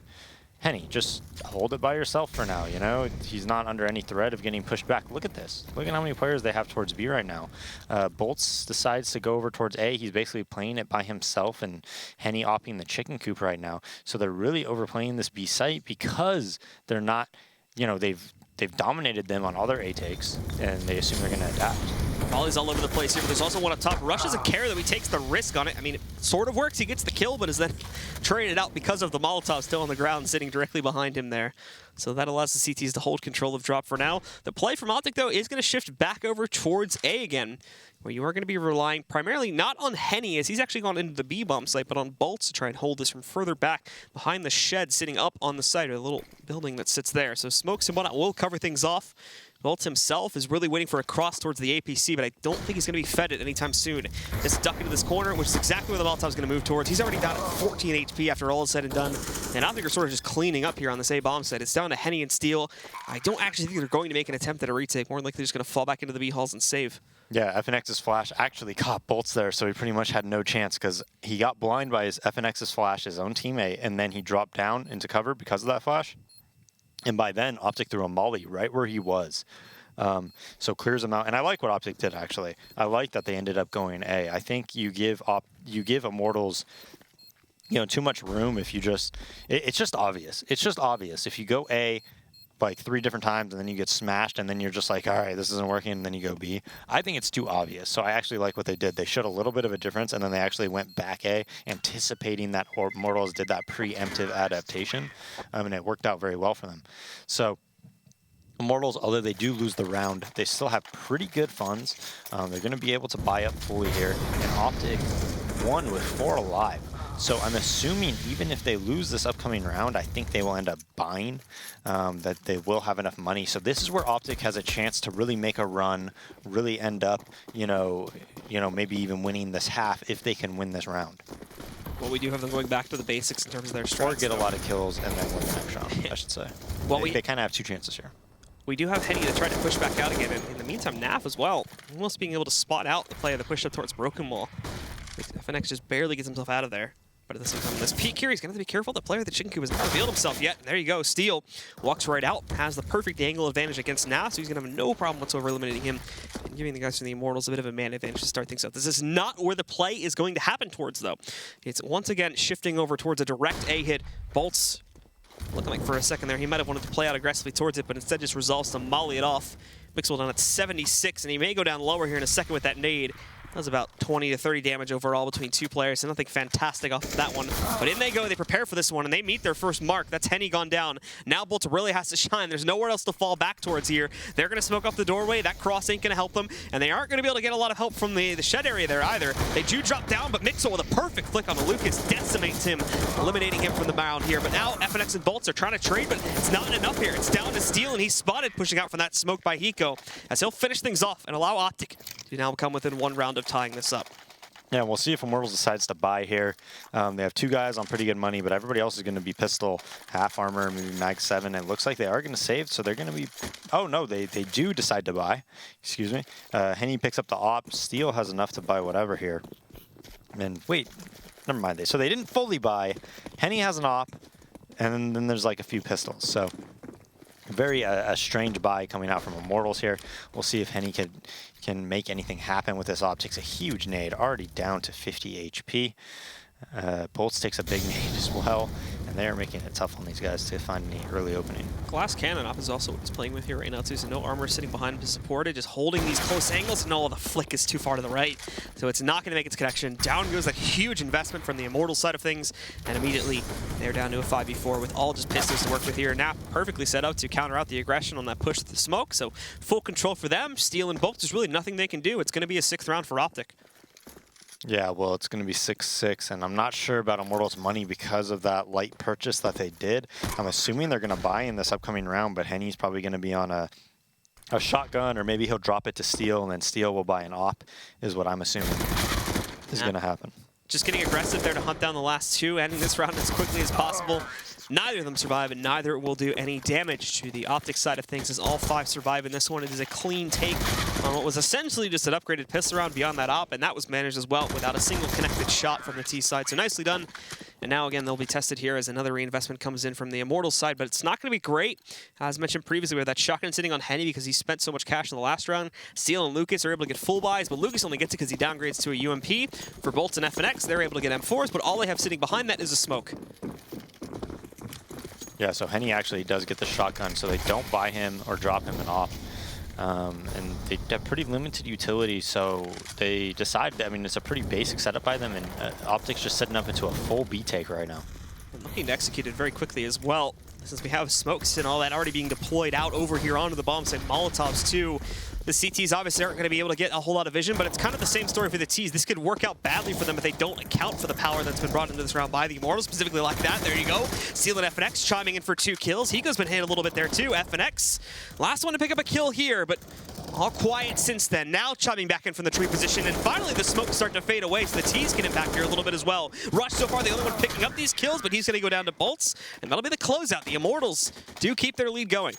Yeah, and I'm pretty sure those were some botched smokes by OpTic. I think there was just massive gaps between them. I don't think FNX was just on top of the rock and killing them all. I think there was a huge gap on the other side as well. So while they were taking the site, they played a retake setup, and you expect to be able to get the bomb down freely and take site control freely in case of that retake setup happens. But the gaps in the smoke, the guy boosted on the rock just dismantles them while they're entering the site.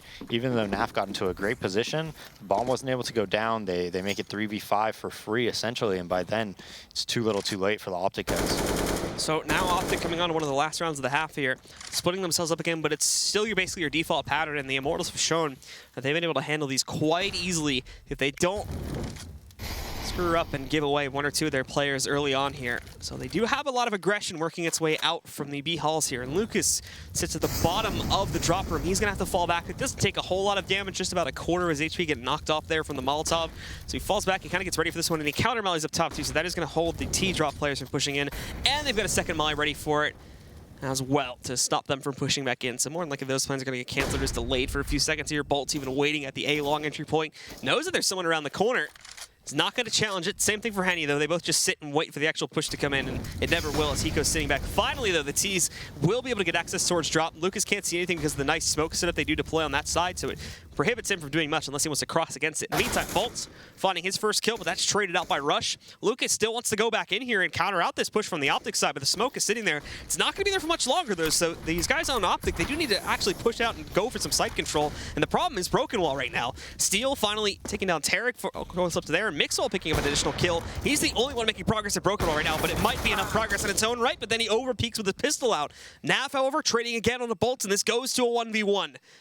Lucas trying to take down Naf. With only 11 seconds left, Naf has to get the bomb on the site. Lucas just waits for him to cross back out. He spots the rifle, and there you go. The perfect setup from Lucas, and he clutches out the 1v1.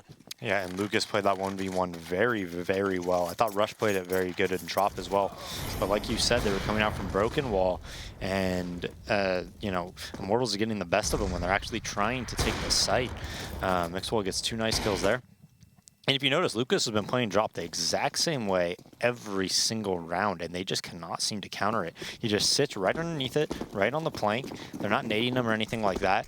And then he just throws a counter molly as soon as they molly below him. And it's causing OpTic a lot of troubles as they just set up in a quick B-take right now. Last round of the half, and they're going right for it, but it is going to be delayed by Molotovs on the CT side.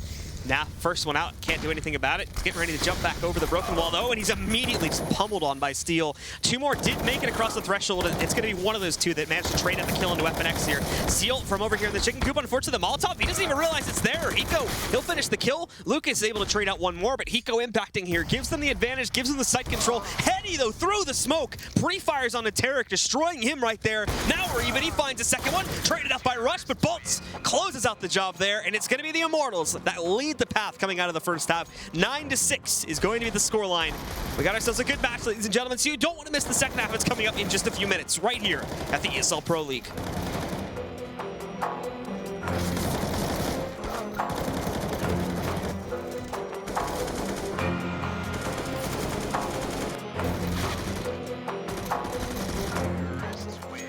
ESL Pro League is brought to you in part by Logitech G, Pay Safeguard, Mountain Dew League, and ESEA.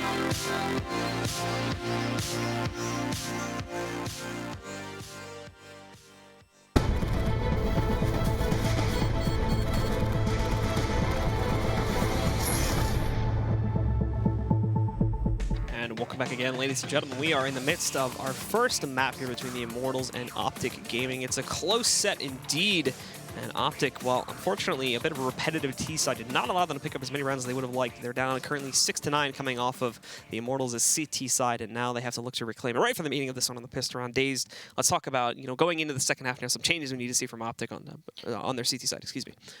Well, they won the T-side pistol, they won the 2 following anti-ecos, and whenever you go up 3-0 on T-side of Cobble, you definitely expect to win, more than just 6 rounds. I think you're usually looking at an 8+ half, but Immortals just crushed their A default. They tried to do everything off an A default and then mix it up after that. Immortals didn't even really do anything like taking risky setups or anything like that. Their guys just held strong at all their spots, and the rotates came in pretty quickly. There was never like a lurker or anything like that. It was always a 5-man take. There was nobody keeping people at the other side of the site, and because of that, Immortals always, not only were Henny and Bolts doing a good job of holding A itself, but their rotators came in time to trade kill off any of their deaths. And I gotta say, this OpTic T side looked very different than what I think it looked like when they had Stanislaw, and I think the loss of Stanislaw is huge. I think it's one of the biggest, gut-wrenching losses OpTic could have had. I don't think, even though he wasn't the biggest fragger on their team, I don't think any player was as irreplaceable as him. So at the beginning of this round, we already see Terra kind of peeking into the belly of the beast as he tried to work his way out towards A long there. Spotted a whole mess of players from the Immortals, but was not able to actually get taken down. He survives the encounter, falls back. Problem is, though, is that there was a large amount of CT-sided players that did rotate off of that one, so the defenses on B are going to be slightly weaker. But, again, they've also just spotted the plays. They should be able to rotate in this one, but they are still being challenged from the other direction, too. So a lot of confusion, I'm imagining, as Henny just executing these guys one by one. FNX and Lucas finding 2 more out on the B bomb site, and now it's down to Rush, trying to hold himself off, finding one at Steel. He is going to have to deal with a flank in a moment here. I believe coming in from Henny over towards the A bomb site, but look, he walks right up. Thankfully, Bolts is there for the trade to close down, but that could have gotten out of hand very quickly if he got that trade kill up on top of the Broken Wall platform as well. Yeah, Rush knew a guy was flanking him, so he just felt he had to make a move. He ends the round with 3 kills. But Henny, beautiful headshot onto Tariq there. Runs around the APC, gets another one on Naf, and that's A completely taken. Puts those B guys in a bit of a pickle there. So OpTic, they full buy here. They have a lot of nades to work with as well. 4 HE grenades, and we saw Virtus Pro do this actually. As soon as somebody was seen a B, they naded everybody on that B side. So I think they're taking a little bit from their playbook. As we do see the rest of OpTic, however, stacking up into this bomb site, we see the nades broil forth out onto that platform. The damage, though, is not what they were expecting. Rush is taken down and dropped, so that'll be control gained very early on here for the guys on the Immortals. But they're not actually going to execute in the beat. Looks like they're actually falling back to rotate away from this one currently. So they're going to give it up to play back a little bit as they've taken some damage themselves, and it's very important that they obviously get off to a much cleaner start than OpTic did with these first 3 rounds. But Naf playing behind the box there. He may have himself a chance in a moment as Bolts is going to recommit, but this is all to sell it into the B bomb set and keep these CTs plastered here. If he goes down, it's not the biggest deal in the world, so long as the remaining 4 can get free access over to the site. He is going to be able to sell it. There you go. There's that first pickup. And that'll recommit everybody else that's remaining on OpTic right now into this B bomb site. The A side is wide open for the taking, so they're going to walk right up and have a free plant because of this one. So very well positioned, and there's not even really a need for Bolts to go back into the B bomb site after that when he can just fall back and wrap around and regroup with his teammates, as they're going to be able to hold off on that site now and probably not have too many issues here. Tarek's trying to hold a close angle against this against the murder hole here in the event that FNX tries to push through it, but not going to happen, and he's spotted on the way back out, so it looks like it's actually just going to be called as a save for the final 3. They all have armor at the very least, so it is going to give them a little bit more firepower going into that 3rd round, but Immortals don't want to let them save. They will move out to hunt these guns down. Yeah, not much for OpTic there on that anti-eco. Once that nade stack is seen, as Bolsha shoots Eco in the back, and FNX gets 2 nice kills at the end there. As soon as that nade stack's seen, they pretty much know only like 1 person is A. They get an early kill, make it 4v5. They don't have any panic. They just go back to A, group up, and I'm telling you, man, that extra, round time, that extra 10 seconds from 145 to 155 actually allows you to do a lot of plays like that. But OpTic tried to take a little bit from that Virtus Pro play. I'm not sure if Virtus Pro was the first one to do it, but I did see them successful with that nade sack. Now OpTic tried that as well, but Bolts, he was the one at B there, kind of saw what was happening and didn't get caught by it. Bolts leaping back down, actually doesn't check behind him. He's still going to get the kill, heavily injured, they're on 20 HP. At the moment, doesn't seem to matter. Still runs into Rush. who's going to be able to execute things pretty nicely, but immediately traded out by Steel, and then Lucas finding the final kill as well. Very quick on that run, as we do pretty much, things go pretty much as expected there. Immortals pushing themselves ahead now to a 12-6 lead. Oh yeah, and a commanding lead at that 12-6 T-side of Cobble, and they have a ton of money to work with, and there's no op on the OpTic side. In fact, they even have an ump on Hiko. Mixwell, Rush, Naf, and Tarek all on M4s with limited utility as well. They have one Molotov, you know, they have some smoke grenades, but not much in order to stop and you know, any type of a full-on take by Immortals. Speaking of a full-on take, they are moving very quickly up through the Broken Wall platform. Smokes and whatnot give them a whole lot of room to work with all the way up to this box. FNX has gotten for free. No resistance at all, so they are going to deploy smokes and everything else. FNX actually getting some good intel here too, but he's flashbang, so he's pushed back initially. Tarek, he'll hold on the bottom side of this one for him, trying to go for more, but traded out by Steel, who's still winning the map 10. And now just sitting in a Molotov there. He's going to be dropped down to 20 HP. But it will give the guys on the Immortals enough coverage. These smokes will be able to get up onto the bomb site, plant the bomb. We've seen Bolts pick up an additional kill here, so slowly the guys from OpTic are just getting whittled off one by one. They cannot hold in that site as Immortals keep up the aggression even after they get full control behind their smokes. And he's going to roll right into the drop, find that final kill, and it's up to a 13th now for the Brazilians. Yeah, 13-6. They barely even lose anybody on that take, ending the round with either 3 or 4 alive there. Tarek does actually a pretty good job of killing one and doing a lot of damage. Unfortunately for OpTic, after Tarek takes that contact, they had nobody else peeking. Nobody was peeking from site, chicken coop, or the flower pot area. So, you know, nobody could capitalize off all the attention that he garnered there. And because of that, they bulldoze across the site and end up winning the round. Naf gets a nice scout shot onto Bolts, puts him down to about 30 HP, but you know, not much for OpTic to utilize here. 0 nades, just 3 pistols, a shotgun, not even a Mag 7 at that, just a Nova and a Scout. Hiko sitting back with a shotgun as well. Yeah. They'll try to play with this one in Suicide in the event that the Immortals swing this over towards an A hit, but they've been having a lot of success on B, so they may just actually stick with that plan since OpTic are going to be back down onto another eco. Early on, though, they've been able to do some semi-decent damage, actually, to the guys on the Immortals here. Henny and Bolts both being brought down to just about 30 HP each, so they will have to back up a little bit upon this one and maybe even rethink their strat. However, I don't think they're going to do that. They're just pulling off the pressure a bit so they can recommit in a second. They're going to sell in the other direction. Still definitely leaning heavily currently towards a B hit. But as the winds change a little bit, the bomb is actually working its way outside of the mid-connector. Naf even moving up there to try and see if he can finish the job after tagging a couple of these players before, but he himself is actually going to get tagged a little bit, so he's got to be cautious there.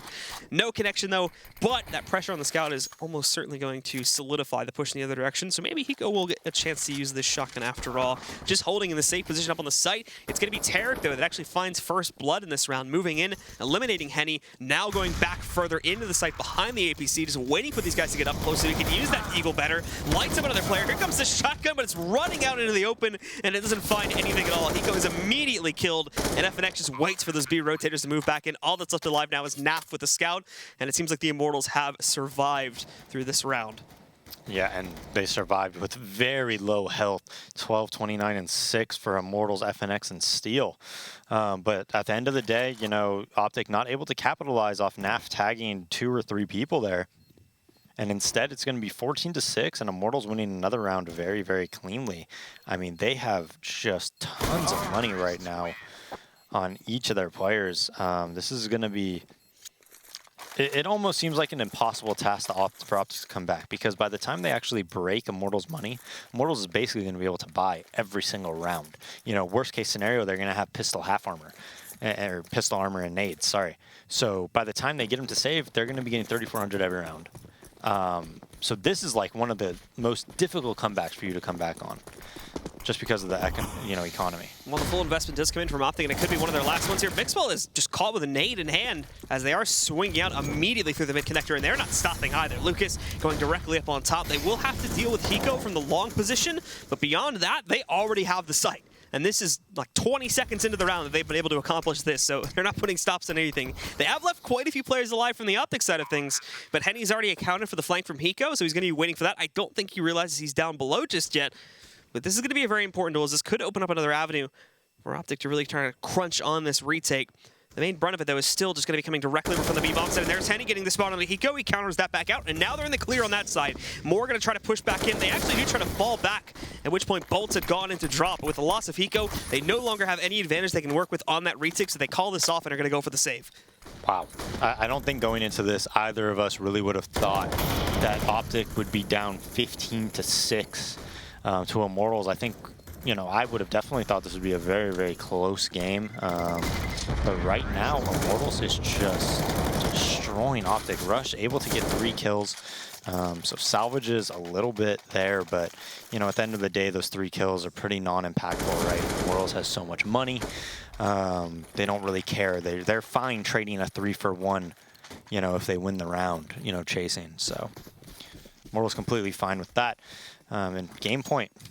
And not really giving any extra gun power over to the OpTic side of that one either, since they were already on full rifles or anything. Exactly.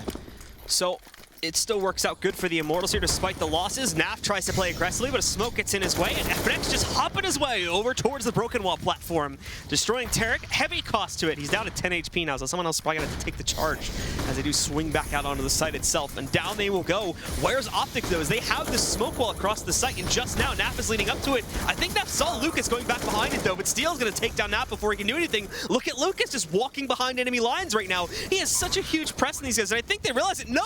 Lucas is able to just wait this one out. 1 kill for him. He catches Mixwell twitching out from his pistol, but he is still able to find the frags. This goes 2v3. Mixwell and Rush now looking to clutch this one back out. Rush takes a duel in the open, and he's going to win it, but it's just barely. He's at 14 HP. Steel eliminates his teammate, and as Rush peeks out from the big box, it's going to be the Immortals to close it out and shut down this map. 16, I believe, to 6 is going to be our final scoreline for this one, and they will indeed dominate on Cobblestone.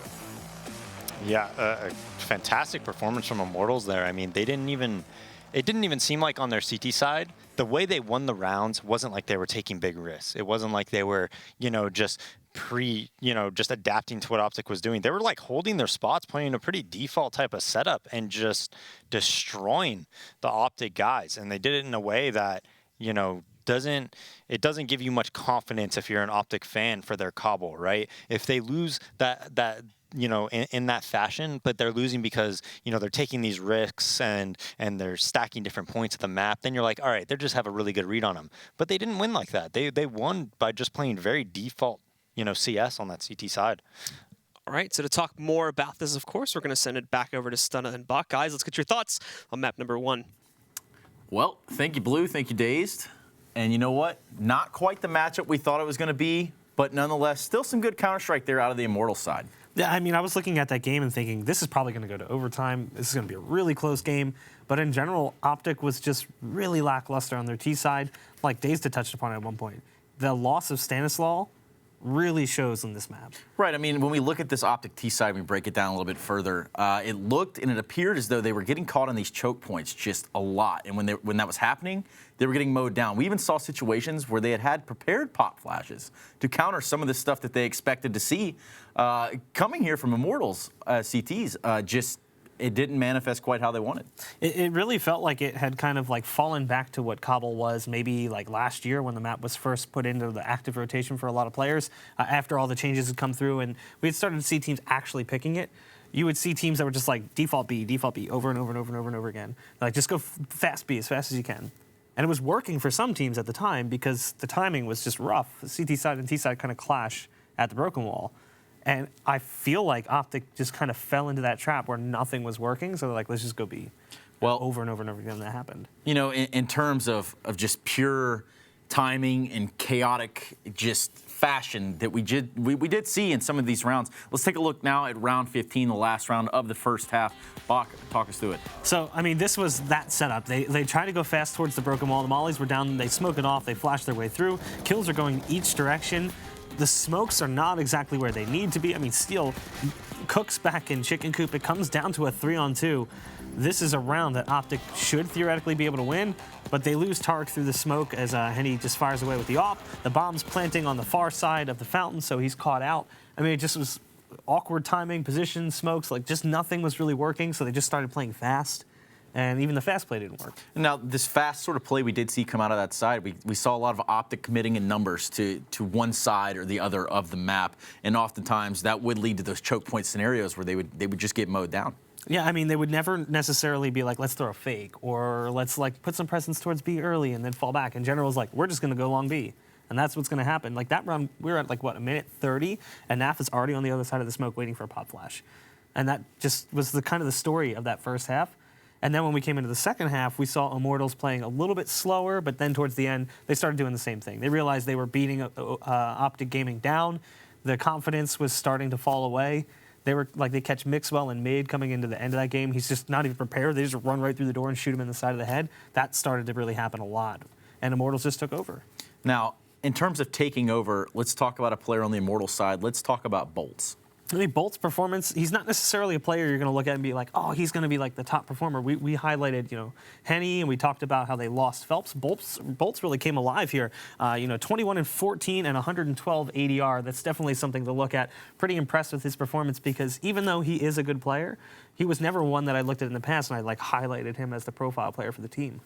Absolutely. I mean, okay, so if we take a step back to the other side of the equation here on the OpTic side of things, we did talk a little bit about Peacemaker coming into the equation. Is this a situation where Peacemaker, having been involved with these guys in the past, or even working closely with some of them in the past, should it have more of an impact here against this team today? So here's an interesting thing.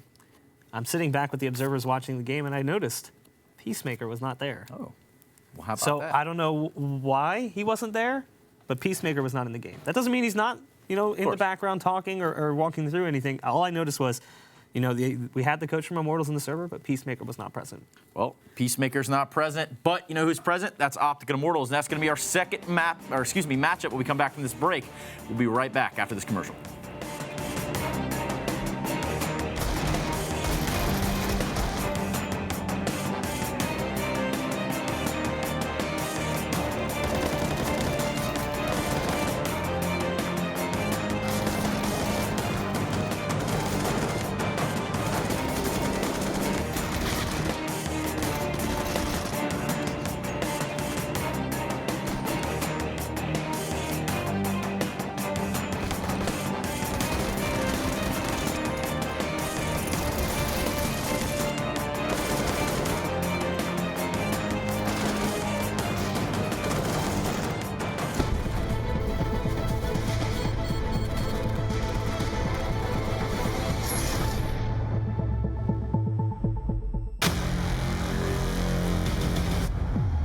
Play for the legacy. We play for the prestige. We play for the glory.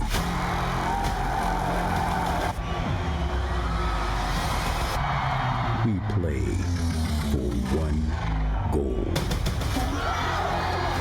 Whoa, he got out! He let down. He's in the form of his life. He was a champion.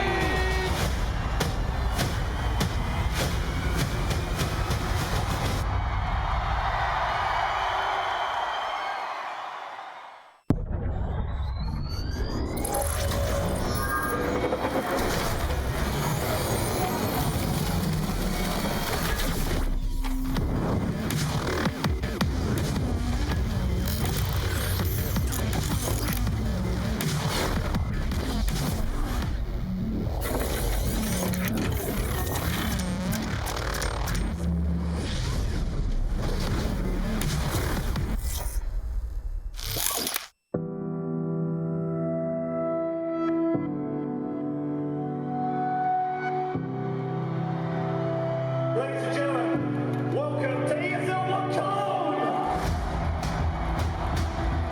Shots in a row. Phoenix about to bring it back now. All on Nico. Trying to see if they can get the defuse in Nico. Oh no, Phoenix! Has to keep Virtus Pro alive. Taco once closer. AW. He's looking for a left. He's gonna get a hit by headshot again.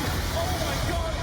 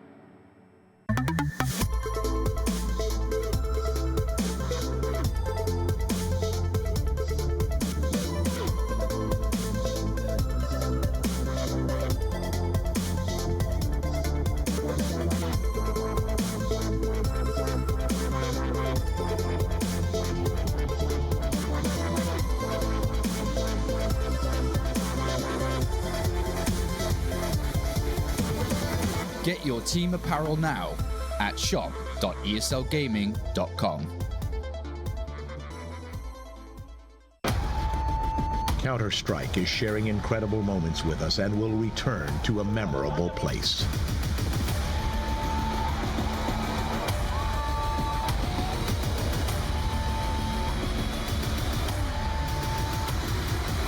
Get your tickets now at proleague.com/Dallas.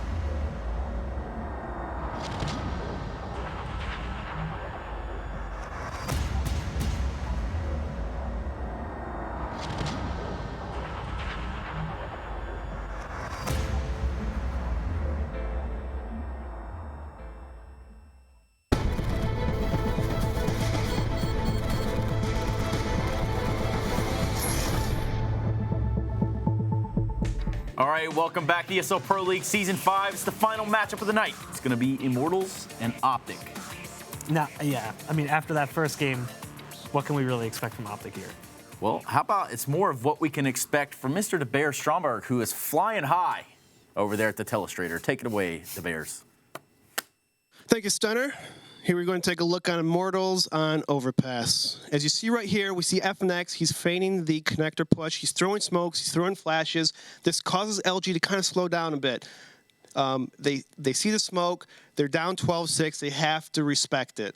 So it's going to be a slow game here. And what this does, it sets up for the entire Immortals team to get information without really having to be too aggressive. As you see, Lucas is pushed up in the water. We have Bolts watching the monster area, and then we have Steel kind of hopping around, spotting that long A. So pretty much every spot on the map is pretty much accounted for at the moment. And while this kind of forces Luminosity to play slow, this is a strength for Hen 1. If you're opping, you want people just to slow peek corners. It's the easiest kills you can get in the game. As you can see right here, for them making for Immortals making Luminosity slow down, it kind of sets up a gauntlet. It hands time for Immortals to have a gauntlet to where you run into Henny's up, then you fall back into FNX's flashes, and then you fall back into the bomb site of Steel. That's the idea of the plan. And while that's happening, you got Lucas trying to flank from the water up to connector, and you can see it happen unfold very nicely as Henny's peeking to get some information. He finds one kill off the bat. So this makes him fall back. He wants to fall back while taking some pop shots here and there. He gets lucky that his teammate dies instead of him, but he's still falling back. He's still creating angles every time he falls back, making it harder for the other team to kill him. And you have Steel with a nice A kill, and then again, all this time it has Lucas opportunity to fast flank him. He gets the kills and he seals the round. Nice job by Immortals of using the map, finding all the information without being too risky, and then falling back, making it more difficult for the Luminosity team to kill them and take the A-bomb site. Back to you, Stunna. Thank you to Bears. Now, we're going to go into a quick prediction here from you, Bach. OpTic Immortals, Overpass. Go. I'm going to have to go with Immortals here. After that first map, I just really can't see OpTic bouncing back that easily. And there's a chance that entirely deflated OpTic going into this next one, getting beat down like that. But standing by to take us into a whole new dream world is Blue and Dazed. Take it away, guys. I don't know about a dream world, but we'll try to give you the best coverage of this map that we can as we're going to Overpass, Dazed. Your thoughts heading into this map? This used to be a very, very strong map for OpTic, and I think before I would have definitely heavily favored OpTic over Immortals on this map. Having said that, I don't want to look too much into 22 rounds at the end of the day onto Cobble and completely base it all off of that, of how I want to feel about OpTic going forward. But just the things I saw in that match, it was just a completely different, team than what we casted last season and what we saw from E-League and whatnot. So I'm a little bit worried for them, but we'll see if they can restore my confidence a bit more. I mean, that is only their first loss on the season, I believe. I think they're 4-1 now, right? I believe so. Yeah, they've been doing pretty flawlessly beyond that. So they're still sitting at a pretty good record. But we do get ourselves into the pistol round here now. We'll take a look at what the Immortals have to offer now on their T side, starting off on Overpass. And while they're not going to hesitate at all, they're going directly into this push now, up over into the B bomb site. Resistance is actually going to be pretty non-existent until they get down to the connector here, where FNX is trying to hold things off. He picks up one kill before being traded out, but it's even at the end of the day. Goes 3 for 3. Bomb on the ground on the B bomb site in the meantime. Rush, despite that last kill he's gotten, we haven't been able to see anything else from him or the rest of OpTic just yet. In fact, they're being pushed back quite nicely. Hiko, though, with that flick on the bolts, destroys his entire existence. And he's going to get knocked out here. Combos it into a second on a steal, and then Rush gets the final kill. So OpTic pull off a nice retake there, and they'll be able to control the pistol round. Yeah, just ridiculous whips by Eco there. Great shot by him. That was like a little bit of that inhuman reaction thing. So Hiko, a nice flank onto B. Immortals does get the bomb down, though, so they'll probably save here, but I actually think Overpass is a map that you could definitely second round buy on if you get the pistol plant down, even if you lose it, just because like a good take with smokes and mollies is actually so hard to stop on really both bomb sites. They opt to just save. They have P250s, 2 Glocks, and a flashbang. So right now, this should be an easy round for OpTic in theory. Mixwell getting very, very aggressive, and man, Mixwell is one of the best players at, a lot like Fur. Not quite as good as Fur at it, but just like taking an SMG and just winning the round by himself, building up a ton of money, and playing very, very smart, with those SMGs. Mixwell does spot them crossing out from the connector early on here, so they know something's up in the short approach leading up to this bomb site here, but they're obviously not going to have a definitive idea just yet. The rest of the Brazilians are keeping themselves pretty quiet here as they do move up to the very edge of that smoke. Steel waits into the side with the flashbang one so they can push back in, and it works, but they don't check for Mixwell in the corner. He actually chimes in for 1 kill while he is completely blind, but the rest of this is getting destroyed by OpTic. All they end up losing the prizes is Mixwell, and that's really just because he's overextended into that corner. Yeah, not so much overextended, I don't think, just because he did have teammates to capitalize off his death. But he does take a pop flash and then only gets one and dies. But, you know, at the end of the day, they only lost one player. They'll take that all day long.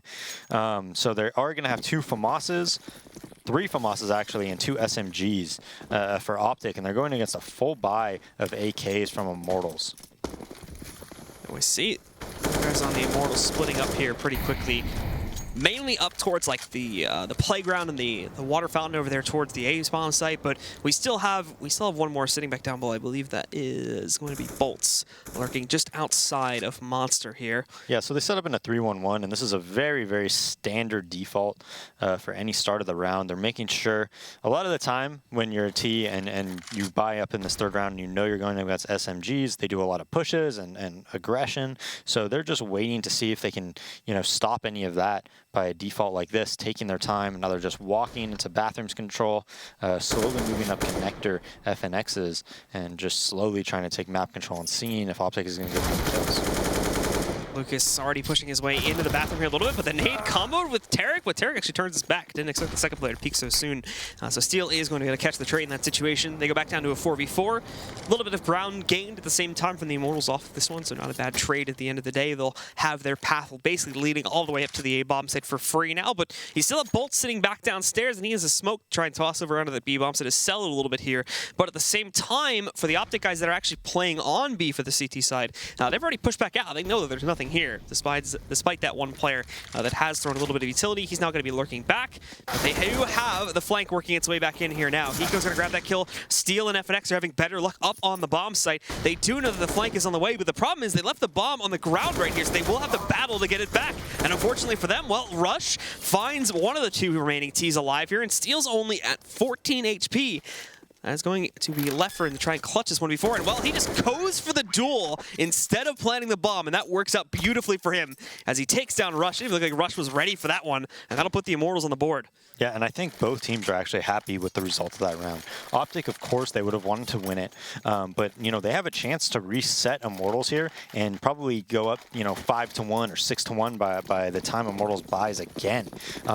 They actually, in my opinion, have the superior weaponry. I think Hiko definitely should have bought an AWP. He had 5950, and that would have really, really been huge here. But they do have 4 M4s and a P250, while the guys on Immortals have, you know, a double Galil and an ump, you know, with 2 AKs. So both teams right now, this is a very pivotal round. Whoever's going to win this is probably going to take a very early game lead. Naf already finding that first kill there against Lucas too, and they still hold full control of this connector.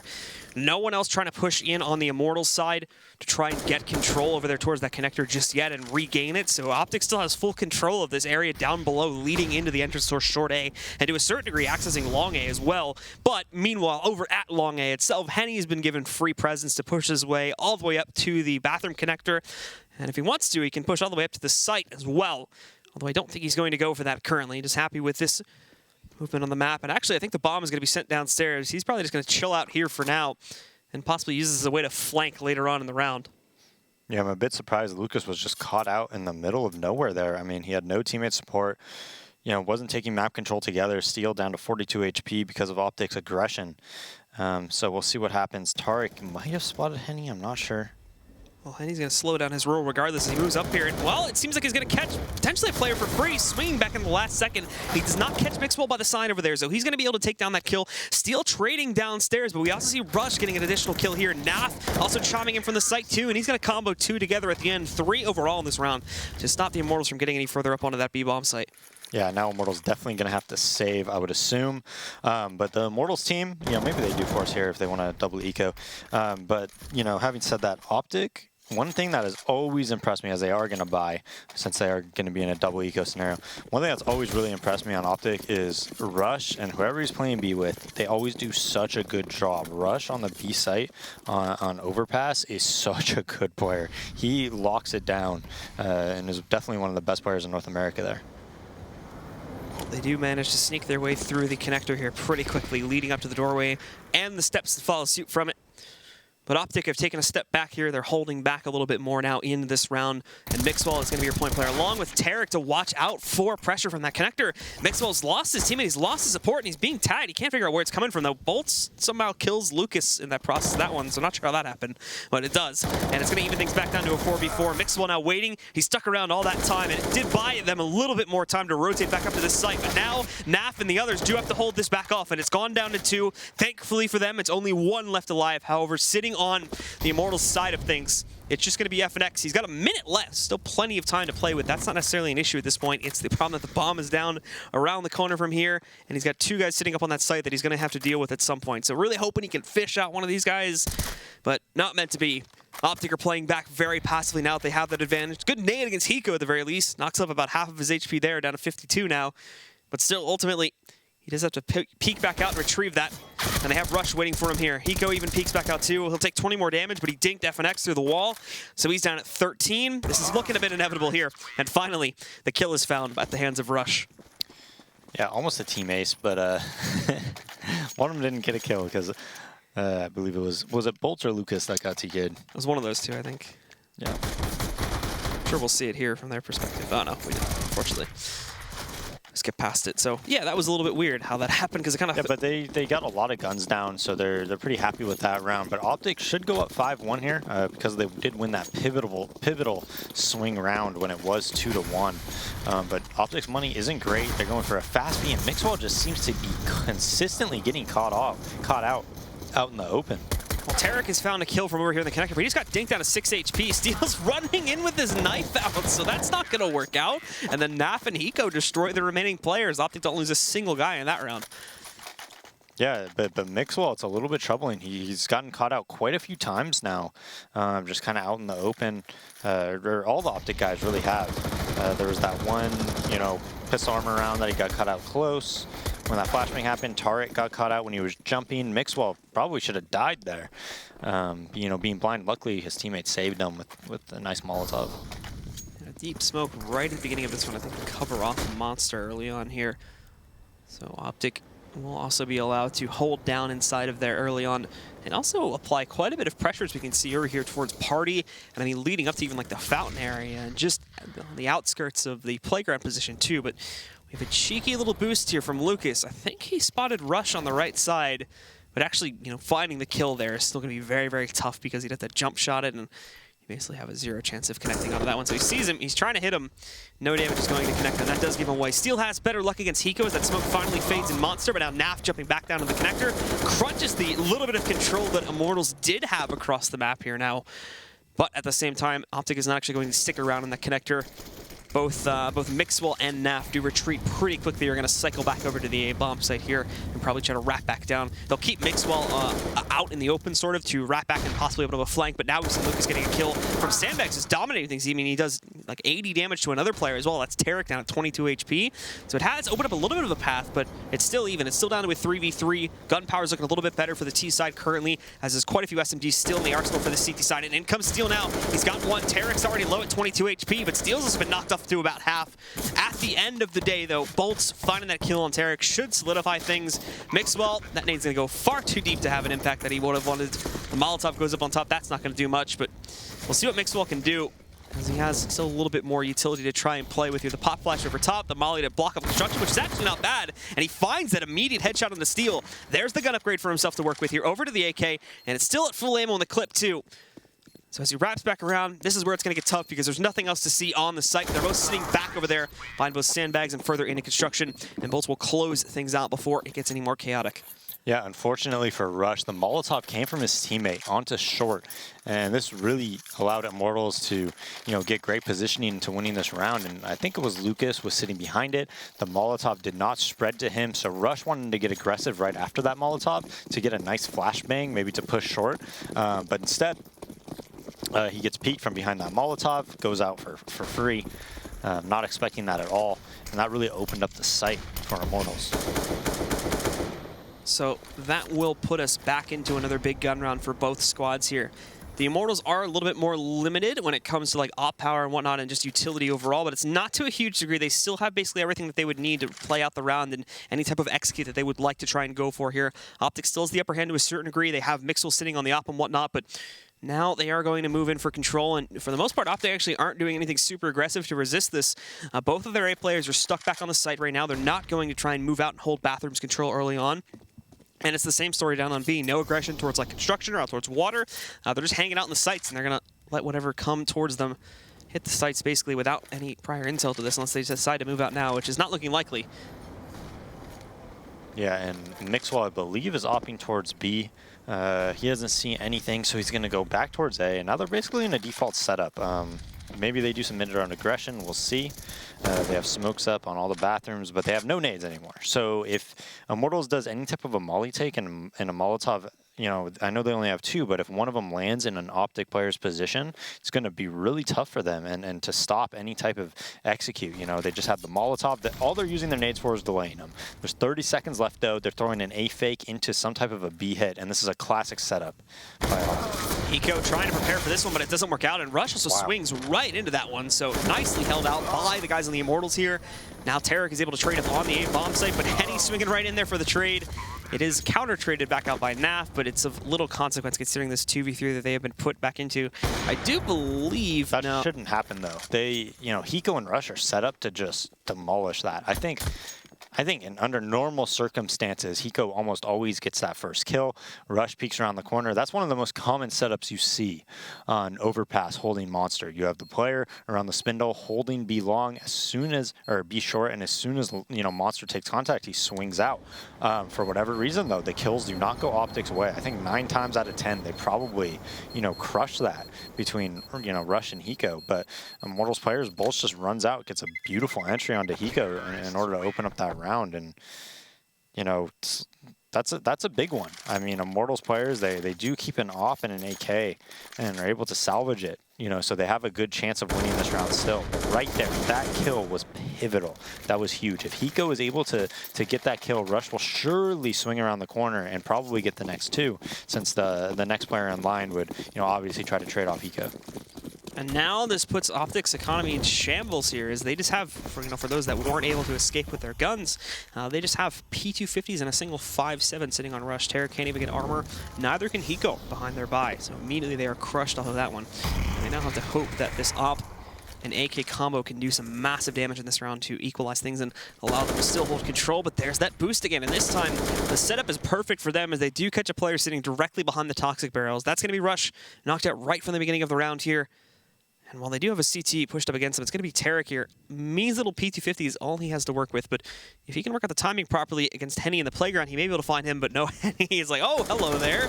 So he'll be able to knock out Tarek without too much trouble here. That aggression is taken care of pretty easily. And they're having a little bit of a battle there on the B-bomb site just outside of water as they spray down against the pallets. No kill found in the process, and Hiko still trying to kind of jump peek and see if he can reconfirm that they're still in there. The bomb now finally pushing itself back over here, and they even find Mixwell around the corner too, so down goes one of the big guns with Mixwell being eliminated. All that's left in terms of power weapons here is going to be Naf on the AK, and he's positioned way up over on the A-bomb site. More than likely, they're just going to be called a save again, as the Immortals have been able to slow down their roll and basically have a perfect opener on this round to get control of a site.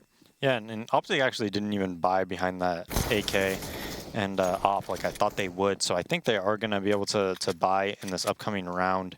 But Immortals, you know, now all of a sudden, they're probably going to have to win 2 in a row in order to make Immortals save. So if Immortals can win this round, they're going to probably take the lead. You know, not this round, but the upcoming round, as it will be 5-4 after, you know, Hiko. We'll see what he can do if he can get a gun. Just looks like he's going to save. Doesn't want to get a death. Doesn't want to take any money away from him, I guess.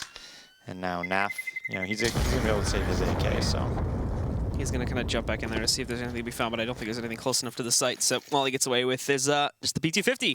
And regardless, we will see the investment come in, as you were mentioning previously, for the rest of the team. So they get the op back over there onto Mixwell. That's bought up by Naf, I do believe. And Hiko's just going to be able to buy for himself.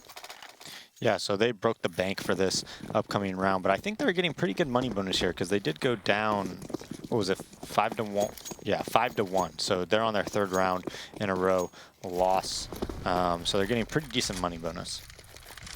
Immortals, however, proceed directly over towards Monster with 4 to 5 of their guys. The only one that doesn't move with them is going to be Henny. And while we've got Tarek sitting down below here inside of the connector, and it's actually double stacked too.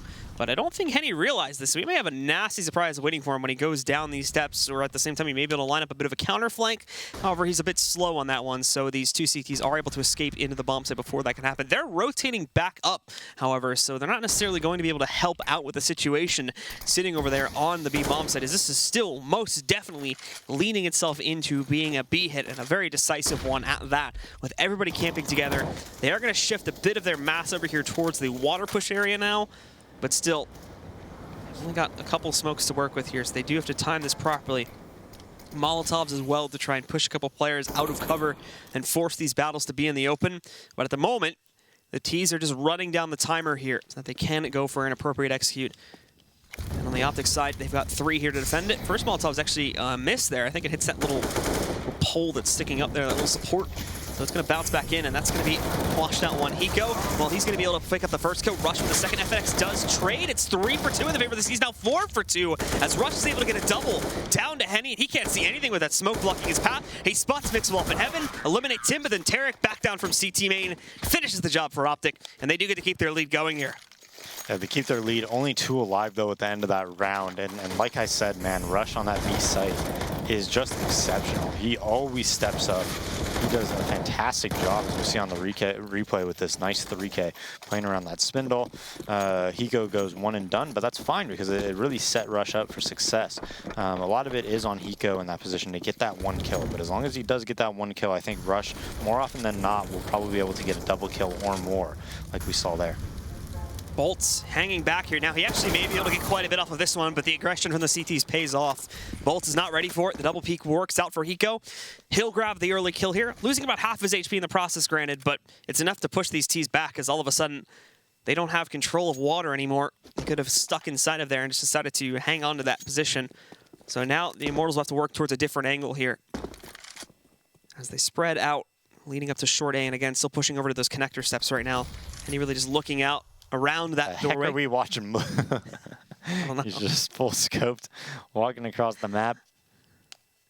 And there's a double boost up here for OpTic now. Tarek waiting for a peek. He spotted Lucas. Lucas wanted to counter that one out from the looks of things, but won't pay off. It's another kill for the T's. And again, just all of a sudden the Immortals still trying to take it at this slow pace, but they're just getting picked off one by one. OpTic are having an easy time in this round. There's no pressure on them at all. Yeah, and that's what happens. A lot of the time when you go down 4v5, you don't utilize too many nades. You just kind of walk across the map and look for a pick, and that's how you're going to even it up.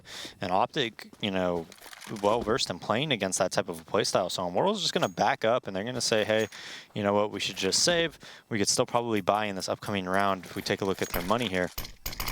Just throw a smoke at the playground. We'll see. Their money's pretty weak right now. I think they will probably buy here, I would guess, though. But, you know, none of the OpTic players died, so they're all going to end up with 3,400 plus at the end of this round for OpTic. And all of a sudden, OpTic takes a pretty big lead into this game. It's going to be 7-4. Immortals are going to be buying, most likely, but on a pretty rough buy here. And OpTic Gaming winning that round clean is what you need to have those good CT sides. You need to win the rounds clean. You need to win them, you know, with a lot of players alive, just like that.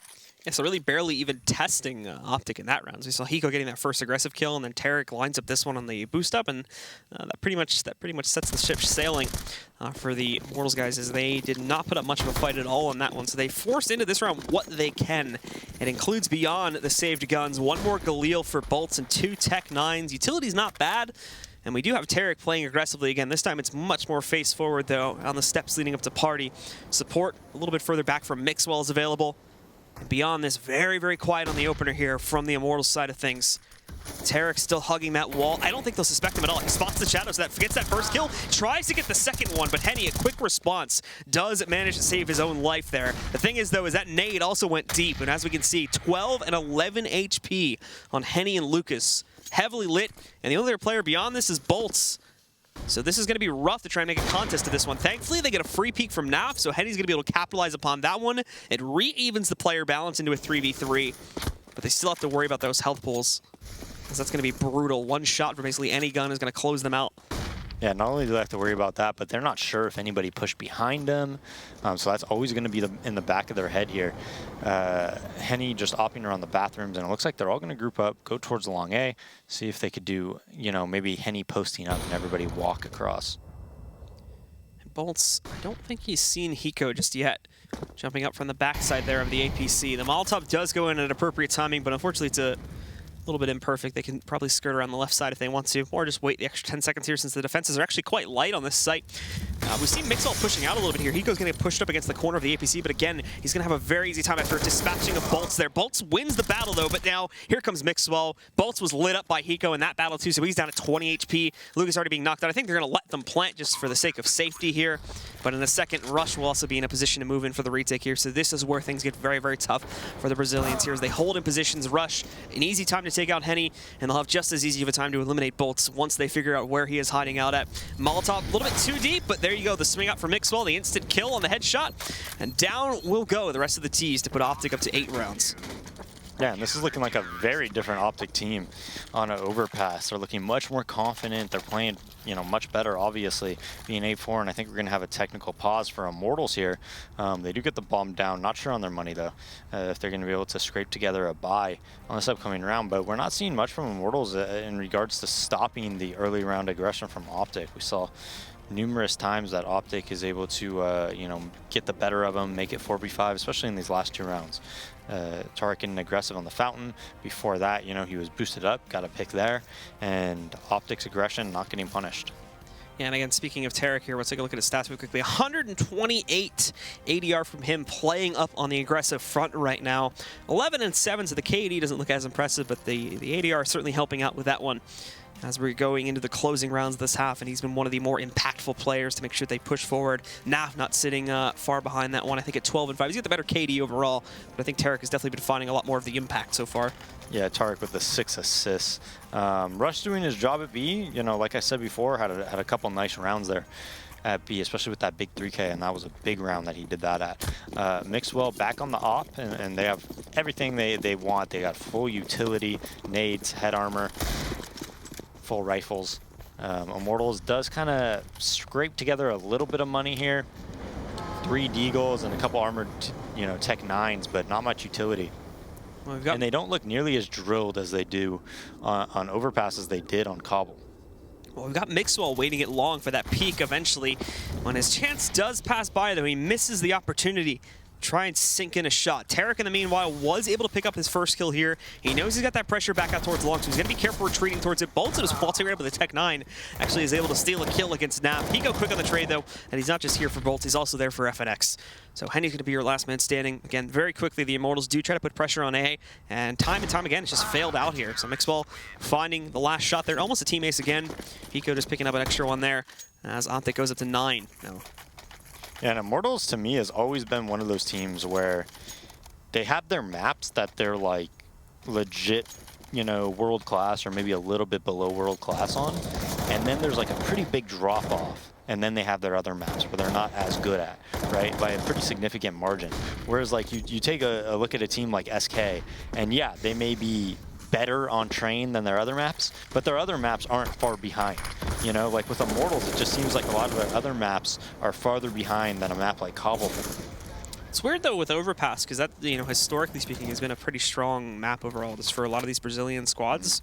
When you consider how much the players have been traded around by this point, you'd think a lot of that would sink in and just allow it to be a good map overall for players from the region. But no, and I do think they're good at it. I just think as a team as a whole, right? Like they play, Dust 2 at times. We've seen them play Dust 2, and I just don't think they're as good as a team on like Dust 2 as they are on these other maps. Or sometimes we watch them on Mirage, and I think the Mirage is good, but I don't think it's nearly as good as like Cobble, for instance, for them. Whenever we watch them on Cobble, even going back to when we watched them with Zeus, I always thought they were very impressive. And even when they were back with Tempo Storm, they had some really big victories. I think they beat Navi on it as well.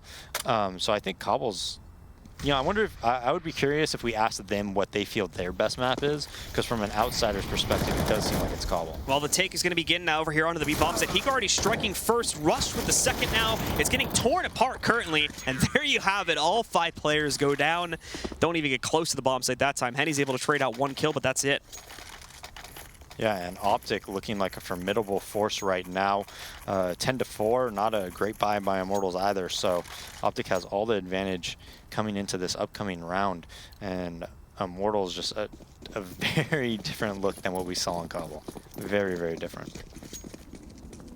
Well, now in this last round, we'll see if the Immortals can try and piece together something else here.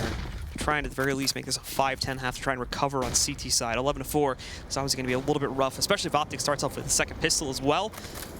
But we do see aggression coming back into the mix this time towards those A bathrooms from OpTic. Specifically, it's Tarek holding up towards long. Henny's watching out for this one, though, so he's got to be careful. Just a pixel headshot angle for Tarek to work with here. Molly to try and get him out, but now he's being pressed from the other side, too. Can't get a kill this time. And it's not just here where they've succeeded in knocking out Tarek. Mixwell tried to help out Tarek by pushing out towards long, and that's where he was able to punish, but all of a sudden, Naf swings in. He finds Steel with his back turned in long. And that's going to be the bomb going down. That won't last for very long, however, as Lucas is able to swing right back out, eliminate Naf, and put this into a 2v4. Yeah, and FNX is just waiting patiently. Lucas, although he got that kill, FNX would have certainly shot him in the back had he not. So he's in perfect position in order to close this round out. Bolt's just lurking around the party, and Rush is never going to be able to get that kill. So Hiko, I hate when that happens when I'm FNX in that situation. He's sitting there waiting in the perfect spot, never sees any action. All right, guys, the second half is coming up in just a moment here. Stick around for the conclusion of tonight's games.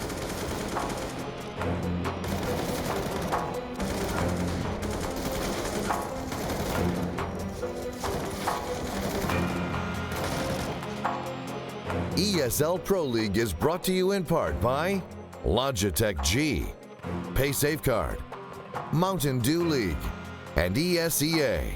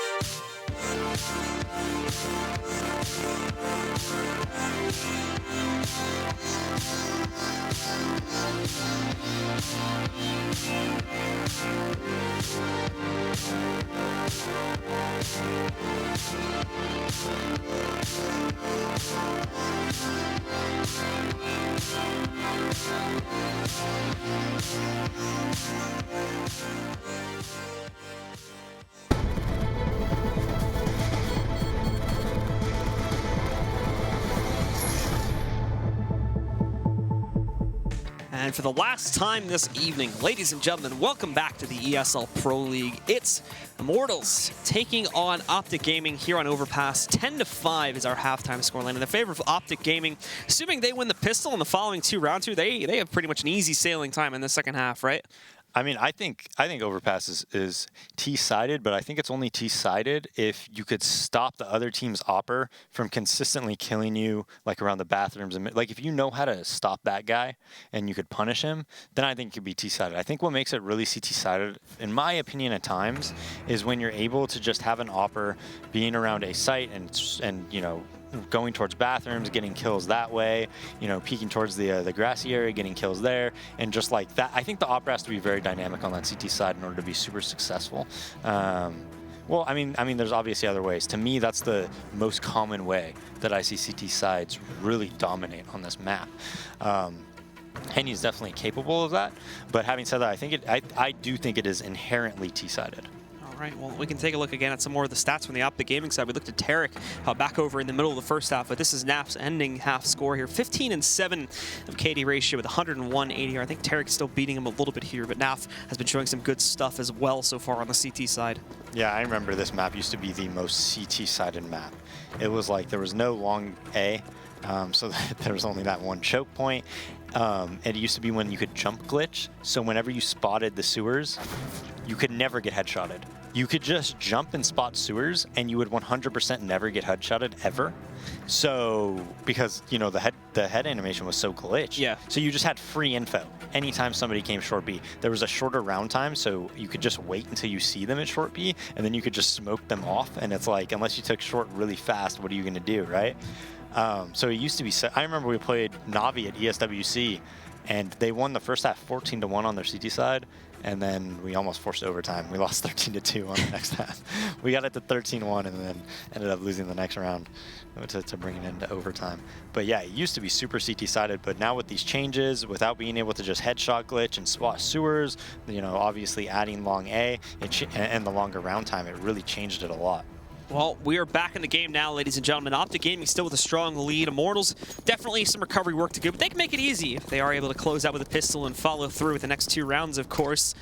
Just 1 or 2 gun rounds away will put them from tying things back up, but has to start with a pistol here. It's been actually pretty back and forth between these 2 teams so far this evening. FNX waiting at party, but there's a big train working its way through the connector there, and Rush is going to be the one leading it there as he takes out FNX. Already finding the first kill here, and all of a sudden everything slows down for OpTic. They don't immediately try to rush up to his site, following up that kill. They're actually going to spread their players across the map, see if they can catch anyone else. On Immortals here, trying to get a bit overzealous, and well, if they can catch them, that's great. If not, then they can just regroup without any negatives and try to go for their execute. Yeah, they take control of short B, but you know they have, how many players is it here for Immortals on this B side? I'm not sure if it's 3 or 4. As they move in, Tarek finds the first kill again. They're getting overwhelmed very quickly. It's all OpTic as they push back in. No contest from Immortals at all. So it's just going to be Steel sitting back here in CT main. Tarek puts an end to that one too. I mean, they ran into the stack and not one player died.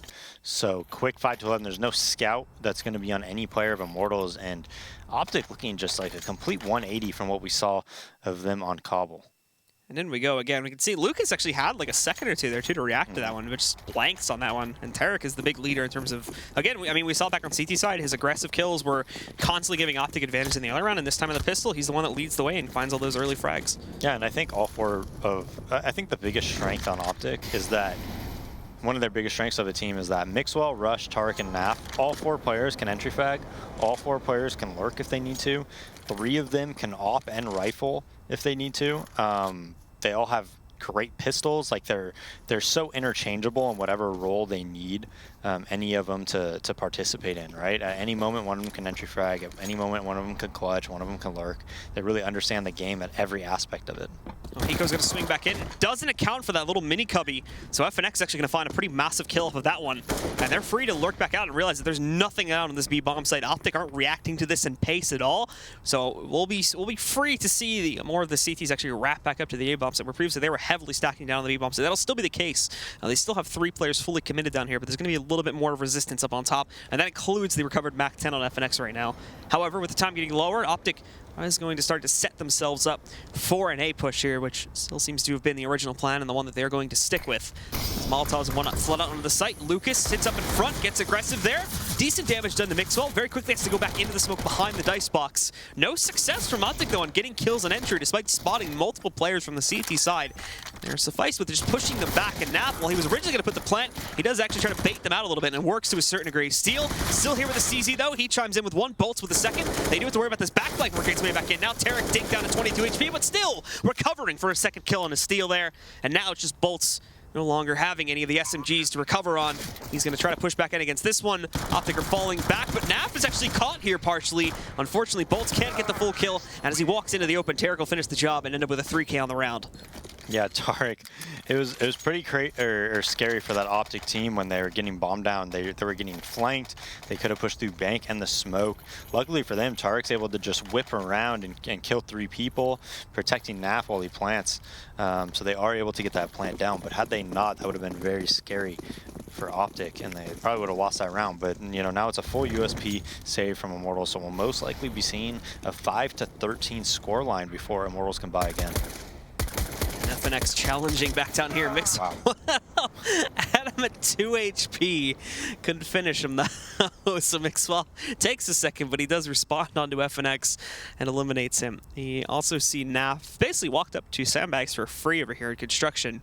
So he's able to get a very advanced position. The thing is, though, is everything seems quiet on B, but there's actually a pretty monstrous stack, which OpTic are going to run right into. It's default pistols and 1 P250 on Henny, granted, but still, it could prove bad if they don't manage it properly. Thankfully, this time that's not the case, and they do end up with a 5-man alive round yet again.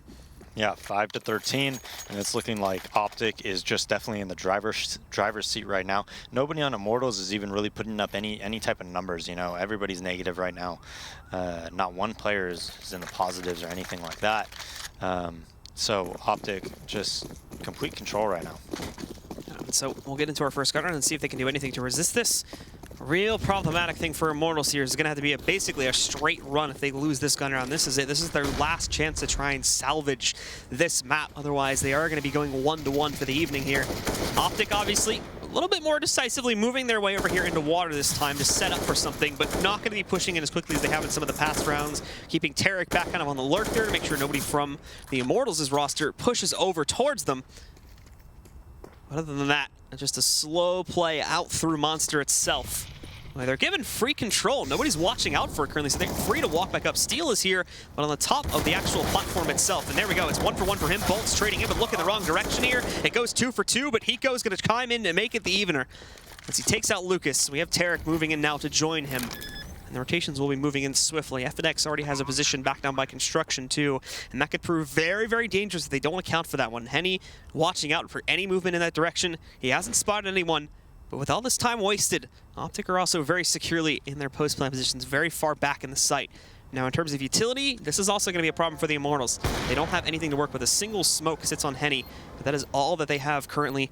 They're both going to be dropping back in. Henny wanted to actually wrap back down. FNX is going to go around the corner here. Finds Hiko. Down he goes. It's just a mission of locating Tarek, but FNX looks in the complete wrong direction. It's traded off 1-for-1, and the smoke misses. So that's going to send Henny right in the other direction, right back up to the A-bomb site to save, and it'll be a 14th round for OpTic. Tarek had another Molotov, but that smoke doesn't even land, and he doesn't have a kit anyway, so there's no possible way for him to really win that round. It was kind of just all on FNX to not only get the kill, but then defuse the bomb, and Henny just still in heaven kind of covering. Not able to see anybody. So 5-14, and it's looking very, very grim for Immortals. Yeah, as they do decide to actually force into this one with a saved up. Gun power is still not going to be great. Lucas and Steel and SMGs, FNX and a shoddy Bolts with a Deagle, and getting mollied out very early on in the round here to 36 HP. But look at this stack Bolts. If he didn't get flashed, he could have done massive damage right there. But it's not meant to be. He has to fall back away from this one. Cannot risk his life this early on. Both teams are actually taking significant amounts of damage through utility in these little mini peaks here, but nothing significant just yet until right now. And finally, Henny's able to swing back out from the bathroom position and find Mixwell over there at the entrance to short A. The rest of OpTic, though, are going back in their direct monster play. Again, Immortals aren't putting a direct contest onto this push. They're letting them in underneath of the tracks here. Tarek, though, gets hit by a flashbang and has to duck behind cover. He's down to 15 HP, and he's kind of stuck now, too, because there's no one else from his team to support him. Naf is going to swing around, but Bolt is also sitting here. They're actually going back up through the connector. FNX misses a very crucial shot, though, and that's going to let them in. And also, Bolt gets baited into chasing those players that were moving into the connector, so rush downstairs. He's able to surprise against Bolts, eliminate him, and then combo into a second as well against Lucas. Steel and Henny are the last two standing here, and they will go back to the original plan, committing it over towards B. Steel at 56 HP, ducked behind Toxic. They haven't found him yet, and if he checks down below, he's got these two players that he can take down, but no, he goes for Naf, who is still essentially at full HP. Henny setting himself back down below, but it's a 1v4, and even with the low HP players, maybe he could chime off onto one or two of them, but ultimately he's going to have to fall back again to save. Yeah, and that should have been Immortals round. I mean, Henny makes it 4v5. He rotates to B, and then Tarek makes contact at Monster, and he informs his team, you know, they're stacked, they're stacked, they're stacked. Run away, run away, run away. They run through the sewers up to the door. FNX not able to get a kill there, but they still had two players peek from short in order to try to trade kill. Not able to get any of. What is going on, Blue? Henny just somehow gets three players that are chasing him. For OpTic, I don't think they care that much. They'll even try to let him get the ace. Isaiah's going to leap it. He'll miss the shot, and it'll be denied. No, it's worth it. Absolutely worth it. You know what? Look at Immortals' money. They take away an OpTic is still going to be able to buy. You know, as much as it sucks to, you know, have 3 players die while you're chasing, you know what? You get the op down, and you have enough money to buy. As I say that, Henny just has another op.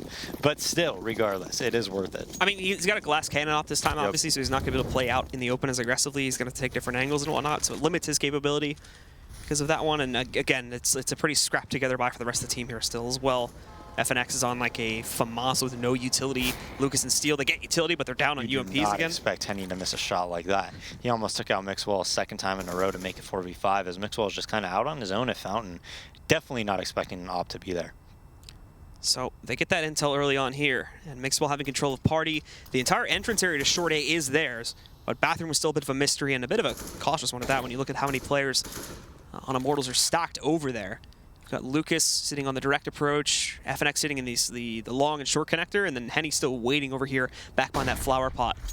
Flashbang out, and again, it does hit Mixwell, but no follow-up. Everybody on Immortals is saying so quiet right now, not wanting to give away anything at all. They want to make this a big surprise, but the bomb is still down at B, so if it ends up executing towards B, that's not going to work out, and FNX finally gets impatient, and that's where Mixwell is going to be able to strike. The patient play works out in his favor. Now he may have one more up his sleeve as well as he spots Lucas trying to retreat. A second one for him, and he still knows that Henny's up on top, gets behind the wall, survives the op shot, down at 38 HP, but that op, again, is isolated, and it's a glass cannon, so Henny's very limited with what he can actually do with it. Doesn't even have another pistol to play with, too. He's just stuck on the USP, so Tarek's going to swing in, but oh, he second judges himself, but now Bolts from behind Semi over here. He's able to pick up another kill. Takes him a second to pick up the AK, but he's just upgraded. Unfortunately, this was all a ruse as they were executing down on the B bomb site in the meantime. They get control here, and it's going to be evened out into the 3v3, but they gave out the 10 to 20 seconds to set up for post-plant positions, and plenty of time as well for Mixwell to rotate back down. Nades will go in, those are going to miss. We still have Rush with a smoke, Molotov, and 2 flashbangs to try and hold these guys off at the main area, along with the smoke that's still up in heaven right now too. But the Molotov's actually going to send Rush out. Steel grabs that kill. There's only really one more on the site. Mixwell's still kind of rotating back in, but he's here now. Now holding a close corner. Mixwell finding one more. Down to the 1v1 it goes, but Bolt's trying to get aggressive, but Mixwell's there for it, and he closes out this with a 4K. A huge round for him. 16-5 is going to be the final scoreline, and OpTic do trade it 1-1 for the evening. Yeah, big round by Mixwell at the end there, and OpTic, what was the end there, 16-6? 16-5 or 16-6, something like that. I think it was the same score that game, but for OpTic than it was for Immortals in the other game, wasn't it? Yeah. I think it was reverse score lines. So anyways, OpTic comes back after a crushing defeat on Cobble, but they showed a lot there. Like, they were definitely the better team. Mixwell, especially in that last round, was pretty impressive. Yeah, Mixwell coming out, Tarek, especially in the first half there, too. A lot of good stuff being shown for OpTic, but that's going to do it for us this evening, guys. Let's send it back over to our analysis desk one more time to close out the evening. One more time. Thank you, Blue. Thank you, Dazed. And you know what? I was wrong. I didn't see that map going that way. I don't think either of us did. Coming into the night, I thought that they would trade maps. It was a series we could see going 2-0, but at the same time, a 1-1 made sense. Mm-hmm. However, I would have flipped the maps the other way. I thought that, it would have been OpTic who took Cobble, based on what we've seen from them in the past. But obviously, the loss of Stanislaw kind of hurt them. Their T side got a little bit dry towards the end. And in general, they just fell apart. And the same could be said about Immortals. It felt like OpTic just had control of the entire map. Yeah, even looking at the very beginning there in that first half, we did see sort of more of a back and forth type of bout between these two teams very early on in the game. Yeah. But, it obviously wasn't enough to muster up just a grandeur of a fight from the Immortals camp. So at that point, they've been in the back foot. They found themselves in the back foot the majority of that first half, which obviously it's not going to put you in a good place for the second half. No, it ended up being a really strong score for OpTic in the first half. I think the first half closed out, 10-5? And then, OpTic really just kind of controlled the entirety of that game. The map closes out 16-5, so obviously we didn't see Immortals pick up a single round in the second half. Let's look at round 8 right now. We did see Immortals go for an A fake here, walk right into what should have been... It should have been a massacre, but let's take a look at it right now. Yeah, they went for an A fake here, and you can see Steel setting up the smokes, and they start working towards this A bomb site with 2 players. They are creeping in towards B, and Hiko's got a great angle, and they also have Rush there on the other side. This is a setup, and Daze said it too, that should crush this push every single time. But it doesn't happen, and ultimately they get picked apart by the players who are still alive on A. And they're trapped in between A and B bomb site. They don't know what to do at that point. It's Immortals round to take. Now, the Immortals, the OpTic that we saw there on Cobble and the OpTic that we saw there on Overpass, what really happened? They were just two totally different teams. Yeah, just night and day. They clearly had a plan on Overpass, which I felt like they lacked on Cobble. They kind of came into Cobble a little bit disorganized, disjointed, whereas on Overpass, everything seemed to work like cohesively as a team. They just seemed better. Like all across the board, they worked together as a team more than we saw from them on Cobble. Well, what really did work, and I think the final nail in the coffin is going to be round 16. That's the second pistol. OpTic has a flawless pistol round here. This was absolutely just unreal. And we're coming into the second half. They got a kill at the top of connector, then they went back down towards the B bomb site. Lucas gets cleaned out quick, and then they try to get a kill from the pillar on site, but both Rush and I think it was Henny and Bolts, who are playing both pillar and toxic barrels, get nothing going. And at the end, it's just Steel and Tarek's right there around the corner. I mean, it was just like headshot after headshot after headshot for OpTic. No, absolutely. Not only did they get the 5 kills, 5 alive, got the bomb plant, putting them in a really bad position there going forward for Immortals. And at that point, that's why I say nail in the coffin. Yeah, I mean, they were already up 10-5. Winning the pistol round at least puts you at 13-5. You're very close to the finish line at that point. And, what are you supposed to do if you're Immortals? You're on that back foot. You're starting to get scared. You start forcing the issue, taking fights that maybe you don't need to take, trying to play the hero role for your team, and you end up putting yourselves in a worse situation than you would be if you just took your time and slowed things down. Well, slowing things down a little bit more, but only on our side, because this next guy on fire. Let's talk about Naf. So we profiled Naf coming into this game because he's been so good lately. I mean, look at that, 40 and 28, 82.7 ADR. Not necessarily, an unreal, insane performance, but still very solid and consistent, kind of matching what he's been putting up across the season thus far. He's currently the top performer, or at least he was coming in tonight, for OpTic. Just consistent performances every night. And on top of that, he's also the in-game leader now. Naf is definitely one of those players that will take the ball game into his hands. He will take it and he will try to run with it. And that's exactly what we're talking about here. It's consistency. He's able to come out there and he's able to put down that firepower. And, and sometimes, in some cases, rallying up the rest of the troops. I mean, when he played with, the Denial team once upon a time, he was not necessarily that, profile performer. He kind of faded into the background. But he always had that potential. You would see it every once in a while. It would come out. He'd have some, just unreal performance in a game. He would show up big for the team. But then the next game, again, just back in the background, just doing his thing. He's not playing bad. He's just not the top performer. Since he, took the role of in-game leader on OpTic and just in general with OpTic, he's played on a different level than we've seen from him in the past. And I'm very much impressed from Naf. Well, not only is Naf impressive, let's take a look at some of the results from tonight's matchups here at ESL Pro League Season 5. So we pull them up in front of you. We did see Cloud9 and Winterfox go at it earlier today. Not a whole lot to say about that one, huh, Bach? Yeah, kind of unfortunate for Winterfox. Not the greatest showing for them. Cloud9 did get a bit of a soft opponent, and then, of course, we just watched that other series go on, and you can see the effect it has on the standings. OpTic now pushing up to first place with a 5-1 record, plus 30 round differential. Right, yeah, looking down at them bottom, 4 or 5 teams, I mean, it's a little bit of a rough pack. It's still early on in the season, though. They shouldn't just give up on all that is hope. Yeah, I mean, you're looking at your Rush, Renegades, and Winterfox. None of those teams have managed to find a win yet. It's a bit of a rough start for them, but we will see a bit from them starting tomorrow. I believe that's tomorrow, correct? Yes, that's actually true. We will be back tomorrow at the same great time, same great place. We've got Renegades and Cloud9 and Liquid and Complexity going head-to-head on the maps that you do see in front of you. I mean, Bach, the current Cloud9 versus the current Renegades, I think that the guess there is, one more than the other. And you know what? Actually, the current Liquid versus the current Complexity. Are we going to have 2 blowouts tomorrow? I think that tomorrow could be a very interesting day, potentially a very short day. Well, you know what? There you said it. I mean, personally, we had a great day of matches. I'm glad to be back here. I've thoroughly missed these guys. Missed you. I appreciate it. I mean, you don't have to touch me, but it's cool. All right. I do appreciate you guys. We do appreciate you guys here at the ESL Pro League Season 5. We will see you guys back here tomorrow for some more great Counter-Strike as we do find out which teams are going to be going to the finals. Give it.